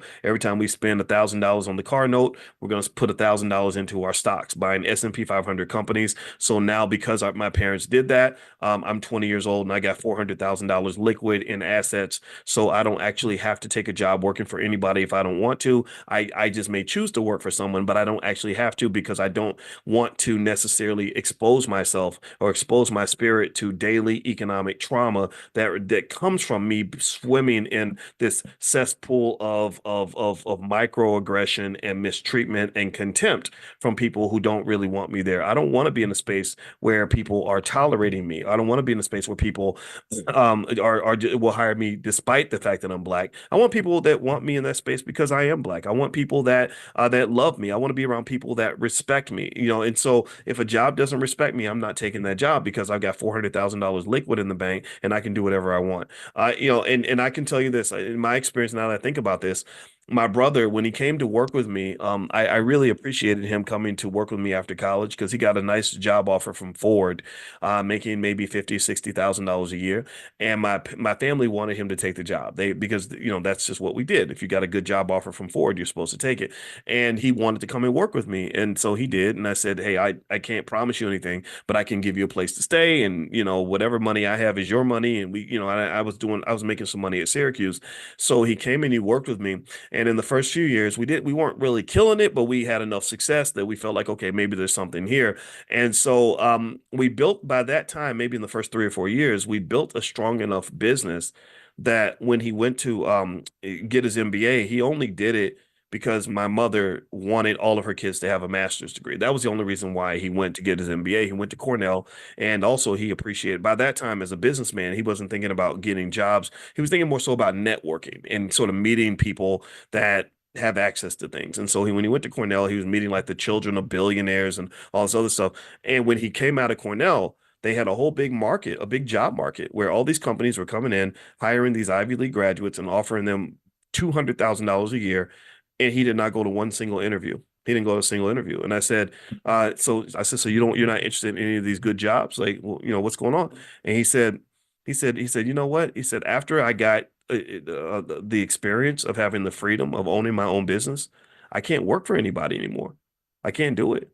And we were making enough money that he had plenty of money. He didn't have to go to work every day. He was actually happy with that life. And I was very proud that I was able to, I was happy and I was appreciative of what he gave me.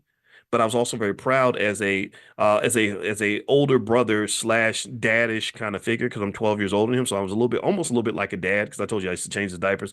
I was very, very proud to be able to give him a safe, comfortable space he could come to and be loved, without him having to go out into spaces where he's hated just so he can pay his rent. Do you understand? Right? It was nice to be able to say, "Hey, you know what? Screw those people. Come work with me." Right? And we did, and it was great, and it was amazing. So I will just say to you that this, to me, is a better model. This is the Black wealth blueprint, in my opinion. The Black blueprint of economics should be one that is centered not just on how much money you make and having your little Black job. It should also focus on the other things that are Black, like Black owned, Black wealth, Black family, Black mutual support, Black love, Black connection, like all the Black community, right? All these things connect to wealth. They're all connected to wealth. So to me, when you're just talking about Black jobs and you're disconnecting it from all the other things that make that job even meaningful and relevant, then I think you're missing a big part of the puzzle. Like, I think that a holistic framework of thinking about our economics is extremely important. Capitalism is extremely limited. Take it from me. Again, remember, I'm not a guy just talking. I'm a finance professor. All we did was we studied capitalism and going all the way back to Adam Smith and then I studied Marxism and everything else. And I respect all these ideas. I don't have any problem with any of these ideas because I think that if you integrate them properly, you can create the right mix that actually works. American capitalism doesn't work very well.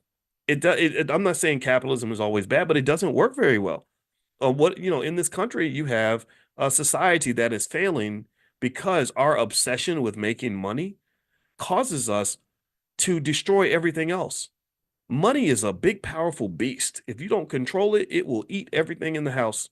And basically, your politics is jacked up because of the money. We talked yesterday in our financial consciousness discussion. We talked a long time about how it costs what 2 or 3 or at least $1 to $1.5 billion just to run for president because these super PACs are raising $3-4 billion and it's just made your politics all about the money. So your politicians can't do what's right for the voters because they have to do what's right for the people that control the money. Do you understand? So the money has leaked. It's almost in a toxic fashion, like almost like a toxic leak where something has gotten some nasty chemical has leaked out and has gotten into the food supply and the water supply. Your money has leaked into areas where money really doesn't belong. Like you should not have a healthcare system that's overwhelmed by money. You can't have a society where the politicians are thinking so much about the money they forget about things like the children. Because the children that is your future. That's far more important than any amount of money you could ever put on the table. But we ignore our kids. We don't even educate them. Look at how many millions of our kids. These are your kids. These are my kids. These are our children that are coming out of school every year who can't even read, write, or do math at a basic level. But they all twerking. They all know how to recite lyrics from their favorite gangster rapper. They know all this slang that relates to anything toxic. They got that down. They've studied toxic behavior. They literally sat there some of them like little scientists sat there and took notes from some of the rappers, getting paid by these damn record labels on how to destroy your life. Really, I mean, think about this. They got 16-year-old kids that want to go and get high every day on drugs that will fry your brain so badly that you can't come back after you decide you want to just put down the Molly and put down the weed and put down the liquor and put down the pills. You come back, you half crazy because your brain has been destroyed because nobody ever taught you the value of your brain. Nobody helped you understand, you're a genius, you're smart, you can really do amazing things, but you got to protect your brain. No, you destroyed it. No different from some of the poor football players who gets all this brain damage in high school and then their brain ain't working right. And then we all act surprised when some football player punches his girlfriend in the face and throws her out the window. What would make a man do that? Brain damage. That doesn't make any sense. Who would do something so crazy like Aaron Hernandez and win a Super Bowl and shoot somebody at the club? Brain damage. But we don't. If you never taught the value of what you have, then you're gonna waste it. You're gonna throw it away. No different from like a little girl who was never taught the value of her body, and then she just shares it with everybody, right? Because she doesn't see it as being important or valuable. When you don't value something, you'll waste it. You'll throw it away. You'll give it away to anybody. You'll give it away for free. So learning little things like self-worth, I think, is not just critical, but that's something we got to do. That's something we got to teach. We have to do this. And we have to think about this like a military invasion, in my opinion. I really do. I think, and I understand why. I really get it. When people in the establishment see me as a dangerous person and as a threat, I don't like it. I get mad about it because I think I'm a nice guy, but I actually kind of get it. I understand. Because I am a threat to you. I'm a complete threat to you because I see through every single freaking thing that you're doing. And I also understand exactly what the remedy is. I understand exactly what needs to be done. And I'm committed to that 100%. I'm 10 toes deep in this. So yeah, I kind of get, I feel I don't like it. Like I wish we could be friends, but I understand. If I'm in your shoes, I understand empathy so well that if I'm in your shoes and I'm profiting from the mass exploitation and destruction of the Black community the way you are, I would hate me too. I would have me killed. And believe me, I'm not scared to die. I let that go 10, 15 years ago. So just so you know, if this is ever my last conversation with you, just take everything I've said, the 20,000 videos I've done to this point, and that's what we'll just have to live off of for the next 50 years or whatever. Because I'm like Biggie said, ready to die. Like none of that stuff scare me. It's because at the end of the day, what you got to understand is that some of this stuff does not make sense. Some of what they're doing to you and doing to your children, what they're taking from you, makes absolutely no sense. It is patently unfair. It is absolutely horrible. And the reality, true, too, at the end of the day, is we have to ask ourselves, why do we tolerate this?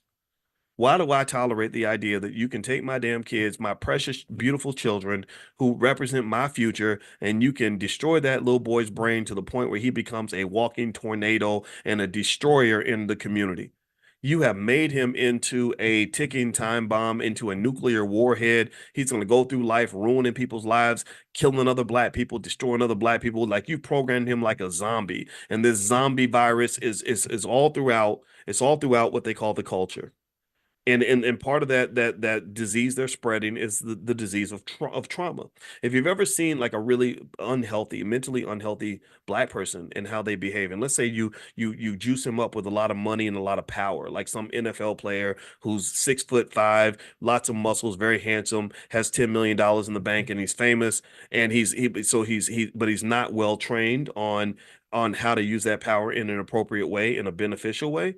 What's he gonna do? Well, he's going to go around and do destructive things. He's going to go around and bully people, beat them up. He might go get a bunch of girls pregnant, give a bunch of girls STDs. He's going to have a bunch of kids, and that he splatters all over the country that aren't being taken care of, that don't receive the love of a father. So those children end up becoming menaces to society, some of them, right? I knew a guy. There was a guy who was sucked into the culture. This was personal. I knew someone who knew someone. It's kind of like that. And so there's this guy who was in the culture, and he was every stereotype you can think of, weed, liquor, women, drugs, he was a dope dealer, whatever. And this guy, because the sex and the drugs and the irresponsible choices kind of come together in like this little, almost like what you might want to call the Negro self-destruction package that's heavily marketed through hip hop. He ends up doing a lot of interesting things in his life. So he becomes a drug dealer. He doesn't get a good education in the school system, so he doesn't have he feels like he has no other options anyway.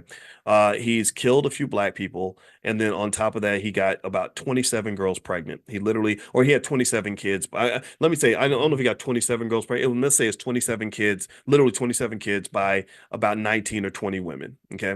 So all these women, and so what's coming with that obviously is not just the trauma, but the STDs, right? That clearly you have sex with that many people unprotected. We know what's coming from that.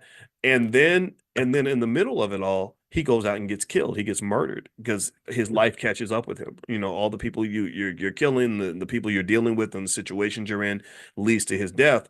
So then in the aftermath of this black man's death are 27 abandoned children who've been financially abandoned. They've been emotionally abandoned. They're out in the streets or out in the culture. Their mothers don't have anybody helping out.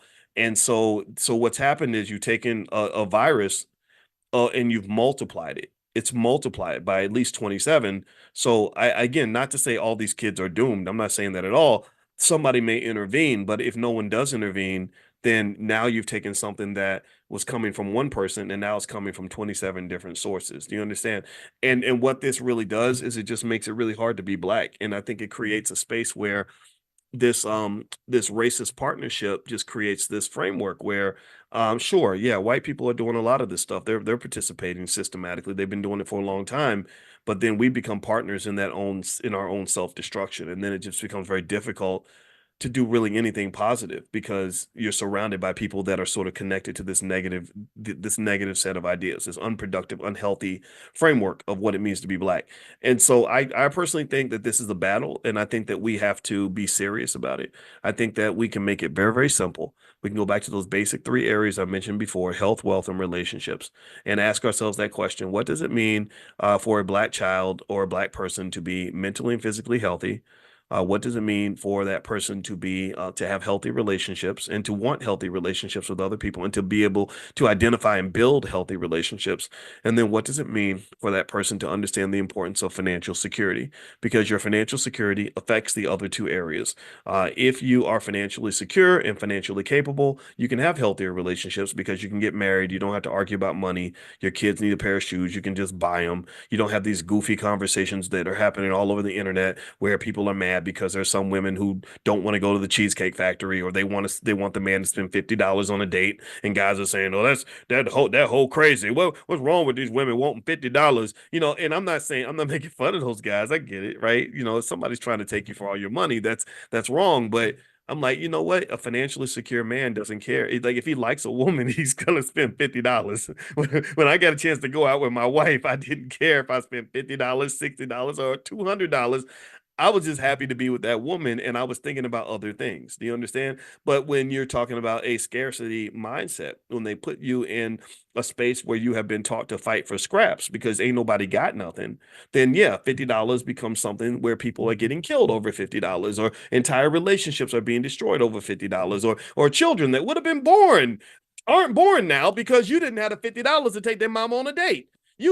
God gave you the keys to the kingdom. He opened a wormhole of possibility where you would have this amazing family and this amazing experience and an amazing future, but you can't even go through the wormhole because the cost of admission is $50 and you ain't got $50 in the bank.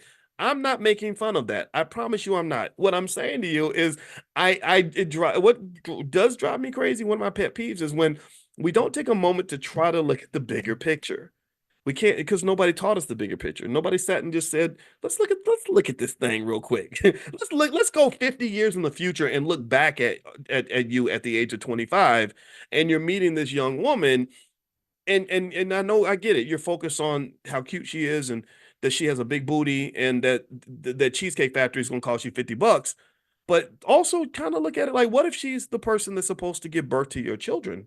What if she's the person that's going to make you a grandfather one day? And 50 years from now, you're going to be sitting at a Thanksgiving dinner with 70 people at the dinner who are descendants of yours, children, grandchildren, and great-grandchildren. And it all starts with this seed of this little moment that God has put in front of you that is giving you the keys to the universe, but you can't see it because you think about $50 and a big booty. Do you understand? Do you follow what I'm saying? Like, I think that's really part of solving this problem is going to require us to be able to meditate and raise the consciousness level. Consciousness is leveling up. Consciousness is seeing the bigger picture. Okay, seeing the bigger picture. Now, someone's asking about things like creating trust. We are going to have a class on that soon in the Black Business School. Kelly Baker is the attorney who wants to come in and do some stuff here. In financial consciousness training, we're going to focus on this. This is what we do here. But if you want special topics, we have all the special topics in the Black Business School. So feel free to go to theblackbusinessschool.com and you can take a look. And there's plenty of stuff there. Stock options, stock market, stuff like that. And we do have some stuff on trust already, but we're actually going to revamp some of that soon. So I'll keep you guys posted. Okay, I'm done talking. I don't have anything else to say. I just want to sort of say, when you talk about Black wealth and you understand the power of Black wealth and realize that wealth is your greatest form of power in America, I think the question would be, who's going to do the job? Right? Who's going to change the trajectory? Who's going to change the narrative? Who's going to have the conversation? And I'm trying to contribute to it. That's my way of doing it, imperfectly, I'm sure, but I'm trying. And I would like for you to have those conversations in your own family. And so one of the most important things to remember, though, when you go in that family, is I need you to go into that conversation, is I want you to enter the conversation with a sense of pride, meaning that even if you don't have a nickel, I don't care if you don't have a nickel in your bank account. If you are a person who is intelligent, a person who works hard, a person who's trying to grow, a person who's trying to be good and supportive to others around you, you have not just a lot of value that you're bringing to a discussion, but you also have potential and value that you may not even recognize. You may not even recognize what your contribution is going to look like. Only God is going to know that. And what I mean by that is, let's say that you're Martin Luther King Sr., not Jr., Senior, and you're just you're a father. You're doing a couple of things, but you're not nationally famous or anything. But you're raising your kids. You're taking care of your wife. You're having everybody sit down for dinner every day. You're talking about positive things. You're making sure your children get a good education. Martin Luther King Sr., I bet, did not have any idea really what seeds he was planting when he was sitting there talking to Martin Luther King Jr. every single night at dinner. Do you understand? He didn't know how important his job was. He just simply did his job and did it to the best of his ability. And that's what led to one of the great leaders, the history of the world. You understand? Or Muhammad Ali's father, Cassius Clay Sr. I think his name was Cassius. I got to double check that. So Muhammad Ali's father, same thing, right? So you don't know what seed you're planting. You don't know what person you're influencing.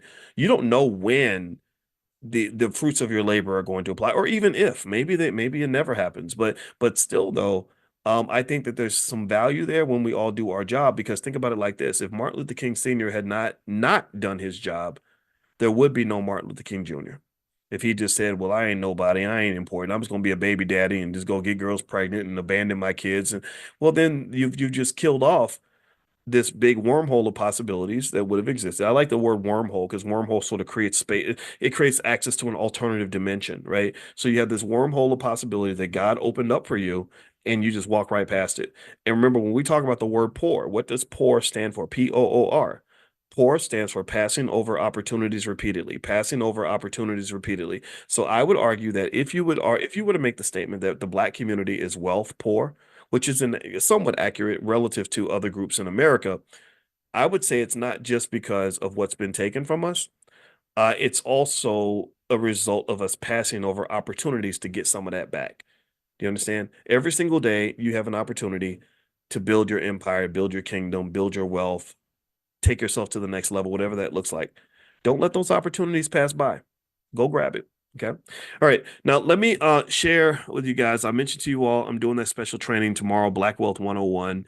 And also at the end, once you're done and you go through all the content, and it's a self-contained sort of class, you get lifetime access for $299. And once you're done, you can actually get a certificate from me, from the Dr. Boyce Academy.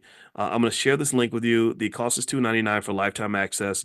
Those of you that are in the class, you can actually get access for $155. So what I'm going to do is I'm going to put the link in the chat for those of you that want to join. I'm going to do a live training on 8 major variables, 8 major financial diseases that you want to be able to identify and avoid.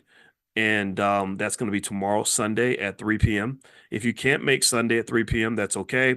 All the materials, all the slides, all the recordings are yours for life. So that'll be yours. And I'm putting this link in here. So if you hit that link, that'll take you directly to the checkout page. But if you want to know what some of the topics that we're going to cover in Black Wealth 101, it includes things like debt-itis, emergency fund deficiency syndrome, investophobia, credit card dependence disorder, impulse buying disorder, things like that, the spend luxury syndrome, underinsurance syndrome, etc. And I'm sure Aisha Verzi has a lot to say about that. And Aisha is actually in this class if you want to talk to her about insurance needs or anything else. Her phone number is actually on my site, drboyceoffers.com. So you can go to drboyceoffers.com and feel free to talk to Aisha. Tell her that I sent you. I think Aisha's in here. There she is. Hey, Aisha, how you doing? All right. And so, yeah, so the code, if you hit the code Calvin, it will give you the discount immediately. It will take you right to the page that reduces the price from $299 for lifetime access to $155.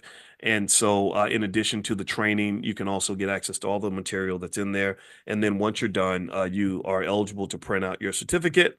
And that is a certification to say that you went through Black Wealth 101, because I believe that we are our own educational system, and I believe that we should be educating ourselves and each other. And so that's what I'm doing with that. So I hope that works for you guys. I hope that makes sense. I hope that you're interested.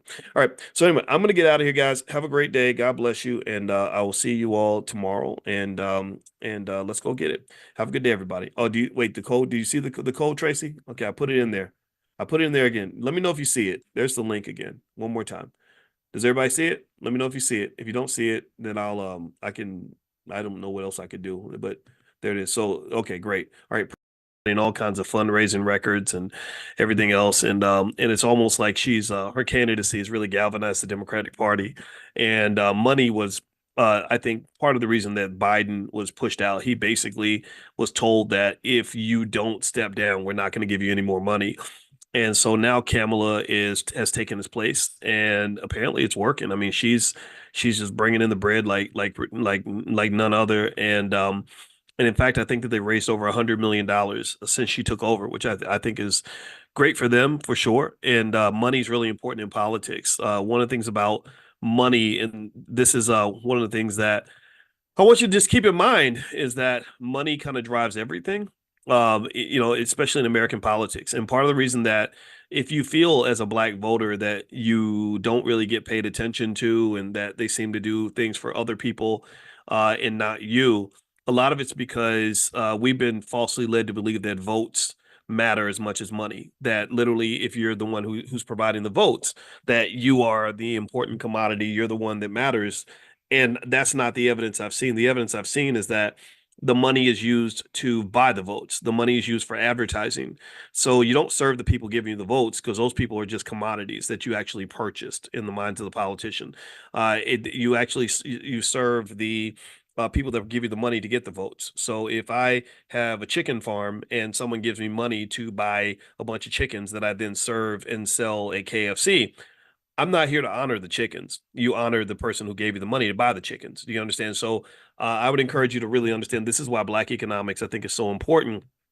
And as Kamala Harris raises money, one thing that's also interesting is I saw someone who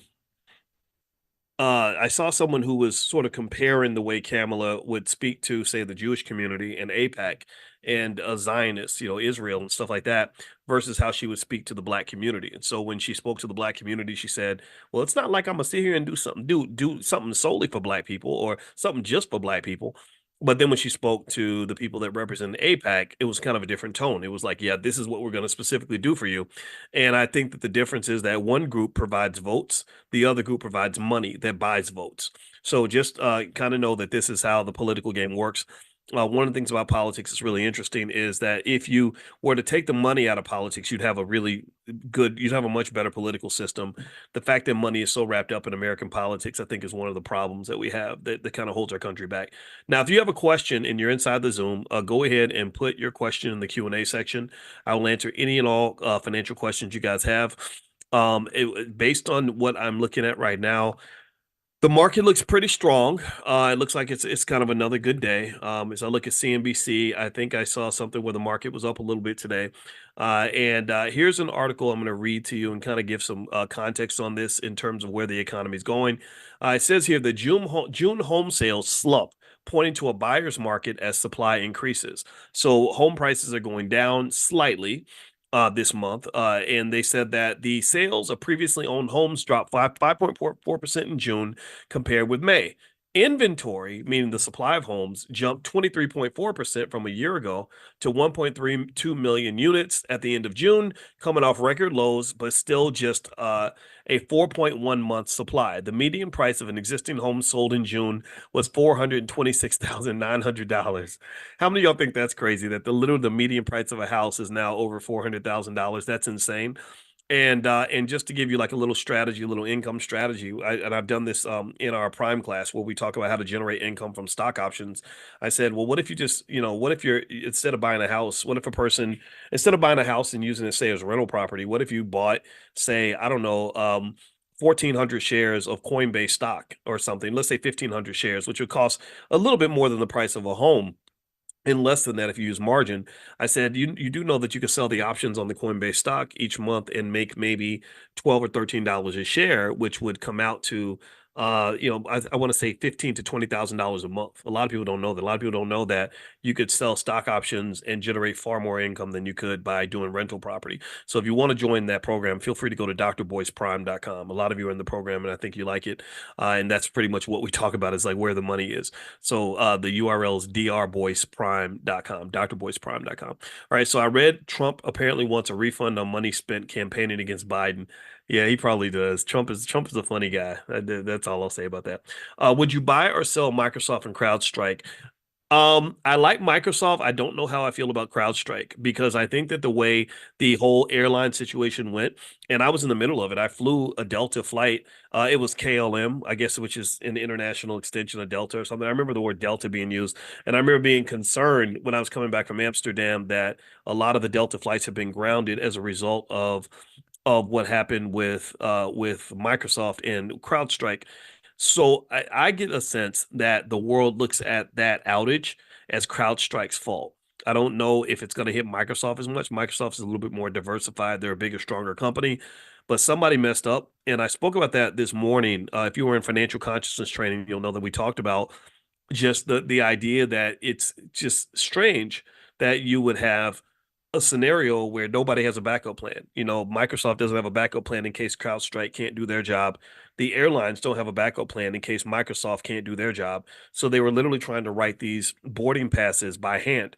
And I was telling you all that if you want to be a good Black investor or a good non-Black investor, some of y'all are not Black, and that's okay. We love you too. We accept everybody, but this is the Black Business School. We are here for the Black community first, but hey, anybody's welcome to join.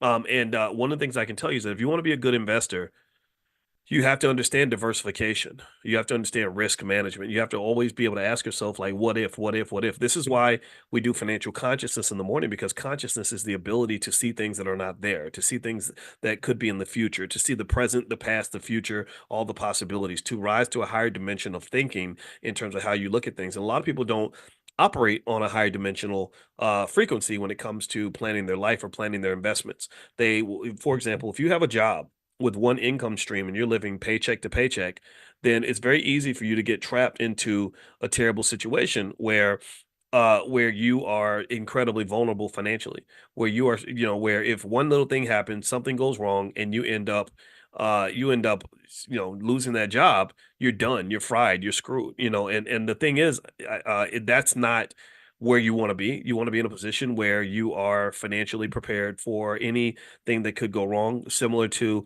the way Delta should have been prepared. Like, okay, if Microsoft goes down, here's our backup system or whatever. And I'm sure they're going to think about this now, but a lot of times people don't think about risk until it hits them in the face, right? They don't think about risk management or managing potential outcomes until something terrible happens, and then they become very reactive, as opposed to what you really should be. If you're an investor, you should be very proactive. Proactive means I don't want to act after it happens, after something. I don't want to wait till something bad happens. Proactive means I prepare, to avoid the problem instead of having to fix and clean up the problem. And that's really an investing principle. That's a massive investing principle that has a direct impact on your ability to have wealth and build wealth. People who have wealth tend to be very proactive. They're thinking about all the things that could go wrong, all the opportunities that might exist, all the possibilities in terms of what they could do. They're thinking about the past, the present, and the future. They're not just thinking about the here and now. If you can get your mind to that level of thought, then that's going to make a big difference for you. And if you want to get practice on financial consciousness, we do financial consciousness training every morning at 10 a.m. Eastern. Just text the word morning, MORNING, to 87948, and I'll invite you. I'll send you an invitation to the private Zoom. Text morning to 87948. All right, so let me read a little bit more.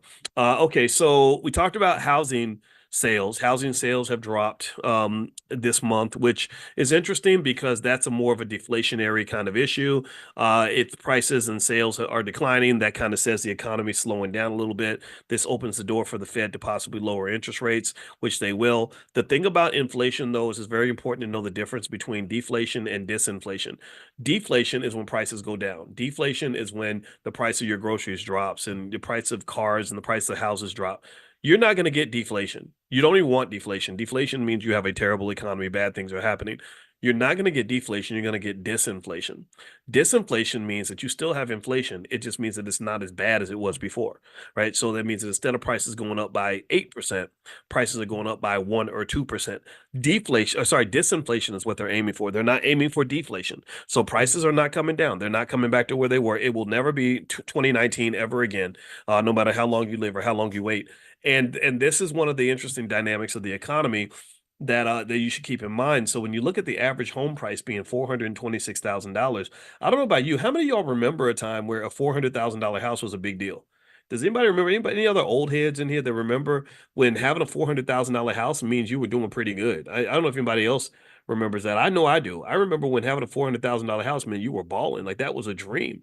And so now to be in a world where the average house is over $400,000 is absolutely crazy. That is just a strange economy that I've never thought I would live in, and it's one that concerns me a little bit. Because I don't think wages are matching that. I don't think that Americans' wages are going up at a rate that would justify the average person spending $400,000 on a house. So effectively, what's been built in America is you have an unbalanced economy. You have an unbalanced economy where there are people that are doing really well in this economy, that are prospering. They're going to have lots of wealth, lots of opportunities, and then you're building this really ever-growing underclass, this massive underclass of people that are really going to struggle, where money is connected to all kinds of stress, and it's going to be really hard to survive. So here's what I want to propose to you. I want you to consider this. We used to live in a world where being financially intelligent was optional, where it was a good choice to make. It would put you in a better position than you would have been otherwise. I think it's gone from being optional to being mandatory for anybody that really wants to survive. Like, it's not optional anymore, it's mandatory. And the reason it's mandatory is because this is not an economy where you could just drop yourself in the middle of it and take any opportunity that's given to you and be okay. You can't. You can't just follow the crowd and follow the culture and do what everybody else is doing and be okay. Well, why is that? Well, because the culture tends to lead to jobs that underpay, massive student loans. If you follow the crowd, you're going to end up spending more money than you actually have, going deep into debt to do that. If you follow the culture, you'll end up not saving or investing your money. If you follow the culture, you'll avoid the stock market. You'll avoid other markets that can allow you to grow wealth. So you cannot follow the crowd. You cannot be unconscious in this economy. You must be financially conscious. Everyone must be financially conscious. Consciousness means that rather than me just dropping myself in a plate in wherever, taking whatever life gives me and landing wherever I land, conscious means I'm specific and strategic about exactly where I want to be. Because this economy is like a smorgasbord. There's 50 different dishes you can eat, right? You can't eat them all. You can't eat them all. And you can eat more than one, but you can consciously choose what to put on your plate. Now, if you don't do it, if you just unconsciously grab anything that you see, then you're going to eat something nasty or something that makes you sick. But if you're conscious, and consciousness means, education and awareness. Okay, I'm educated on the nutritional value of every single dish on this smorgasbord. Awareness means I know where the carrots are. I know where the lettuce is. I know where where the bologna is. I know where I know where the steak is, right?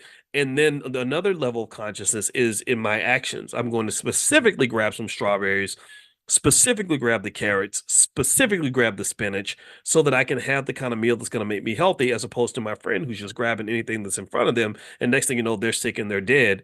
But I'm doing well because we ate from the same smorgasbord where we had different levels of consciousness. Do you understand? So when you talk about your economics and how you build your economic situation for yourselves and especially for your children, consciousness is absolutely critical. So what does that look like? Well, that means if I'm a parent and I want my kids to be able to benefit in this economy where most people can't afford a house anymore, I'm going to start investing and saving for them right now, so that by the time they get to adult age and are able to buy property, they'll have enough resources to be able to make that move. Consciousness may mean that that I'm going to do what the was it East? It's not. Is it East Asians or East Indians? I can't remember. Whichever culture. There's a part of the Asian community that has the highest wealth in America, and their average income or something is over 100,000 a year. They have a lot of wealth.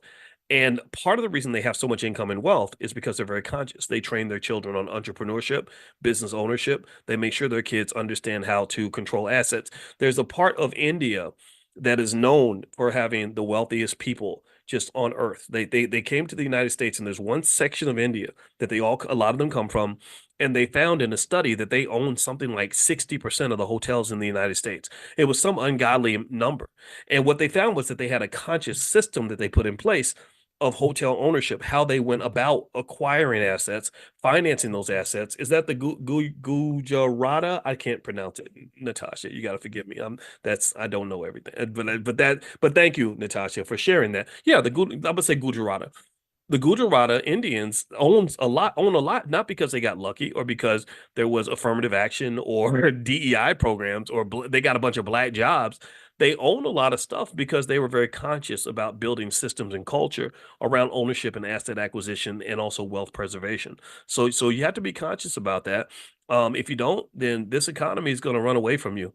I mean, I see people now with car notes over $1,000 a month. Do you know how much wealth you would have if you invested the same amount that some people spend on their car note?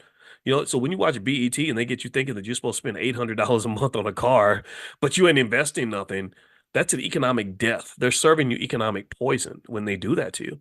You know, do you know how much $800 or $1,000 a month becomes if you do that for 20 straight years and you grow, you look at compound interest. Now think about it. Let me see. I'm gonna do the math in my head real quick. 2, 3, 4, 750. Okay, I'm gonna do 750 a month. If you do 750 a month and you invested randomly, let's say you knew nothing about stocks and all you did was every time you invested, you just bought stocks from the S&P 500. That's all you have to do. You just randomly pick. You pick Tesla, Microsoft, whatever.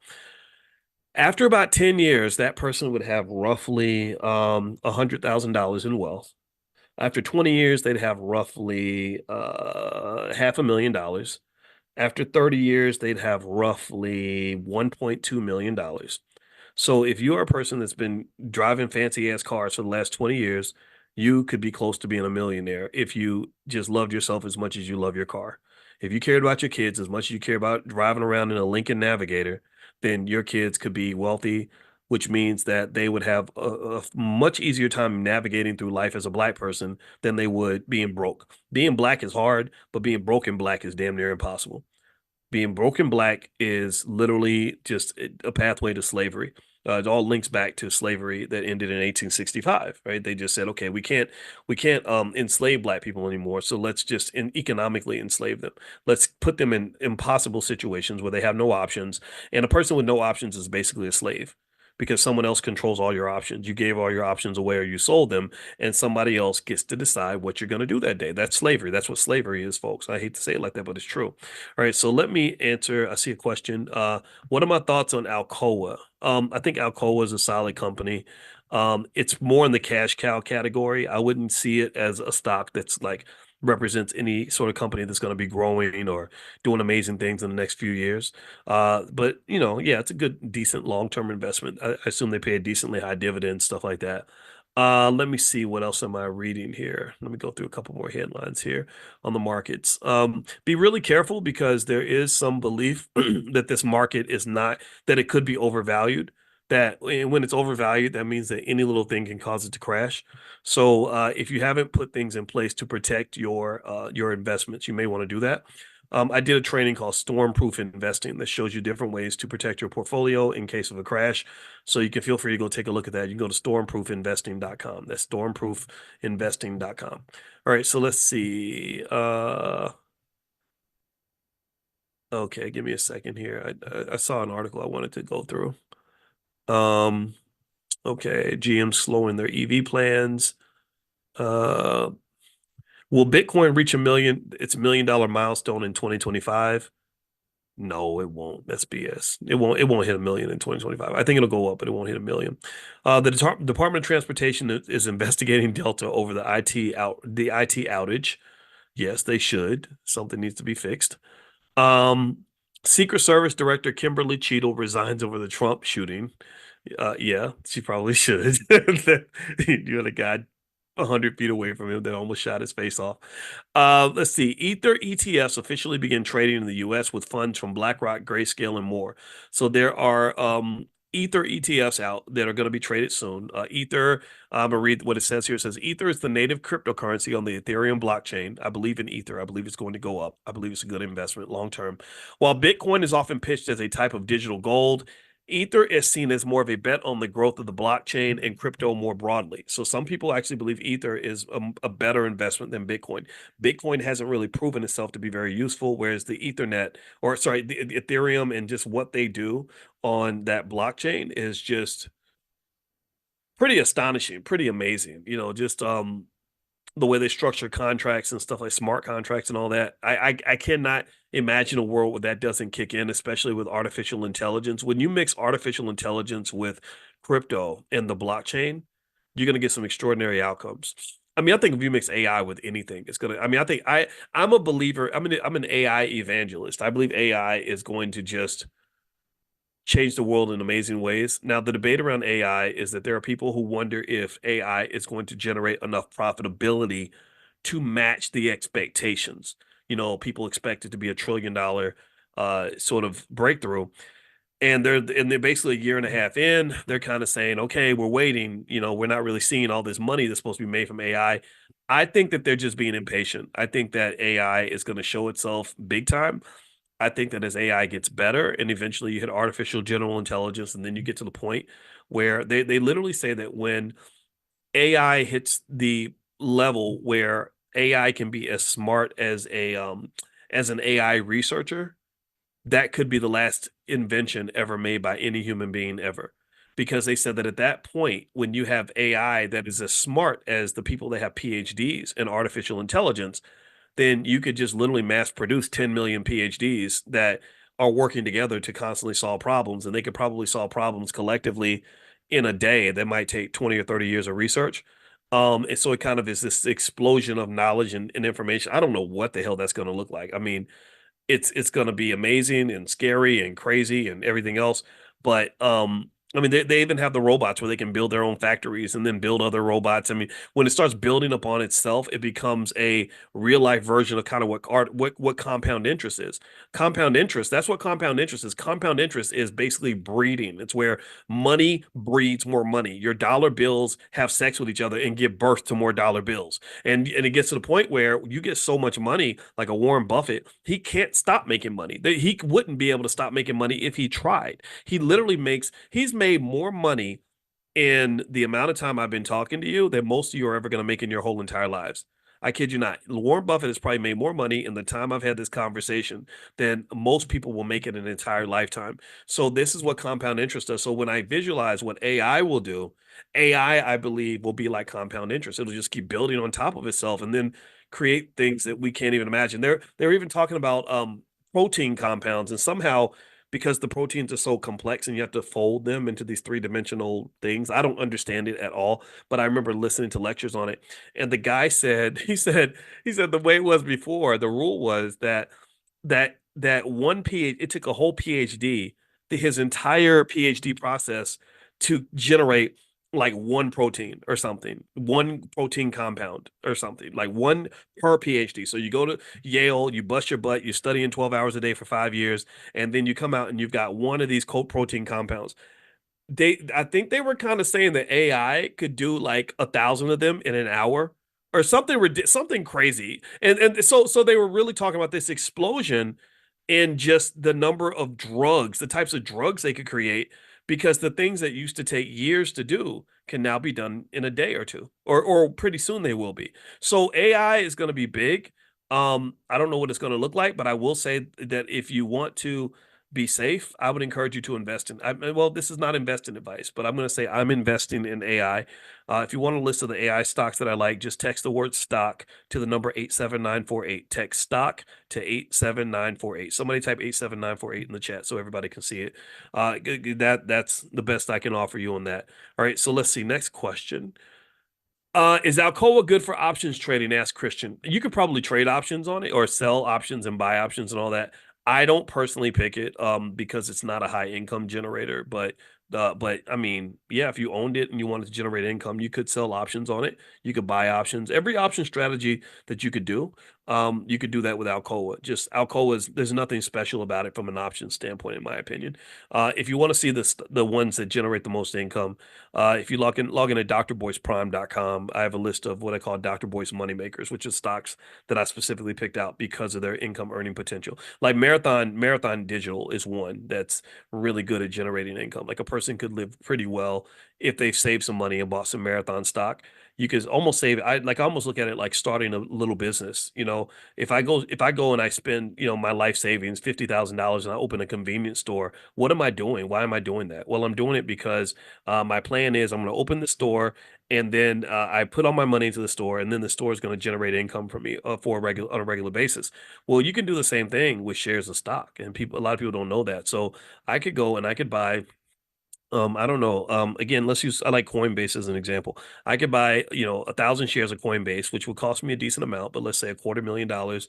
But a lot of you have put that much money into your businesses or your real estate deals and all that.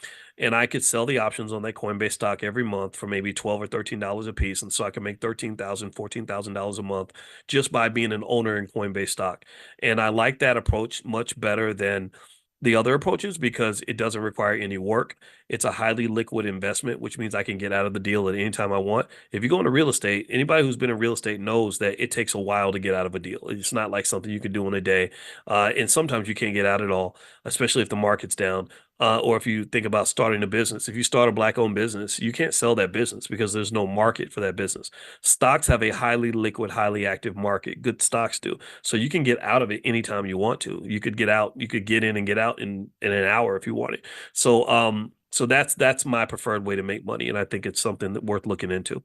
If you want to learn more about that kind of thing, I have a training called How to Make Money Without Working that I did. It's about 45 minutes. I think you'll really like it. And it's you can get it by texting the word money to 87948. So text money to 87948. You'll instantly get a text that will have that link in there, so you can check that out. All right, so let's see here.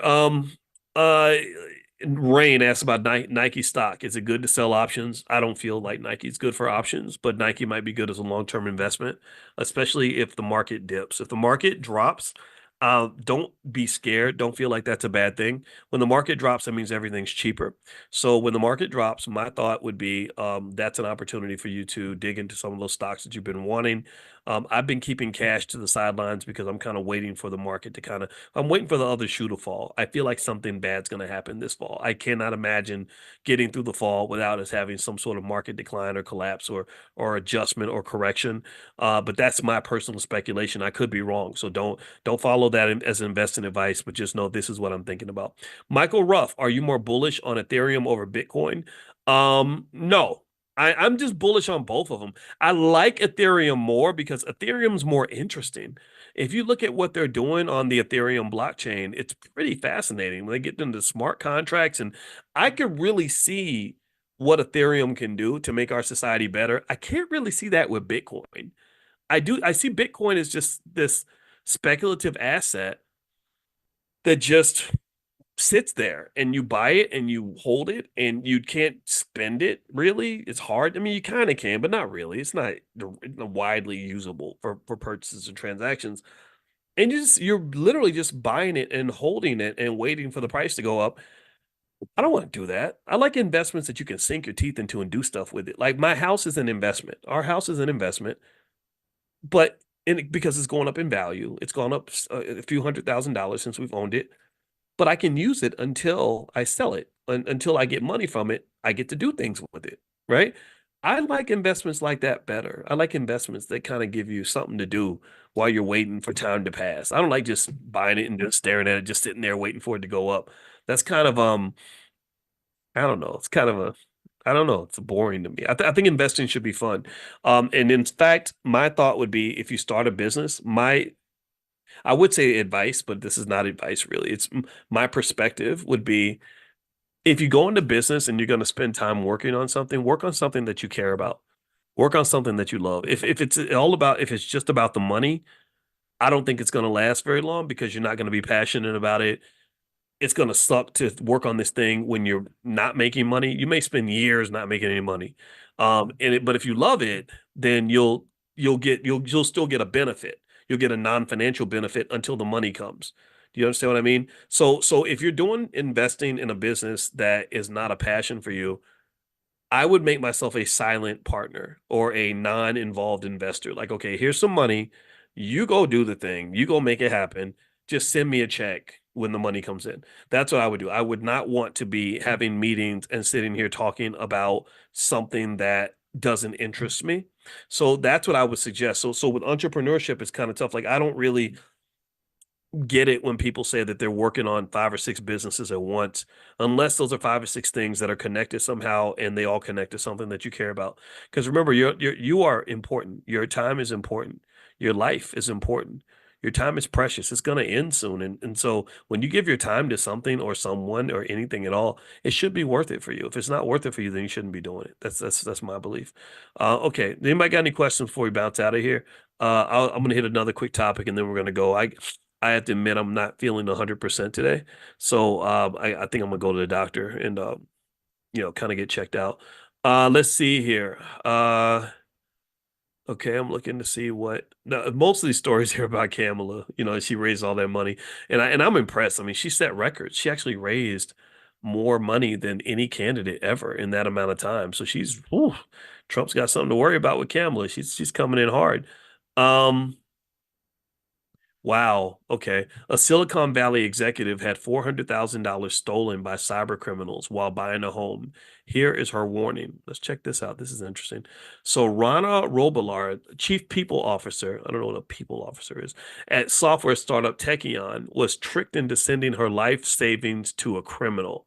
What happened to Robillard, a 25-year veteran of tech company, speaks to the increasingly sophisticated nature of cybercrime. Real estate, with its large transaction sizes and frequent use of wire transfers, has proven to be an especially lucrative target for criminals. After a year-long search, Rana Robillard was elated to learn she'd beaten 3 other bidders for a house in the leafy California suburb of Orinda, just outside of San Francisco. So when Robillard, chief people officer at software startup Techion, received an email in late January from her mortgage broker with directions to wire $398,359.58 in the down payment to JP Morgan Chase, she wasted no time sending the money. After all, the email appeared to be a response to one Robillard had sent her broker asking about final steps before the closing, which was rapidly approaching. But on January 30th, the day she sent the wire, Robillard got what looked like a duplicate request for the down payment, and it dawned on her that she had fallen for a scam, one that would throw her life into turmoil for the next 6 months. To her horror, instead of sending a down payment for her future home to the title company, as she believed she'd done, Robillard had been tricked into sending her life savings to a criminal. That's when I went into a full panic, she said. Which verified the details of her story with the 4 banks involved. What happened to Robillard, a 25-year veteran of tech companies, including cybersecurity firm HackerOne, she speaks to the increasingly sophisticated nature of cybercrime. Fraudsters are able to penetrate the email systems of mortgage brokers, real estate agents, lawyers, and other advisors, waiting for the perfect moment to strike by sending emails or phone calls that appear to be from trusted parties. Oh my God. Lord Jesus. Oh my God. Holy shit. Real estate, with its large transaction sizes and frequent use of wire transfers, has proven to be an especially lucrative target for criminals. Wires are faster than other forms of payment, typically closing within 24 hours, can handle far larger sums, and are often irreversible, making them ideal for fraud. Scams, including involving fake emails in real estate deals, have exploded over the last decade, rising from less than 9 million in losses in 2015 to 446.1 million by 2022, according to the FBI. Once criminals have a victim's money, they quickly shuffle it to other bank accounts before withdrawing it as cash, converting it into crypto, or exploiting mules to launder the funds, according to Naftali Harris, CEO of anti-fraud startup Centrelink. That's why recovering funds in wire fraud can be so difficult, he added.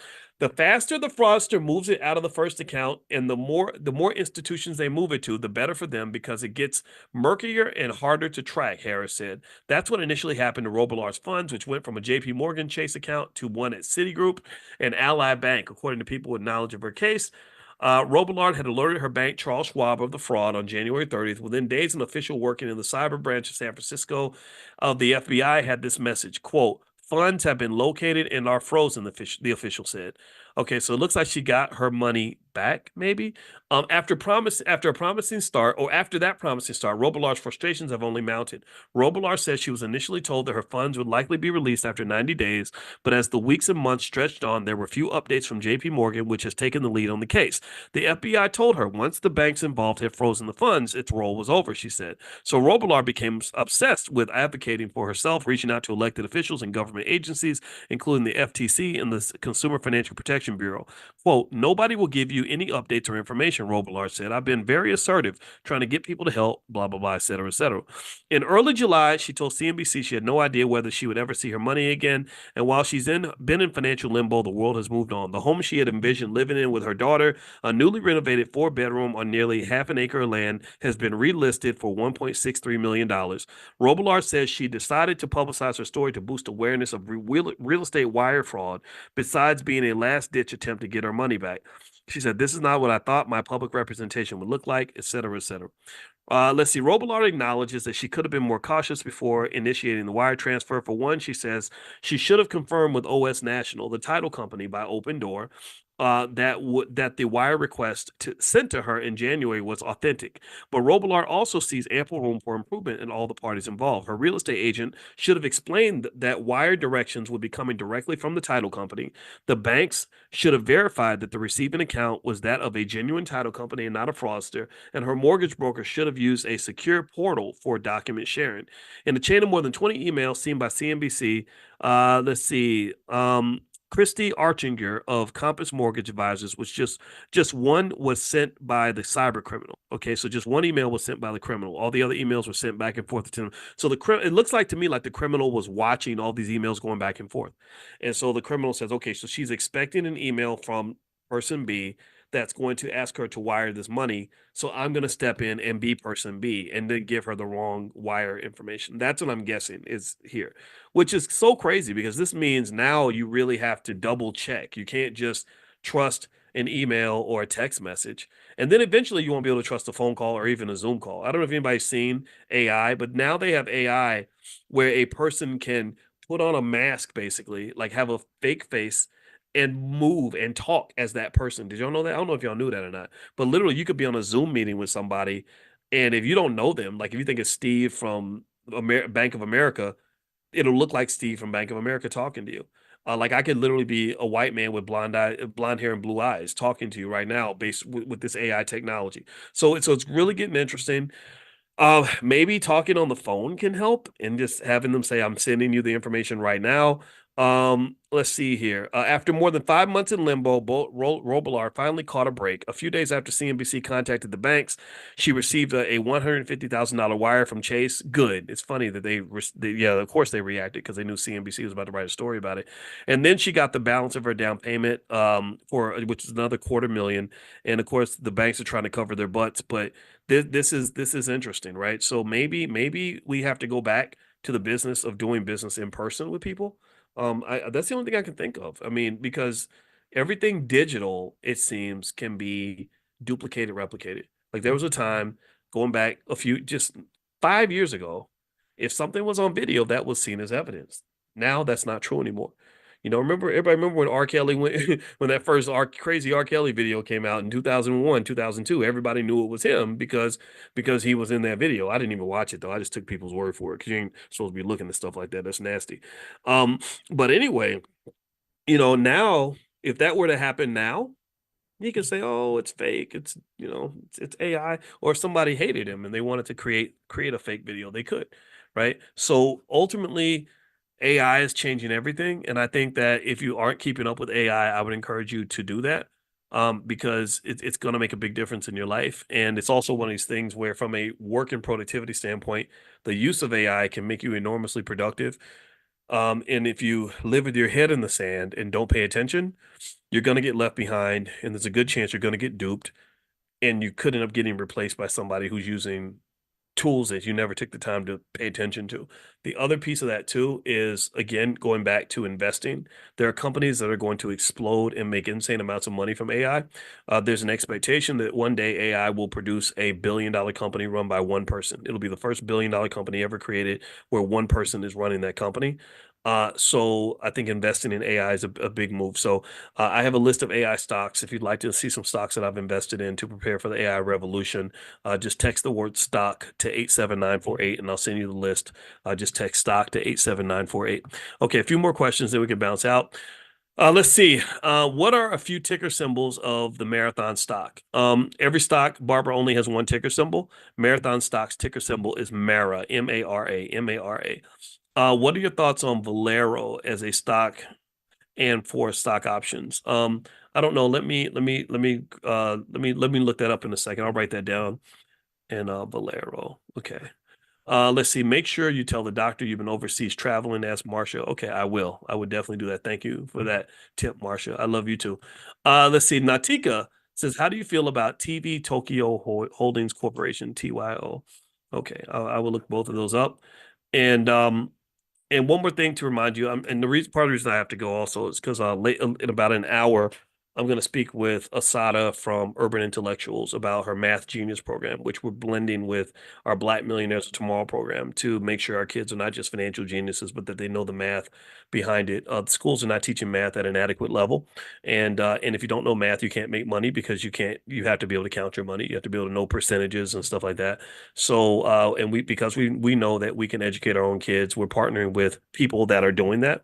So, Asada is going to come in here about 2 p.m. Eastern, and I'll text you guys the link. If you want to get notified, text the word morning to 87948. These are just different lists you can get on if you want to get information from the Black Business School. So if you text morning to 87948, you'll get an invitation to the afternoon meeting, as well as our Money in the Morning financial consciousness training, which we do every single morning, 7 days a week at 10 a.m. Eastern. All right.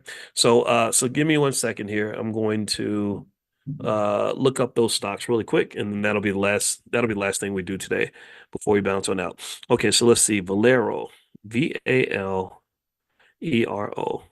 Okay, Valero. Let's see. It is an energy company. Okay, in the manufacture and marketing of transportation fuels.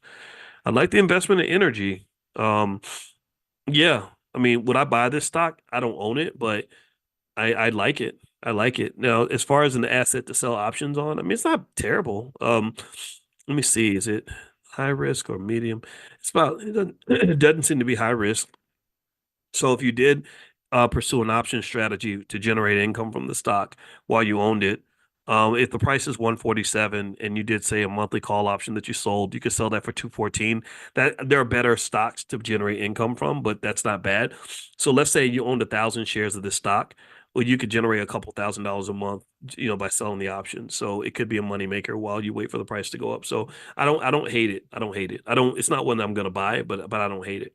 The premiums are pretty weak, Kendall. That's a good point. It's weak relative to some of the other assets that you can dig into. All right, so TYO, Direxion Daily 7 to 10 year Treasury Bear 3X. Okay. Now when I looked up TYO, I didn't get that Tokyo company. I got the daily 7 to 10 year Treasury Bear 3X shares, which, let's see, it provides 3 times exposure to a market value weighted index of Treasury bonds with remaining maturities between 7 and 10 years. So that's all about Treasury bonds. So that other stock, I didn't see anything about Tokyo in this ticker. So it may not be traded in the United States. So so I don't have much to say about that, because that other one was that's not what I'm interested in at all. So, so bring your questions next time. I'll be happy to answer them, and see you in their Kindles. Good to see you. I hope you guys will consider coming to the All Black National Convention. It's going to be October 25th through the 27th in Chicago, or a suburb of Chicago called Lombard, Illinois. We are making deals every day with great people that are coming. Dr. George C. Fraser is coming now. Brother Nuri Muhammad is going to be one of our speakers. Lamar Tyler, the Black millionaire maker, is going to be there. Constance Carter, who owned the largest Black real estate firm in California, is going to be there. Just about 30 other scholars. We met a sister who is the president of the National Black Psychologists Association. She's going to be there. The president of a college in Illinois, Prairie State College. We're working to get him there. So there's a lot of people that are coming. So if you want to be around people who are not scared to be Black, who believe we can solve our own problems, who are just great people to know, you can start investment groups with. We have lots of students that have investment groups and investment clubs, and they're working together. We have over 1,000 students that are trading and selling stock options and generating large amounts of money, large amounts of income from that. We have a mastermind. I don't mention it that much, but I do have a mastermind. If you want to apply for the mastermind, you can go send an email to support@theblackbusinessschool.com. That's support@theblackbusinessschool.com. They can help you find anything that you're looking for, and we got you covered. So anyway, have a good day, everybody. God bless you. Thank you, Amani. I see you, Amani, in the chat. Amani's part of our team, and she really helps a lot. And I'm going to go and head on out. So I'll see you guys later. So good to see you. I hope you all are doing well. I hope you guys can hear me okay. Yeah. So anyway, I thought that today would be a fun day to answer some questions. If you have any questions for me, on economic related issues. Let's save questions about stocks and stock options and stuff like that for later because we have special sessions on that. But just general questions about economics, you can blend that with any other topic that you want because, as you know, economics is very holistic. And be more than happy to answer any question. If you could just make it sort of short, that way I can answer as many as possible, that would be very helpful. And what I'm also going to do right now is I'm going to send out a text message to everybody that's on the text list and let them know that we are getting started with our economic elevation training. And if you want to be on the text list and get a text when we do this every single morning, 7 days a week, just make sure you get on the text list. You can do that by texting the word morning to 87948. Text morning to 87948. All right. So give me a second here. You're going to get a text in 1 second. And that's me basically reminding everyone else that we're getting started here. Sometimes we need a little bit of a wake-up call. All right. So let's see here. Let me say hi to some of the family that's in here. Let's see. I see Abel Loomis, AC Salam, Andrew Nixon, Angela Taylor, Anthony, Audrey Davis, Dunning, Badia Muhammad. Good to see you as well. Good to see all of you. I'm glad you guys are here. Alfred Kitchen and ladies are here. When I say guys is actually my generic way of saying like everybody, you know, like the same way a girl might say, hey guys, hey you guys, but you're not talking about like men, you're talking about just people. And it's funny because one time I had a real funny, awkward conversation. I used to host this show on AOL Black Voices back in the day when the platform was much stronger than it was. Unfortunately, the platform kind of fell apart after Ariana Huffington took over, and she went in and she had a meeting with the guy who ran the platform, and I guess she decided that he wasn't qualified, and she completely just got rid of it or dismantled it. So everybody kind of lost their job at the same time, and at that time that was one of my black jobs. I had a good black job with AOL Black Voices. I'll tell you guys more about that later. And anyway, I was doing an interview on this little podcast they'd given me.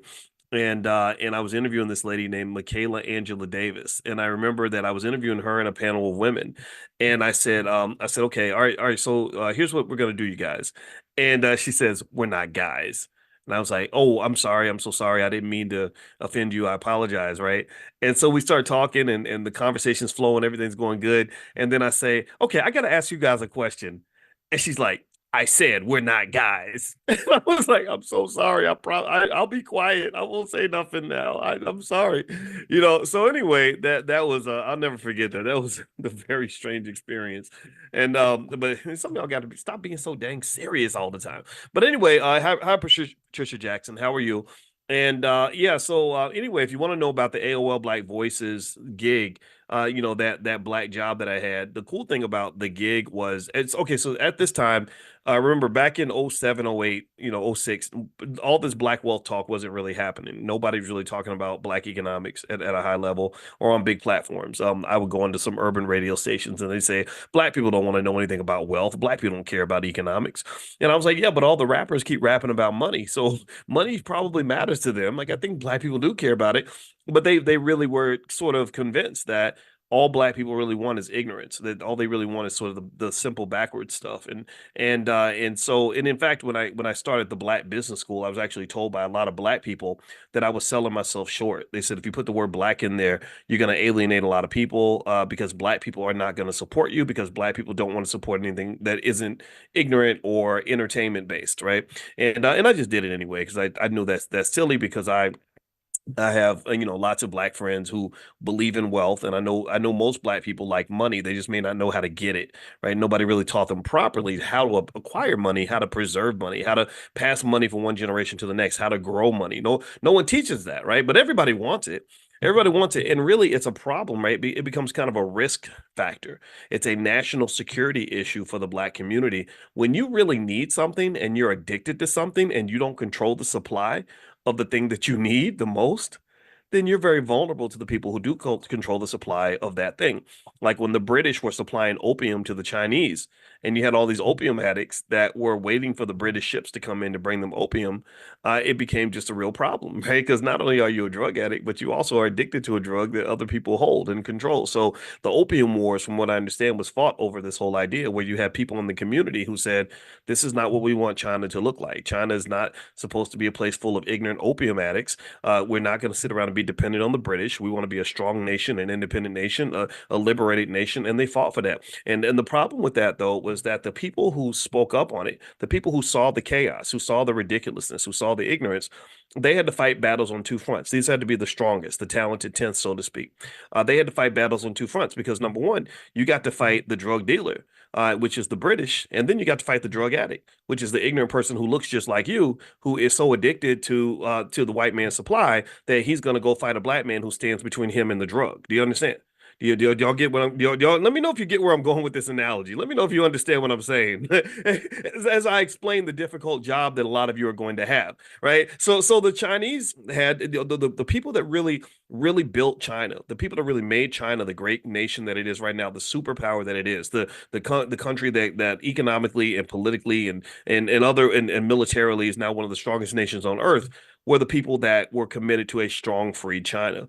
They had to understand that sometimes you got to fight the enemy and sometimes you got to fight the enemy within. Sometimes you have to defend from enemies, both foreign and domestic. Sometimes you got to fight them, and then sometimes you got to fight us. So when you use that term, they not like us, it might mean them, but sometimes they not like us might mean the people that look like us but ain't really like us, if you know what I mean, right? And it doesn't mean you hate them or get mad at them. It just means you stand firm on what you believe, you stand firm on who you are.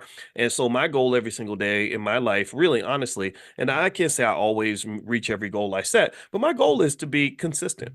Now, that's it. My goal is not to be popular. My goal is not to be liked. My goal is not to make friends. It ebbs and flows. Sometimes you make a lot of friends. Sometimes you lose a lot of friends. The goal is just to be consistent, to say, I'm right here. I'm going to be right here. This is what I'm going to be. This is what I am. And to me, that I think represents a sturdiness that you can build on top of. You can't build an institution on flimsy foundations. You can't build an institution on wishy-washy wood. You can't build a building on bricks that may decide they want to show up for work and maybe don't want to show up one day, and you go back and forth. You can't build a building on materials made out of Play-Doh. You can't do that. You can't build an Empire State Building on a foundation of Jello. So flimsy people who don't know who they are, who are not consistent and clear, are typically just not people that you can really depend on and sort of build on, because you don't know what you're going to get. So my goal is like, you know what? I'm going to try to make sure that every single day, you know what you're going to get from me. Same thing is true even with my kids. You know, I married my wife. She had 3 children who, it's a blended family, but I love those kids so much. I love them as if they're my own 100%. And I love that Black woman that stood by me through a lot of difficult times. And let me tell you, if anybody, I don't know if anybody else has led a blended family. Has anybody ever led anybody else? How many of y'all got a blended family? I know that a lot of Black folks have blended families. If you have a blended family and you've dealt with that, you know that earning the trust of the children it's a task. It takes time, because children, just like I was loyal to my mother and my father.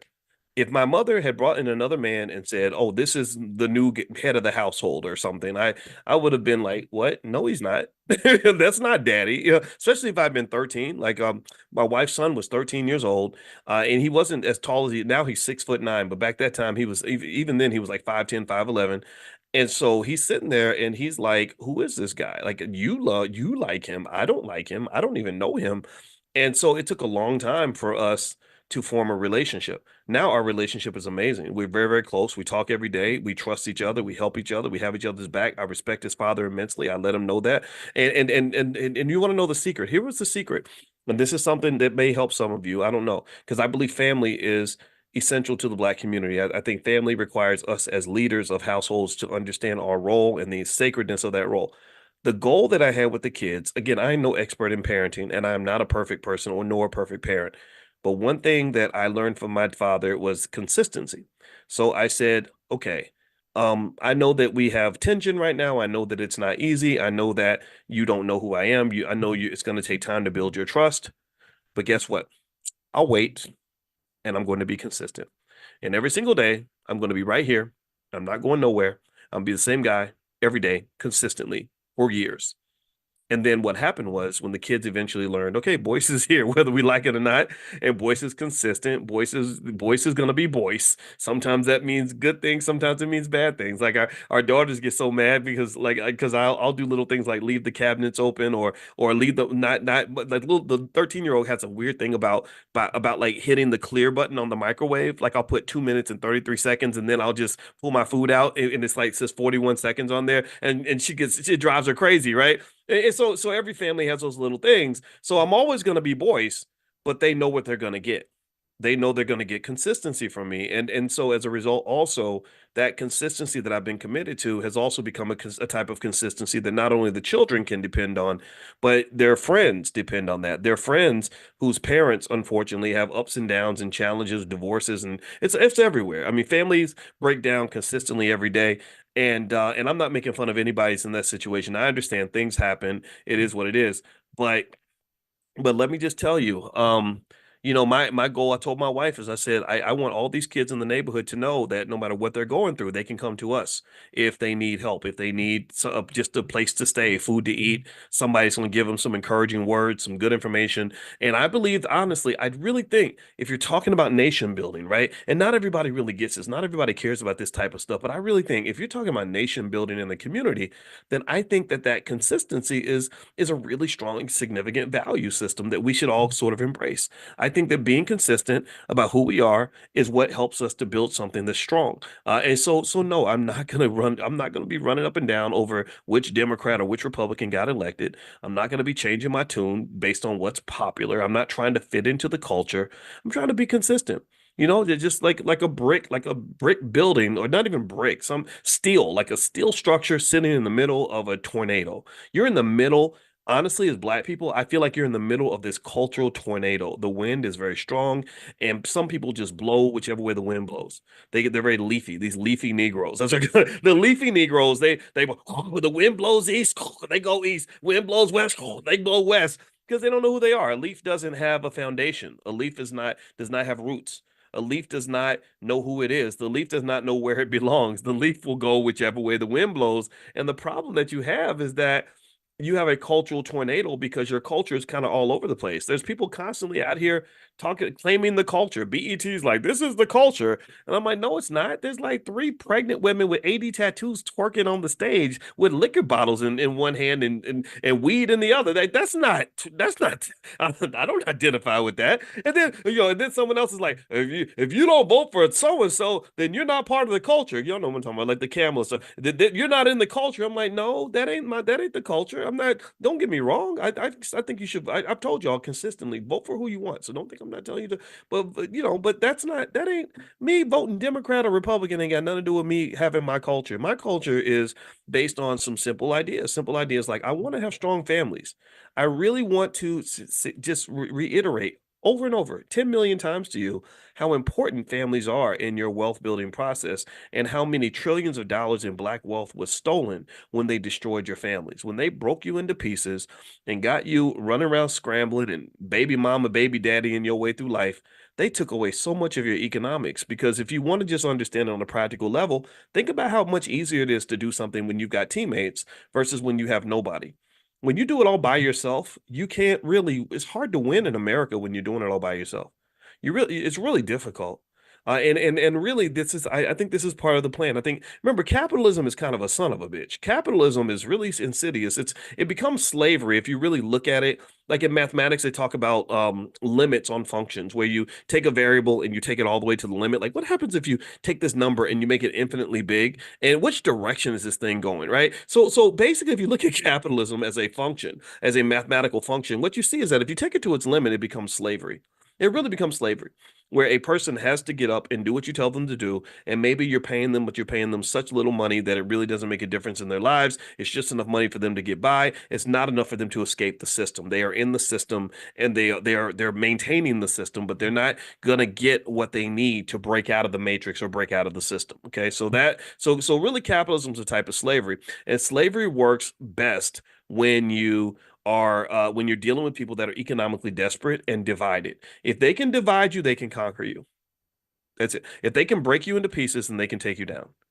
So when we talk about elections and all that, I know I say stuff that sometimes it makes people happy, sometimes it doesn't. And I apologize if it offends you. But all I give a damn about is I need you to not let politics break up the things in your life that are going to really matter for you. Don't let politics cause you to stop speaking to your cousin who had your back since you were a baby. Like that's not appropriate. Because when the election's over, the politicians are going to do exactly what they always do. They're going to disappear for another 4 years, and then they're going to come back, be right before the next election, and start giving you all these trigger symbols and whatever, this coded slave language to get you all excited about the next election. That's what they do. That's the pattern. Okay, and so I would just say, do your thing. Support who you want. Just don't let it get too serious. It's like I used to have this cousin. He was my craziest relative. He was such a weirdo. And we used to play when we were little, we would go to grandma's house and we would play games like kids play games. We would start playing checkers. He wasn't very smart either. So, and I guess I was kind of smart. So we start playing checkers. I start winning because I'm smart and he just wasn't. And then every time he would get so mad that he was losing the game. He would flip the board over, fuck this, and throw the board across the room. And one time he pulled out a butcher knife on my other cousin because he lost the game. We were playing football or something. And I was like, dude, why are you pulling out a knife on your relative because you lost the football game or because you can't play checkers? And the dumbest part of it was he would always start every fight and he could not fight. That's what the hilarious thing was. I was like, and even as an 8-year-old, I was like, this is not logical. You keep starting fights, but you keep getting your ass kicked. If you're gonna start fights, it seems like you would be a good fighter. Like I would, like that would make more sense to me. But you're asking for more of an ass whooping. That's just a little side note. And I don't hope my cousin doesn't see this because he's still crazy. But the funny thing was, it didn't make any sense, and he was taking it too seriously. And some of y'all get like that. Some of y'all get like that over these elections. You get to the point where you get to hollering and screaming and cussing out your own relatives and making them feel bad and shaming them and attacking them and really doing the exact same thing that your oppressors have always done. Your oppressors do that. They remember there's terms like voter intimidation or voter suppression. These are terms that have been used for a very long time. And these are terms that apply if you are pressuring someone else or making them feel bad and attacking them because they're doing something different from what you're doing. And I don't think that's appropriate. And that's very anti-freedom. And I would almost argue that it's anti-black.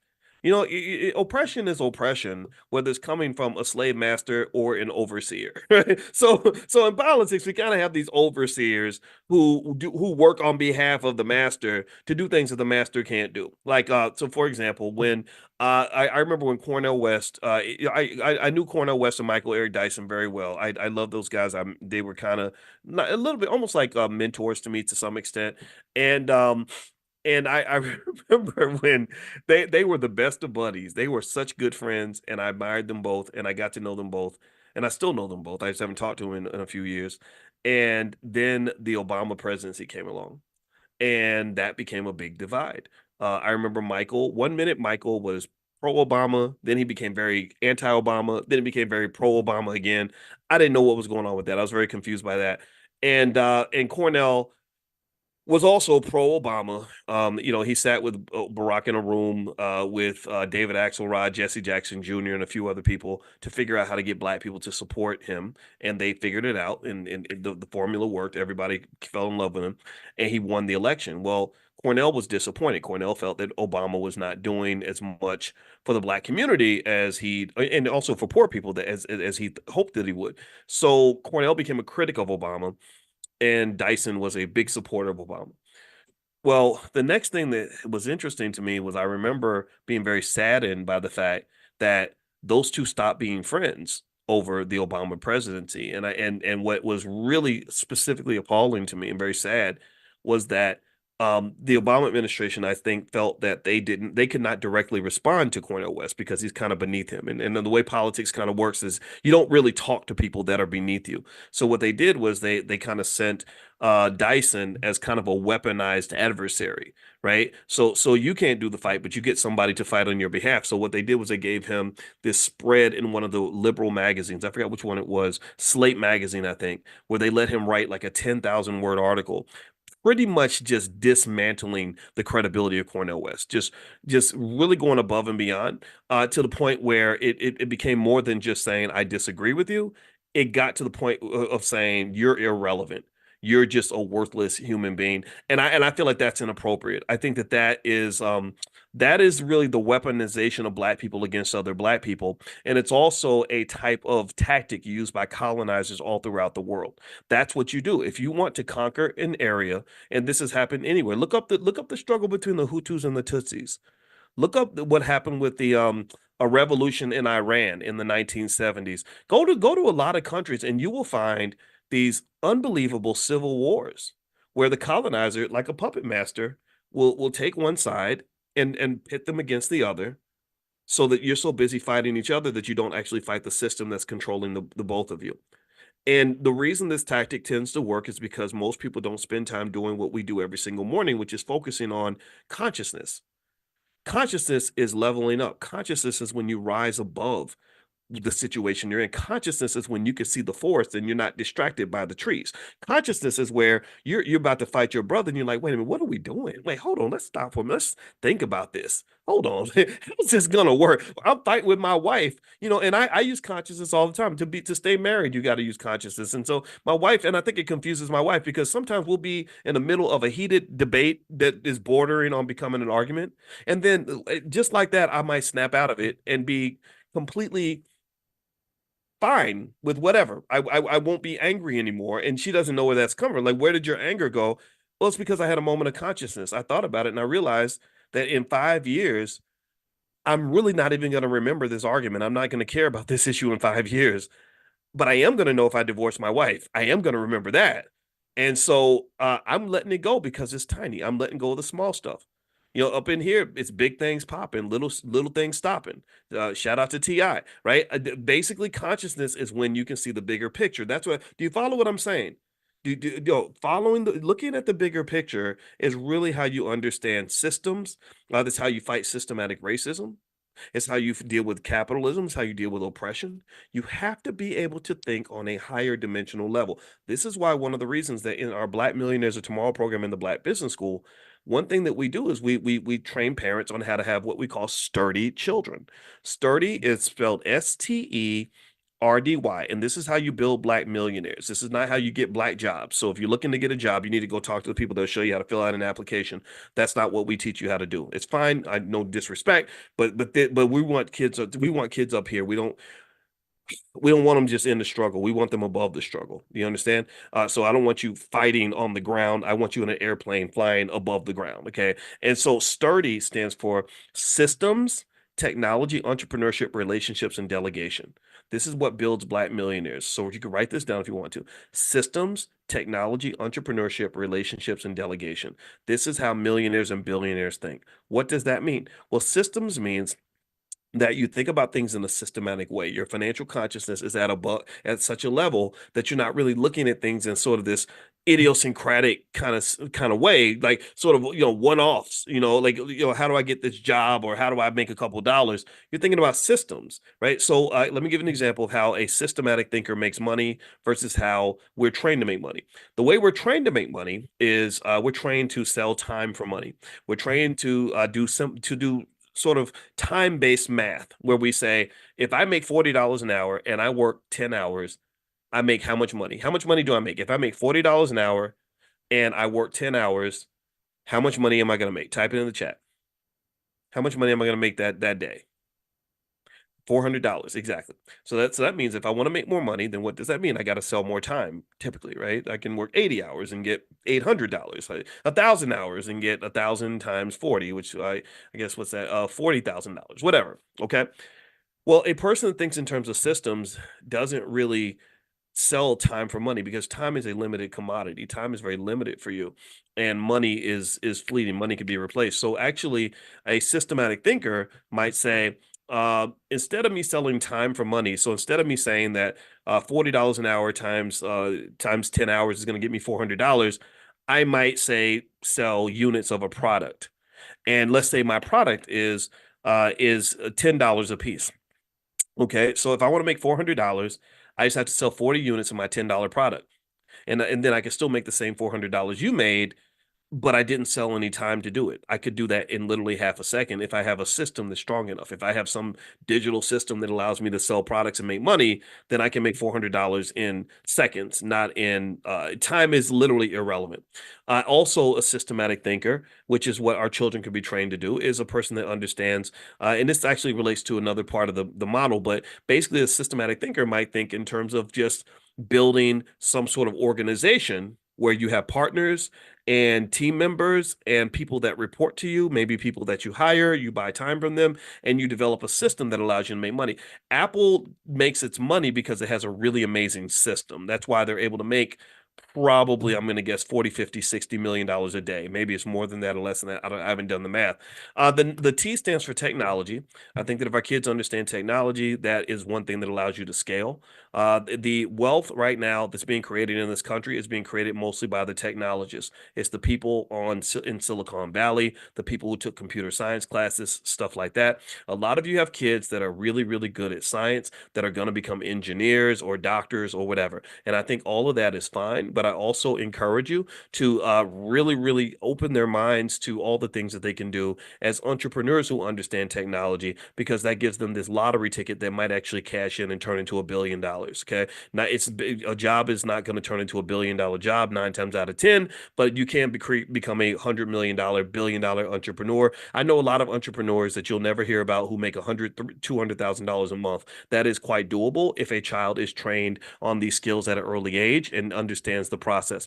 Number 3, entrepreneurship. This is that third part. Again, rather than black jobs, I think black jobs are fine. I'm more into black wealth. I'm more into black owned. One thing about when the politics issue comes up, I simply put up that chart that shows you that black wealth has been, we've been in the lowest rungs of wealth for the last 50 or so years or more. And I say, show me which Democrat or which Republican has changed our ranking in the wealth hierarchy. There is no Democrat that's done it. There is no Republican that's done it. So really, if you really want to talk about how people rise up, how communities rise up, economically speaking, and change their position in the ranking, it's because they produce entrepreneurs that can build those businesses that are really going to scale and really blow up and kick ass and take names. If you do that, then you have that person that comes into the hood. They can create 100,000 jobs or whatever. Those are the people that really move the needle. If you build a university, if you have entrepreneurs in the university who go out and make $1 billion, then they can come back and write a check for 50 million to build a gymnasium or to build a science lab or whatever. Employees can't really do that. And so if you look at the institutions that have the biggest endowments, they tend to produce the most powerful, most impactful entrepreneurs. So if we produce an army of black entrepreneurs, not only are we talking about a major move in terms of wealth, but you're talking about a major move in terms of freedom. You're also talking about a major move in terms of sovereignty, because if you have black entrepreneurs that have those $1 billion endowments, they can then come in and they can fund the black owned schools. Because I hope that you hear me when I'm saying to you that one of the biggest problems with the misguided mind of the Negro in America is that we hand our children over to other people to educate them. Our children are our $1 trillion asset, and we give that $1 trillion asset away when we hand over their brains. Their minds and their brains shape their values. Their minds and their brains determine what they're going to spend time working on. Their minds and their brains determine what matters to them. Their minds and their brains determine how they're going to use their power when they get it. Their minds and their brains decide how, which direction they're going to point their energy. So you got to understand, pay attention now. You could show me a lot of black politicians and I'm not really impressed, but because their minds are set in such a way where they say, when I get the power, I got to go serve everybody. Or when I get the power, I'm not doing anything specifically for black people, because doing something specifically for black people is dangerous, inappropriate. It's not going to be beneficial to me. However, you go and you take another person, like say a Jaylen Brown and with the Boston Celtics. Jaylen Brown at the Boston Celtics is the highest paid player in the NBA, or at least he was for a while. I guess someone else got a bigger contract, but Jaylen Brown, when he signed that $400 million contract, first thing he said is, I want to build a black Wall Street. When he said that, When I heard him say that, I said, somebody educated this black man. Somebody educated him. He was not educated by the public school system. He might have went to school. I'm not saying he didn't go to school, but somebody was educating him after school, if you understand what I'm saying. Somebody got to this kid and said, when you get the power, this is what your value system's going to be. So here's the thing. It's not about what skills they taught him. Somebody taught him how to play basketball, but we've had thousands of great basketball players. And black people, we just mass produce basketball players. No, somebody didn't just educate him. They shaped his value system. That's the thing. That's the power of education. It's not just about learning how to do something. It's where also you learn why you're doing it and who you're doing it for and who's going to receive the benefits of that labor. Do you understand what I'm saying? So Jaylen Brown, they're looking at him like, how the hell did this Negro get through the system? What happened here? We control all the Negroes. Like, what's going on? Who hacked this kid's brain to make him think that actually serving black people is more important than serving us? So now you know why Jaylen Brown is not on the Olympic basketball team, because Jaylen Brown instantaneously, when he advocated an allegiance, a true respect, a true consideration for black people, he became the most dangerous player in the NBA next to Kyrie Irving. Because there's no reason Kyrie and Jaylen should not be on that Olympic team, because if they were on that team, I bet you they wouldn't have almost got beat by South Sudan.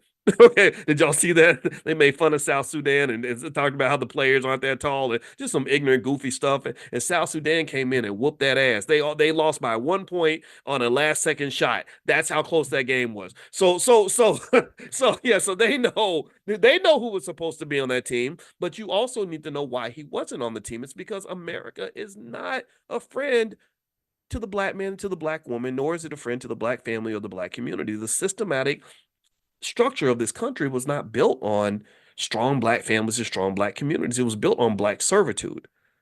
It was built on you playing your position. It was built on you doing your black job and not trying to go take the white job, or not trying to get into black owned and black wealth and all that talk. Like, wait, hold, you ain't supposed to be driving the bus. You're not supposed to own the bus. You're not supposed to build the bus. You're supposed to ride in the back with the other Negroes. That's when you're supposed to be. So if you want to understand why I just don't care, I can't bring myself to care about all these elections, it's because that ain't got nothing to do with making you more powerful. It doesn't. It's another distraction. It's taking energy that we should be spending on other things and applying the energy toward putting another person who is going to ignore us into power. And no disrespect to those of you who are excited about Kamala. If you want to know my opinion, I think she's a smart lady. I think it's really interesting. I could criticize both candidates. Kamala's got an interesting track record. Trump, his is really interesting because he's been around for a while and he's been Trump for a long time.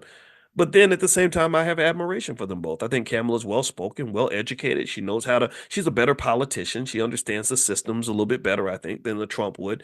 And Trump, though, has been a great, brilliant real estate guy. He's a really good businessman. I know people want to act like he's just stupid and ridiculously bad, but that's the politics of it all. No, if you study the Trump family, you'll understand that their power play goes back 100 years.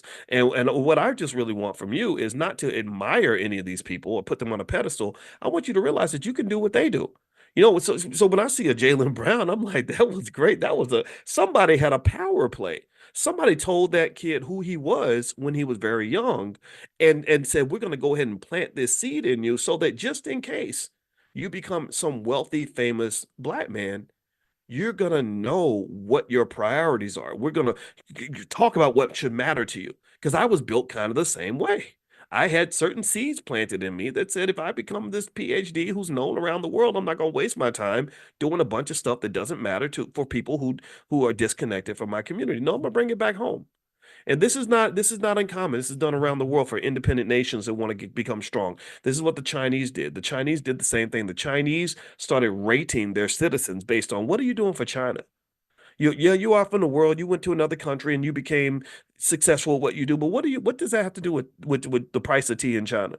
That ain't got nothing. You going off to the United States and working at MIT means nothing for China unless you're helping China. So they literally rate their citizens based on, what are you pouring into China? What are you putting back into the bucket? Because the only thing that determines the value of this community is what's in the bucket. Are you contributing or are you not? We're not going to give you credit for having resources. We're going to give you credit for donating and investing resources. That's what you get credit for. You don't get credit for what you could do. You get credit for what you actually do. So there are people who have far less than some of these prominent Negroes on TV, these entertainers, these politicians, whatever. There are people I know, they have far less resources than any of these people you'll see on TV, but their contribution is far greater because they're doing things specifically for the Black community. Like that mother who's raising a bunch of Black boys and Black girls in her house, she's doing something specifically for the Black community because she's raising those boys right so they'll grow up and become good husbands and not gangster serial killers, and raising the girls right so they'll go up and become great wives and mothers and leaders instead of going out and doing something silly in the world that harms people. Do you understand? So that's what's going to make the difference. So anyway, let me keep going. So let me finish the sturdy model. I get into stuff and then I lose track. Thank you, Troy Williams, for getting me back on point. All right, so sturdy stands for systems, technology, entrepreneurship. And the R and the D stands for relationships and delegation. The Y just stands for youth. I just put that on there so it could be a full word because sturdy sounds better than stirred. But relationships means that I think that relationship management and relationship building should be taught to children at an early age. If I built a school tomorrow, if somebody gave me $100 million and said, we want you to build a school for Black people, I would literally have relationship management as like one of the core skills that the children are trained on so they can learn things like conflict resolution, learning things like how to pick the right friends, how to pick the right spouse, how to get along with the people that matter to you, how to get along with your kids. There's a science to all this. There's science to all this. And a lot of us mess these things up because we don't take the time to study the science. So, but that's why we have the Black Financial Therapy Department in the Black Business Schools, because I said, okay, let's take the science of relationship management and let's help people apply this to their families, because if your family stays together, you're going to be more wealthy than if your family breaks apart. That's a fact. If your family stays together, you're going to be safer than you are if your family breaks apart. That's a fact. If your family stays together, you're going to be better off mentally, physically, and your mental, physical health, all that stuff's going to be better than if your family breaks to pieces. A broken family is very traumatic, and a lot of us ignore the trauma because we're used to Black people being so tough that we can just go through anything and it's okay, but it's not okay. It's not okay that your mother was not there when you were growing up. It is not okay if your father was not there for you when you were growing up. It is not okay that you got traumatized by your own sibling. It's not okay if you got molested by your uncle. It's not okay if you kept getting bullied by your cousin. It's not okay if you have cousins and relatives that are cussing you out because you voted for Trump or you voted for Biden or whatever. None of that is okay. None of that is appropriate. None of that is right. It's not okay that you started a great business with your friend and y'all started fighting and now the business is dead because y'all couldn't resolve the issue. Lots of wealth gets lost that way. I use like rock groups and stuff as an example. You know, you look at New Edition, they had great conflict resolution skill. One guy I interviewed on the AOL Black Voices show one time was Michael Bivins. And Michael Bivins, I'm going to speculate, I don't know all the members of New Edition. One of them was in this class, and I don't know if he's here today, the tall one, Ronnie, and he's a very nice guy. But the other ones, I don't know the story behind it, but I know Bobby Brown was interesting. He was kind of a wild guy. And what I really admire is the way somebody in that group, and I bet it was Michael Bivins because he seems like a leader. When I met him, he seemed like a real leadership prone kind of person. But somebody got them to resolve their conflicts. Somebody got them to realize that they were better together than they were trying to all be solo. Because you remember, they've gone in all different directions. I think Johnny was solo, Ralph was solo, Bobby was solo, and then you have the other three, Bell Biv DeVoe, led by Michael Bivins again, right? Who actually ended up being more successful than any of these more talented artists. Because everybody knows Bell Biv DeVoe could not sing like Johnny Gill. They couldn't perform like Bobby Brown. They couldn't sing like Ralph Transvant, but they became really successful. Why? Well, because somebody said, we better work together because we can't do this by ourselves. None of those guys in Bell Biv DeVoe, tell me the truth. Some of y'all, if you're young, you may not remember this, but I want you to go back and look at it. Look it up. But tell me if you remember this. None of those guys in Bell Biv DeVoe were all that talented. If Ron, if you're in the class, brother, I'm not making fun of you.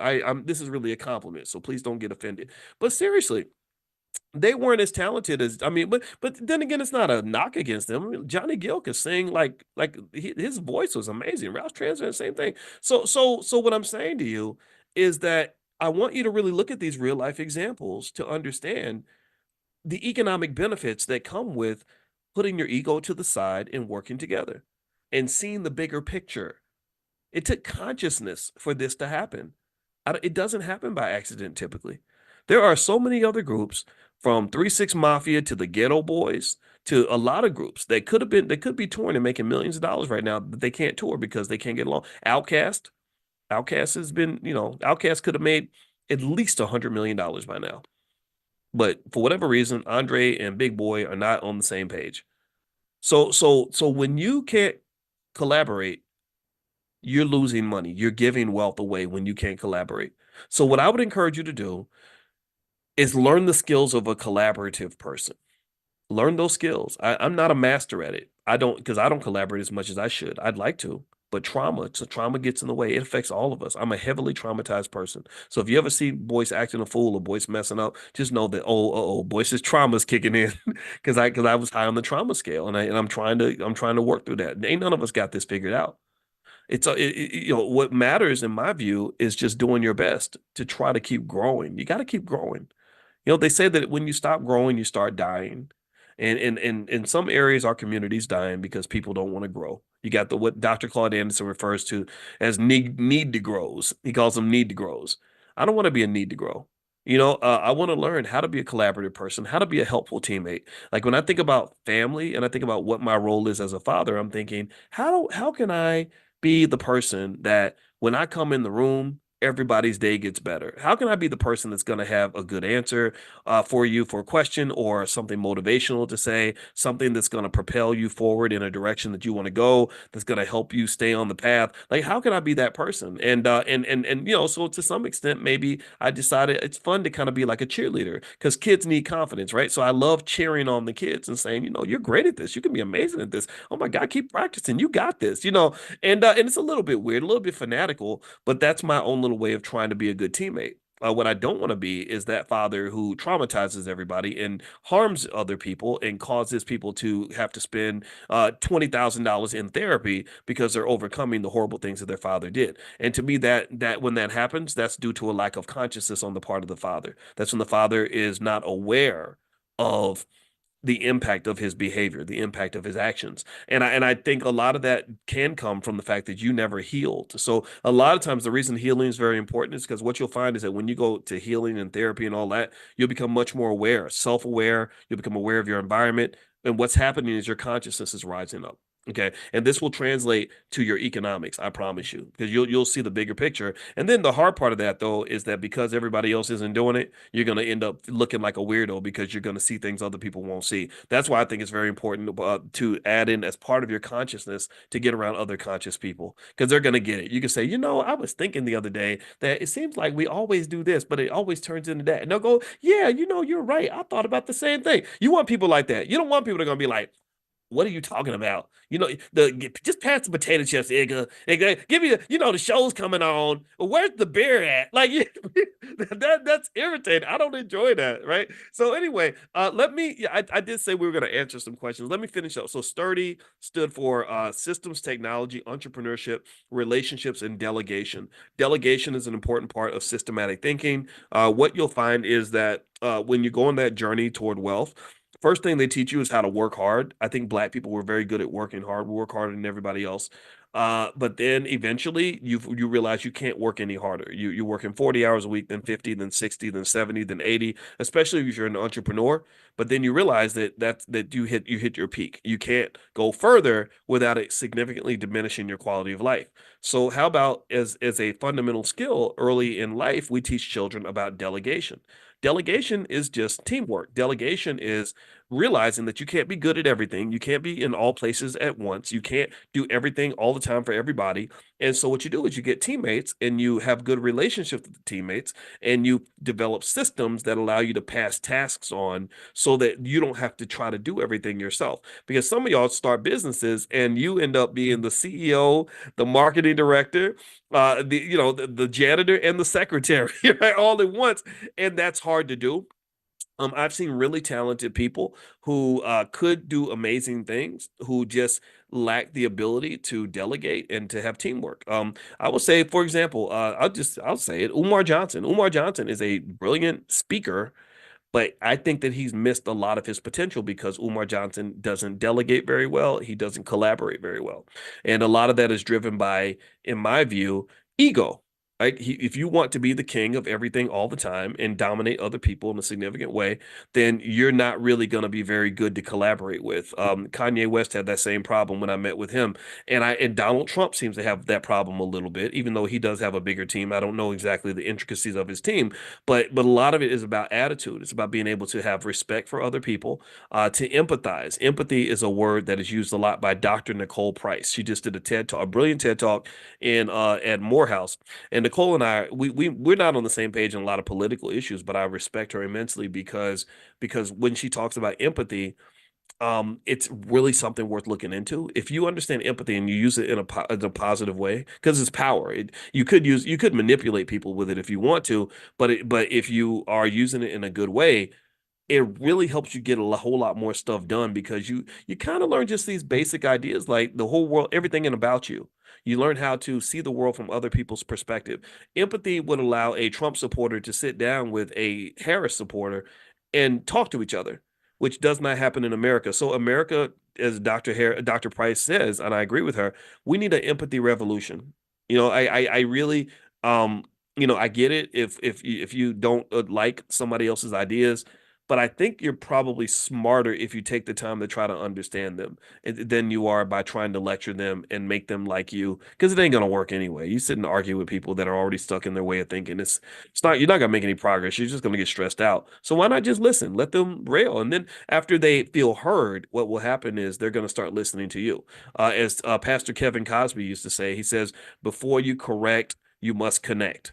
And that's true for children. It's true for people. It's true for life. It's true in business. It's true in politics. It's true in everything. So connect, All right. So let me, I'm answer a few more questions. Just a quick reminder. Don't forget, the All Black National Convention is going to be October 25th through the 27th. So if you'd like to join us in Chicago, for the #1 gathering of intelligent Black people on the planet, it is not corporate sponsored. It is not sponsored by the Democrat or the Republican parties. We don't do none of that stuff.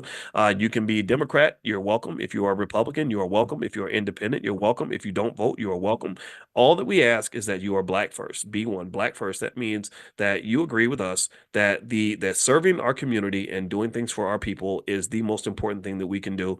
And again, if you agree with that, then I don't care. I don't care if you're married to a white guy or a white woman. Like, I don't know. There's people that come, they bring their little white spouse, and I'm like, hey, we can use all hands on deck, and it's totally fine. So it's amazing. We have experts of all backgrounds that are going to be there, family members, excellent parents like Dr. Mary Stoddard, who was raised as she was a sharecropper growing up, has 17 brothers and sisters in deep poverty. All 17 of them graduated from college. And then also she raised 5 children with her husband, Dr. Marcus Stoddard, and all 5 of her children have PhDs or MDs, all 5 of them, every single one of them. Now, I hope you agree with me that these are the people we need to learn from. When we study parenting, I don't want to read some book written by some white dude at Harvard. I want to learn from Dr. Stoddard. I want to learn, okay, how do you raise kids like that? How do you raise excellent Black children in a world where we're taught that Black excellence doesn't exist, or that Black people just can't do it?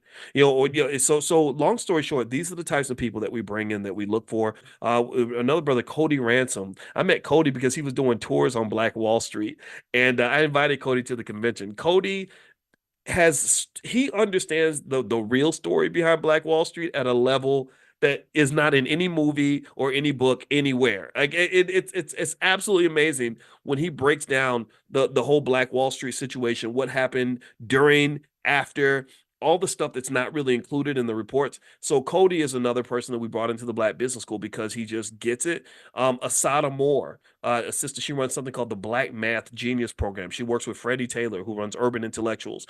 And Freddie is very fanatical about Black history and making sure that we know our history and know who we are. And he's taught that to millions of our people. And then Asada Moore has been for 30 years teaching Black children how to be outstanding in mathematics. She takes them to the highest levels. She sets the highest standards. She does not believe that because you are Black, that somehow you're supposed to be in the slow kids class. Because if you go to a lot of these schools, tell me if you've seen this. If you go to a lot of these public schools, you go into the class of the slow kids, or the kids that are diagnosed with some sort of being mentally slow or whatever.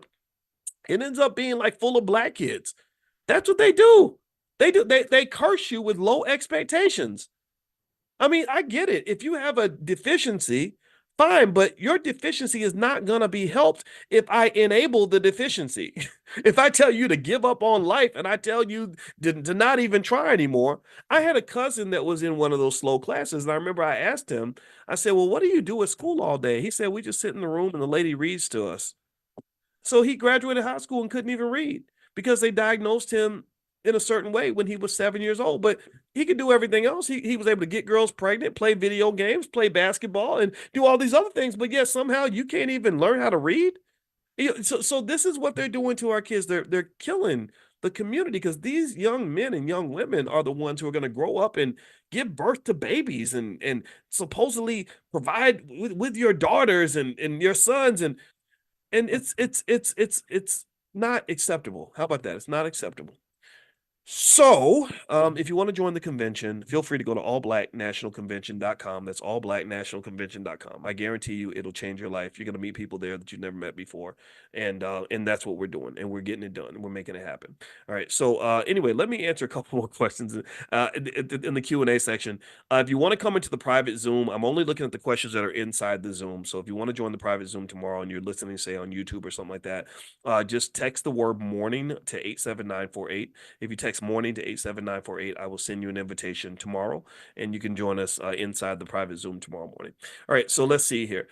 Gail says, can you explain how to start the $5 a day plan? Step 1, step 2, step 3. Great question. Okay, first thing is the $5 a day plan is at blackwealthmasterplan.com. It's totally free, blackwealthmasterplan.com. Here's how the $5 a day plan works, and then here's how you implement it. The $5 a day plan basically says that any person of any income level who can find a way to invest $5 a day, which is actually less than the cost of a McDonald's value meal, is less than the cost of a Popeye's chicken value meal.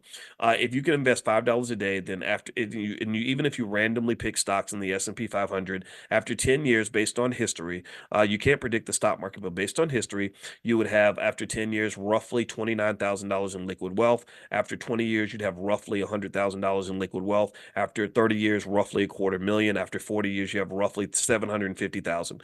This solves the black wealth problem. This solves the problem for any family that has just consistency. Buy your stocks and don't sell them. How do you implement it?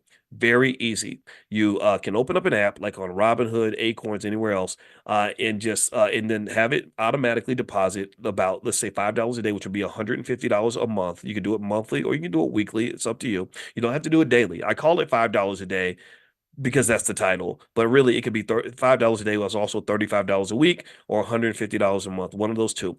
So if you put in automatically deposit $150 a month into your account and then have that $150 automatically purchase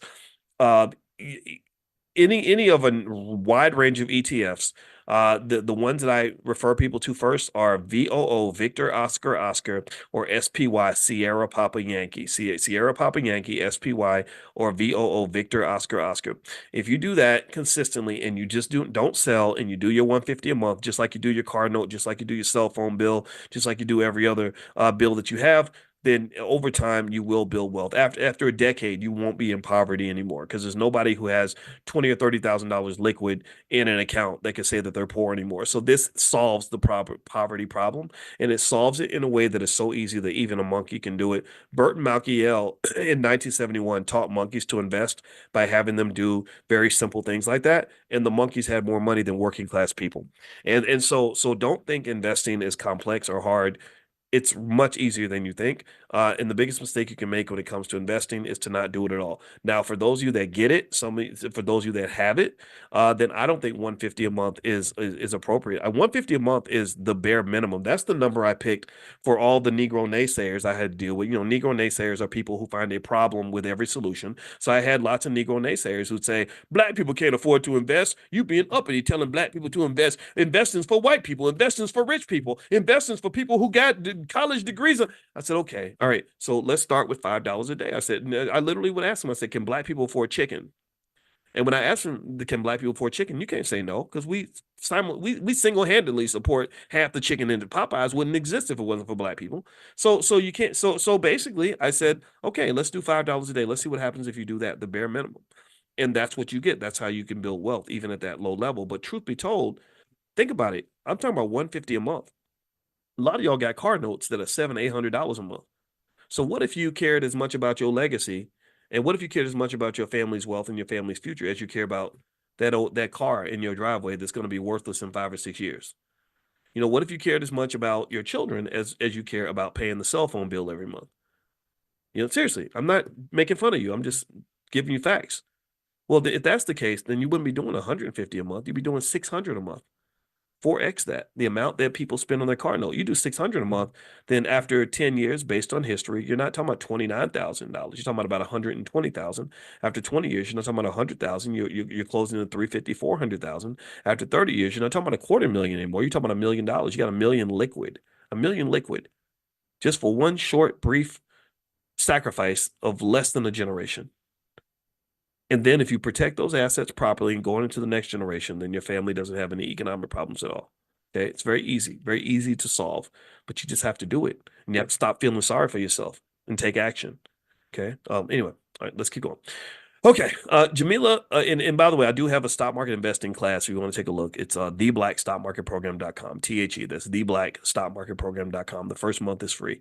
All right, don't forget the THE. All right, Jamila Stone says, is a multi-asset income a mutual fund? In your opinion, is a multi-asset income a mutual fund?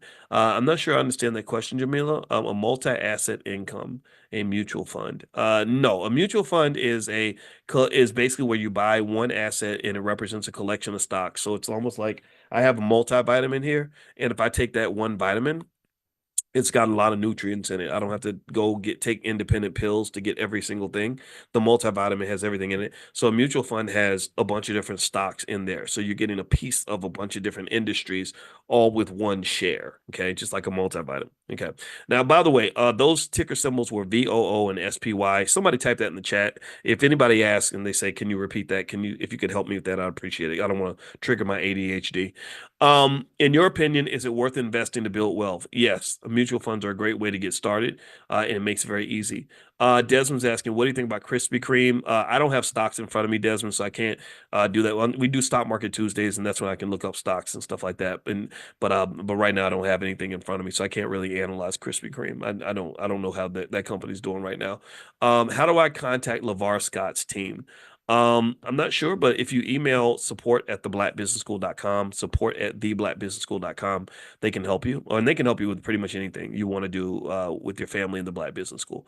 So that's support@theblackbusinessschool.com. Has Mr. Cody come to the platform before? Yes, Barbara, he has. He was here last year, and we invited him back again this year, and I'm going to hopefully try to get him to the All Black National Convention, because when he tells you about Black Wall Street, you'll realize, even if you think you know the story, you really don't know the story. That's why I reached out to partner with Cody, because I went to Tulsa to visit some friends and family, and he gave just this tour, and I was like, oh my God, this is amazing. This guy, he knows so much stuff. Is mobile notary still available? I don't know if it's open right now, Kendrick, I'm sorry. But email support@theblackbusinessschool.com and you can ask them. Andre Hatchett is our partner in the mobile notary program. He teaches people how to basically become mobile notaries. I needed one yesterday. I needed documents signed, and a lady came to the house and I signed the documents, and she got her money and left after about 20 minutes. Let's see. What's the lady's name who raised successful kids? Her name's Dr. Mary Stoddard, Stoddard. She lives in Louisville, Kentucky. Let's see. David Hawkins, Map of Consciousness, friendly reminder. Is that a book? The David Hawkins Map of Consciousness book? I don't. I'll write it down. All right. And by the way, if you ask, I can't answer questions about individual stocks or anything just because I don't have any information in front of me to look at it. So we can do that, though, during Stock Market Tuesdays. Jamila, which annuity calculator would you recommend? They all kind of work the same, Jamila. If you look up annuity calculator, it's out there. And basically with annuities, you have formulas where you can either pull out the annuity amount, the amount that will be required to either build a certain amount in the future, or you have what they call present value of annuity calculators. And annuity calculators in various forms mathematically, that's how you value any financial asset. You can value a share of stock with an annuity calculator. You can value an asteroid with an annuity calculator. Let's see, Dave Joseph. Every 4 years, Black people, include intelligent Black people, vote for the better master. Why?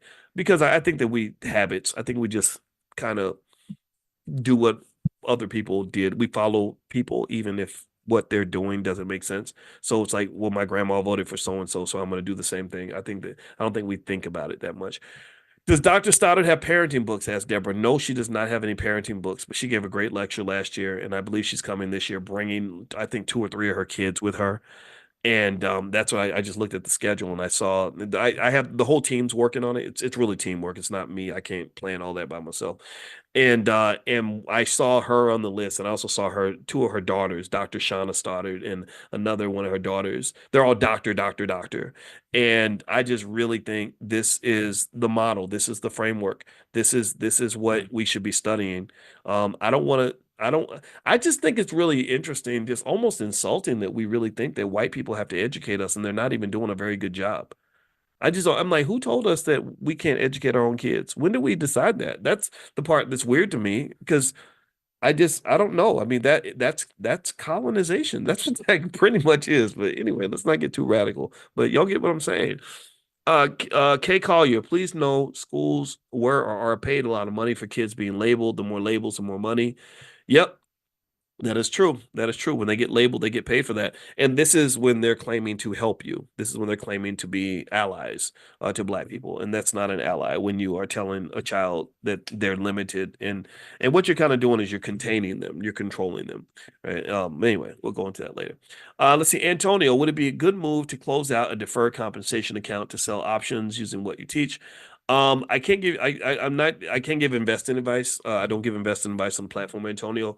But I have seen people, take other money from other accounts and purchase some stock and generate a very significant amount of income by selling the options on that stock. I have seen that. I've seen people get HELOCs. I've seen people take a little bit of money out of their savings account. But remember, when you talk about what we do with options, it's not a matter of it's not a matter of you generating all the income you can generate. You only need a certain amount of income to pay bills. The rest should be invested so it can grow. So I'm not a fan of taking all of my money and using that for my option strategy. I just use enough so that I can generate enough cash every week to be able to pay stuff. And so if you're interested in this sort of thing, feel free to go to drboyceprime.com. That's the program. That's all we talk about, is generating income with stocks and options and managing the risk and building the portfolio. So feel free to go to drboyceprime.com, drboyceprime.com. And I see Aisha Verzies in the chat. Aisha is a great supporter of the school, and she also, if you're interested in things like IULs and or insurance policies, things like that, her phone number is here. I'll just say it out loud.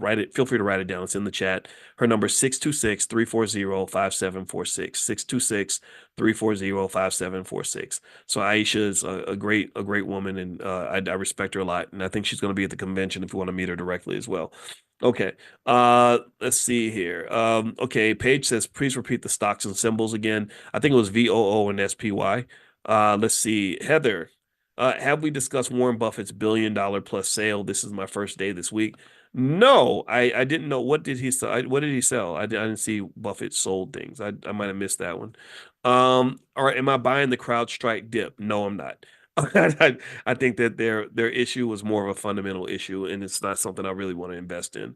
What if I sell my $70 a week plan, which is 6 years old, to join your Prime program? You've always chosen not to sell. What if I sell my $70 a week plan, which is 6 years old, to join your Prime? I'm not sure what that means exactly, Michael. Feel free to email support@theblackbusinessschool.com if you have something specifically that you'd like to share with us. I didn't follow the question, so my apologies for that. Sean, what is options day and how does it affect the price? You talking about the triple witching hour, when different kinds of options all expire at the same time? Well, the triple witching hour, which happens, I don't know how often it happens. I got to go look that up, but basically it's where a bunch of contracts come into maturity at the same time and a bunch of things happen at once. And that causes a lot of chaos in the options market, which is good because of liquidity and a lot of trading, but it can also create a lot of volatility, which means prices going up and down and going crazy. But I'll look that up and you can ask me about it again, and I'll give you more insight on that.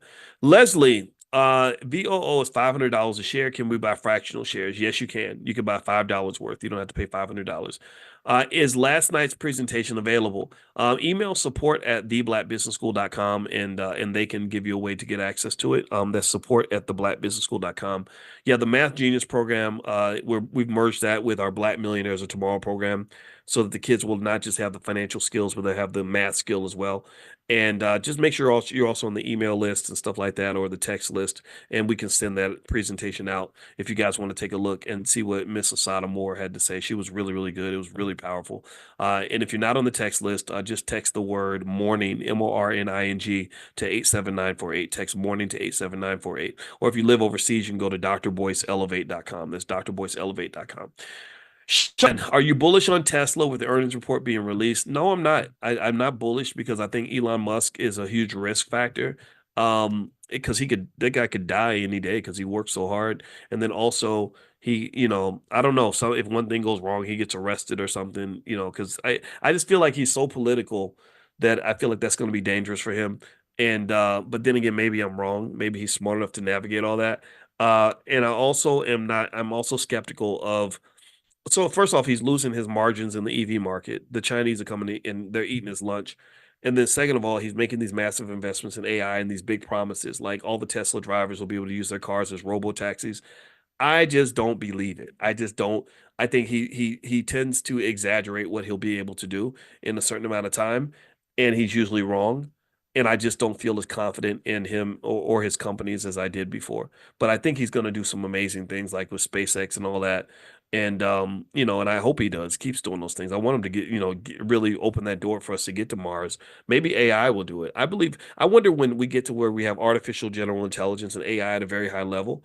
I wonder if that's going to open the door to us understanding space travel and all that stuff. Like, I think the first things we'll send to Mars will be AI robots. We already have, but I think really advanced ones that can literally build up entire cities and get everything ready for the humans. That to me will be safer than having a bunch of people go out there. All right. So Sean, I know you can't look at stocks right now, but Mara is down 20% this week. Yeah. Well, that Mara, MARA, that went up because Trump Trump got his ear shot off. And he's pro crypto, and so all the companies related to crypto went up. Now the momentum has shifted. Now that Kamala has really come in hard and raised all this money, and they've stolen the momentum from the Republicans. So I think that is what drove Mara down. So yeah, these stocks are very volatile. So be careful. The convention website, Eureka, it is allblacknationalconvention.com. Somebody type that in the chat for me, please. It's allblacknationalconvention.com. Allblacknationalconvention.com. Can we watch the convention through Zoom? Not this year, Helena. We don't have that set up. If that changes, we'll let you know. But right now we don't have the digital option. We have the live event only. That's because we have to keep the cost down. These things can be so expensive. AC Salam says the system steals children, especially from widowed single mothers, to use them as guinea pigs and get paid by the pharmaceutical industry. Well, you said it. I didn't. Jessica, I have 3 children. Should I invest using 3 separate accounts or one account and give instructions for distribution in a trust? I would use one account and I would not tell the kids that it's their money. I would say this is my money and this is the family's money. So remember, when you're building wealth for your kids, you're not just sacrificing for other people. Remember, your kids are a part of you and you're all on the same team. So enjoy the money too. Like, you have the right to be protected by that wealth until you hand it to them. Do you understand? Like, if I build a house for my children, that doesn't mean I have to live outside. You understand? I can live in the house until I pass it over to them. And I don't even have to say, well, I'm building this house just for you. That's, I think, a myth about the whole wealth building process is everybody tends to see it as a sacrifice. Like, I'm going to, really go through a lot of hell to make sure that my kids are doing well. And I applaud you if you feel that way. That's wonderful of you, but you could take care of you too. Because if you and I truly believe we're in the same ecosystem, and we truly believe that we're connected, and we truly believe we're giving to each other, then me taking care of me is also me taking care of you, and you taking care of you is you taking care of me, and then we also take care of each other. Do you understand? It's an ecosystem. So believe me, I have no problem taking care of Boyce. I have no problem making sure Boyce is mentally and physically well. I have no problem building boundaries to make sure Boyce is safe and good and at peace, because I know that when Boyce is at his best, Boyce is going to really pour back into the space, into the communities in which he operates. I'm really going to be a great husband because I am a healthy, healed, happy human being. Do you understand? So the same thing is true with wealth. When you build for yourself, you're building for your children. When you build for your children, you're building for yourself. It's supposed to be connected. Who told you that it's separate? Who told you that doing for your kids means you can't do for you? I want you to do for you. I want you to take care of you. I want you to live a nice life. I want you to have nice things. You can have that and still allow the babies to enjoy it as well. Remember, wealth is like a house. You build a beautiful house, you get to live in it, and then when you're done with it, you pass it to someone else. Do you understand? That's what wealth is. So build a house of wealth, and don't worry about who owns it. Right now, you own it. As far as I'm concerned, you own it. If you out here chopping the wood and putting the bricks and everything in place and building that cabin up, that's your house. Your kids can live there with you, so you can all enjoy it together. But it's not going to be their house until you decide that you want to give it to them because you no longer need it. I think that's the best way to look at it, instead of looking at it as like, oh, I'm going to go through hell so I can sacrifice for my kids. F them kids. I'm playing. Let's not go that far. But really, like seriously, no, it ain't. It's not a sacrifice game. I don't, and I also will say my bias is like, I never understood like this idea that kids owe nothing to their parents at all. I don't understand that, mainly because one day you're going to get old and you're going to need help. And I just don't understand the logic of someone who says, I don't, this person who took care of me and changed my diapers and fed me for 20 years, I care nothing about the fact that they are 85 years old in a home somewhere and lonely and sick and tired and broken and struggling. I just don't get that. I'm not saying that, I'm not judging nobody's situation, but seriously, it doesn't make sense to me. It doesn't have to be that way. I think it's okay for us to be there for each other. All right, so let's keep going. Calvin, okay, a few more questions. Oh, y'all got the questions coming. I'm getting, it's a lot of work here. All right, so Calvin says, any tax strategies for reducing tax obligation with stock portfolio investments? Well, make sure you know the difference between realized gains and non-realized gains. I would talk to my financial advisor about tax deferred investments as well. Also, just understanding some of those basics of the tax code, like having LLCs and things like that, can make a big difference in terms of minimizing the tax burden. That's where I would start. Oh, Buffett sold Bank of America. Oh, that's right. I did see that. I don't make much of it, honestly. There's not much to say about that. I think Bank of America is still a solid company, though. Let's see here. And you don't know why he sold it. Maybe he announced something, but you don't know why. I don't think he believes the Bank of America is a bad company. I just think he's just made a decision. I've been investing $70 a week. You've always said not to sell, for my granddaughter to join the. Oh, got it. Okay. So, yeah, well, you know what, Michael, I would say it's really a personal decision.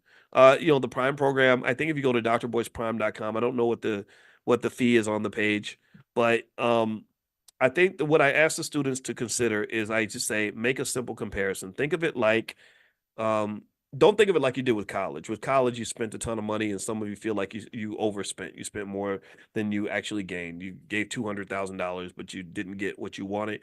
I don't want you to think about anything in the Black Business School that way. I'd like for you to consider with Prime, okay, if the amount that you spend, that you invest to be in the program, is not super exceeded by the amount of income that you're earning from the things that we talk about and the tips I give and the things we share, then I don't want you there. You shouldn't be there. I want it to be a profitable, positive ROI move for you. I want you to not say I did this because I like Boyce, or even just I did this because I want to learn from Boyce, which you will learn. But I also want you to say I made money because of this. I'm doing better because of this. And there are Prime students in here that, and y'all can feel free to make comments and talk about your experience. But there are a lot of Prime students in here where I know I've sat down with them, in class, and then sometimes I would do one-on-ones where I can show them specifically, okay, this is how you can have more money on Monday. And it's very easy to do, because this is one of those superpowers you get when you have a PhD in this stuff. So there you go, El Haj. Thank you, El Haj. There you go. So there's some comments right there. So feel free to talk to them, and I want them to be honest. I don't want nobody out here lying for me. I'm not here trying to, pull a fast one on anybody, but I really think this is something worth looking at. I don't just think it would be good for a lot of you, but I think it would be great for your children to have this skill at an early age. In fact, if I could go back in time and have this be the only thing I did in high school, it would be that. Okay, so a couple more questions, and the URL is drboyceprime.com if you want to take a look. Dr. Boyce Prime. All right, Leslie Hughes, how much would you say is an adequate amount to have in long-term investments before we start Prime? There's no specific number, Leslie. It kind of just depends on how you want to operate. I personally don't put more than say 25% of my wealth toward my options portfolio. So that might be a benchmark. Let's see. If you have CrowdStrike in your portfolio, would you sell them off? No, I would probably just hold it. I would hold it because it's probably there may be an overreaction to the bad news on CrowdStrike. Let's see, where did we find how to develop an investment group? If you email support@theblackbusinessschool.com, if you're in the Black Stock Market Program or in Prime, that information is in there, but it may be hard to find because we kind of give you a lot of material. So feel free to email support@theblackbusinessschool.com. Okay, I'm gonna answer one more question, then we're gonna have to bounce out for today because we've been here an hour and 15 minutes. Lalani says Buffett sold his Bank of America stock. Why is he trying to free up that money to buy? Okay. That's a good question. I will say this, and this is the last thing we'll talk about, and then we'll bounce out for today. There is a growing group of people that believes that the market could be in for a major, major drop. I just read an article from a guy who became famous because he predicted these drops in the past. That does not mean he's right this time, but he believes that some of these stocks could be cut in half. And so one thing I would say is that the hard part about those kinds of predictions is that you don't know when it's going to happen. There was a guy who knew in 2015, 2016 that the Chinese real estate market was just a big bubble. He knew that they were on some major BS and that the loans that they were making did not have the credit rating that they appeared to have, that they were on thin ice, economically speaking. He predicted this in 2015 and 2016. Everyone told him he was crazy. The prices kept going up. He set up a short position. He got hammered. He lost $1 billion on this short position because the bubble kept on growing. But he ended up being correct. Around 2022, 2023, the crack showed. And you had companies like Evergrande in China have some of the largest bankruptcies in human history. And because everything he said was correct. But he didn't really make a lot of money from his prediction because he predicted it too soon and he invested in the bubble or the bubble bursting too soon. So timing is the really hard part about this. So one way to kind of be prepared without having to time anything, because market timing is really hard to do, is to maybe go in and get some strategies in place that'll protect you just in case that things collapse. That's what put options are for. That's what stop loss orders are for. Things like that. I did a whole training on that, on 7 different ways to protect your portfolio from what I think will be a major decline in the next few months, the next year. It's at stormproofinvesting.com. That's stormproofinvesting.com. All the materials are yours. I did a whole training on it. There's slides and everything else. And so feel free to go to stormproofinvesting.com if you want to check that out. Okay, guys, I'm going to get out of here. I hope you guys have a great day. Tomorrow morning, we're going to meet again for class. And if you're not on the text list, text the word morning, MORNING, to 87948. And also tonight, if you like Powernomics, as you know, Wednesday night, every Wednesday, we read Dr. Claude Anderson books. And so we're reading his book, The Black History Reader, which I think is really important right now, given that we're dealing with this whole election thing. I think that hearing from the elders like him is really important. So we're going to meet tonight at 8:30 p.m. Eastern. So if you're interested in Powernomics, you want to be a part of that, then feel free to join us tonight. I'll just text, if you're on the original text list, I'll just text you guys a link and you can join us tonight. And next week I may have to cancel because we're doing our trip to Egypt, and I got to get on a plane and go fly and start getting ready for that trip. And again, the trip sold out, but we are going to do another one to South Africa. And so around the time of the convention, we'll give you the details on that once I talk to Jay and set that up. All right. Have a good day, everybody.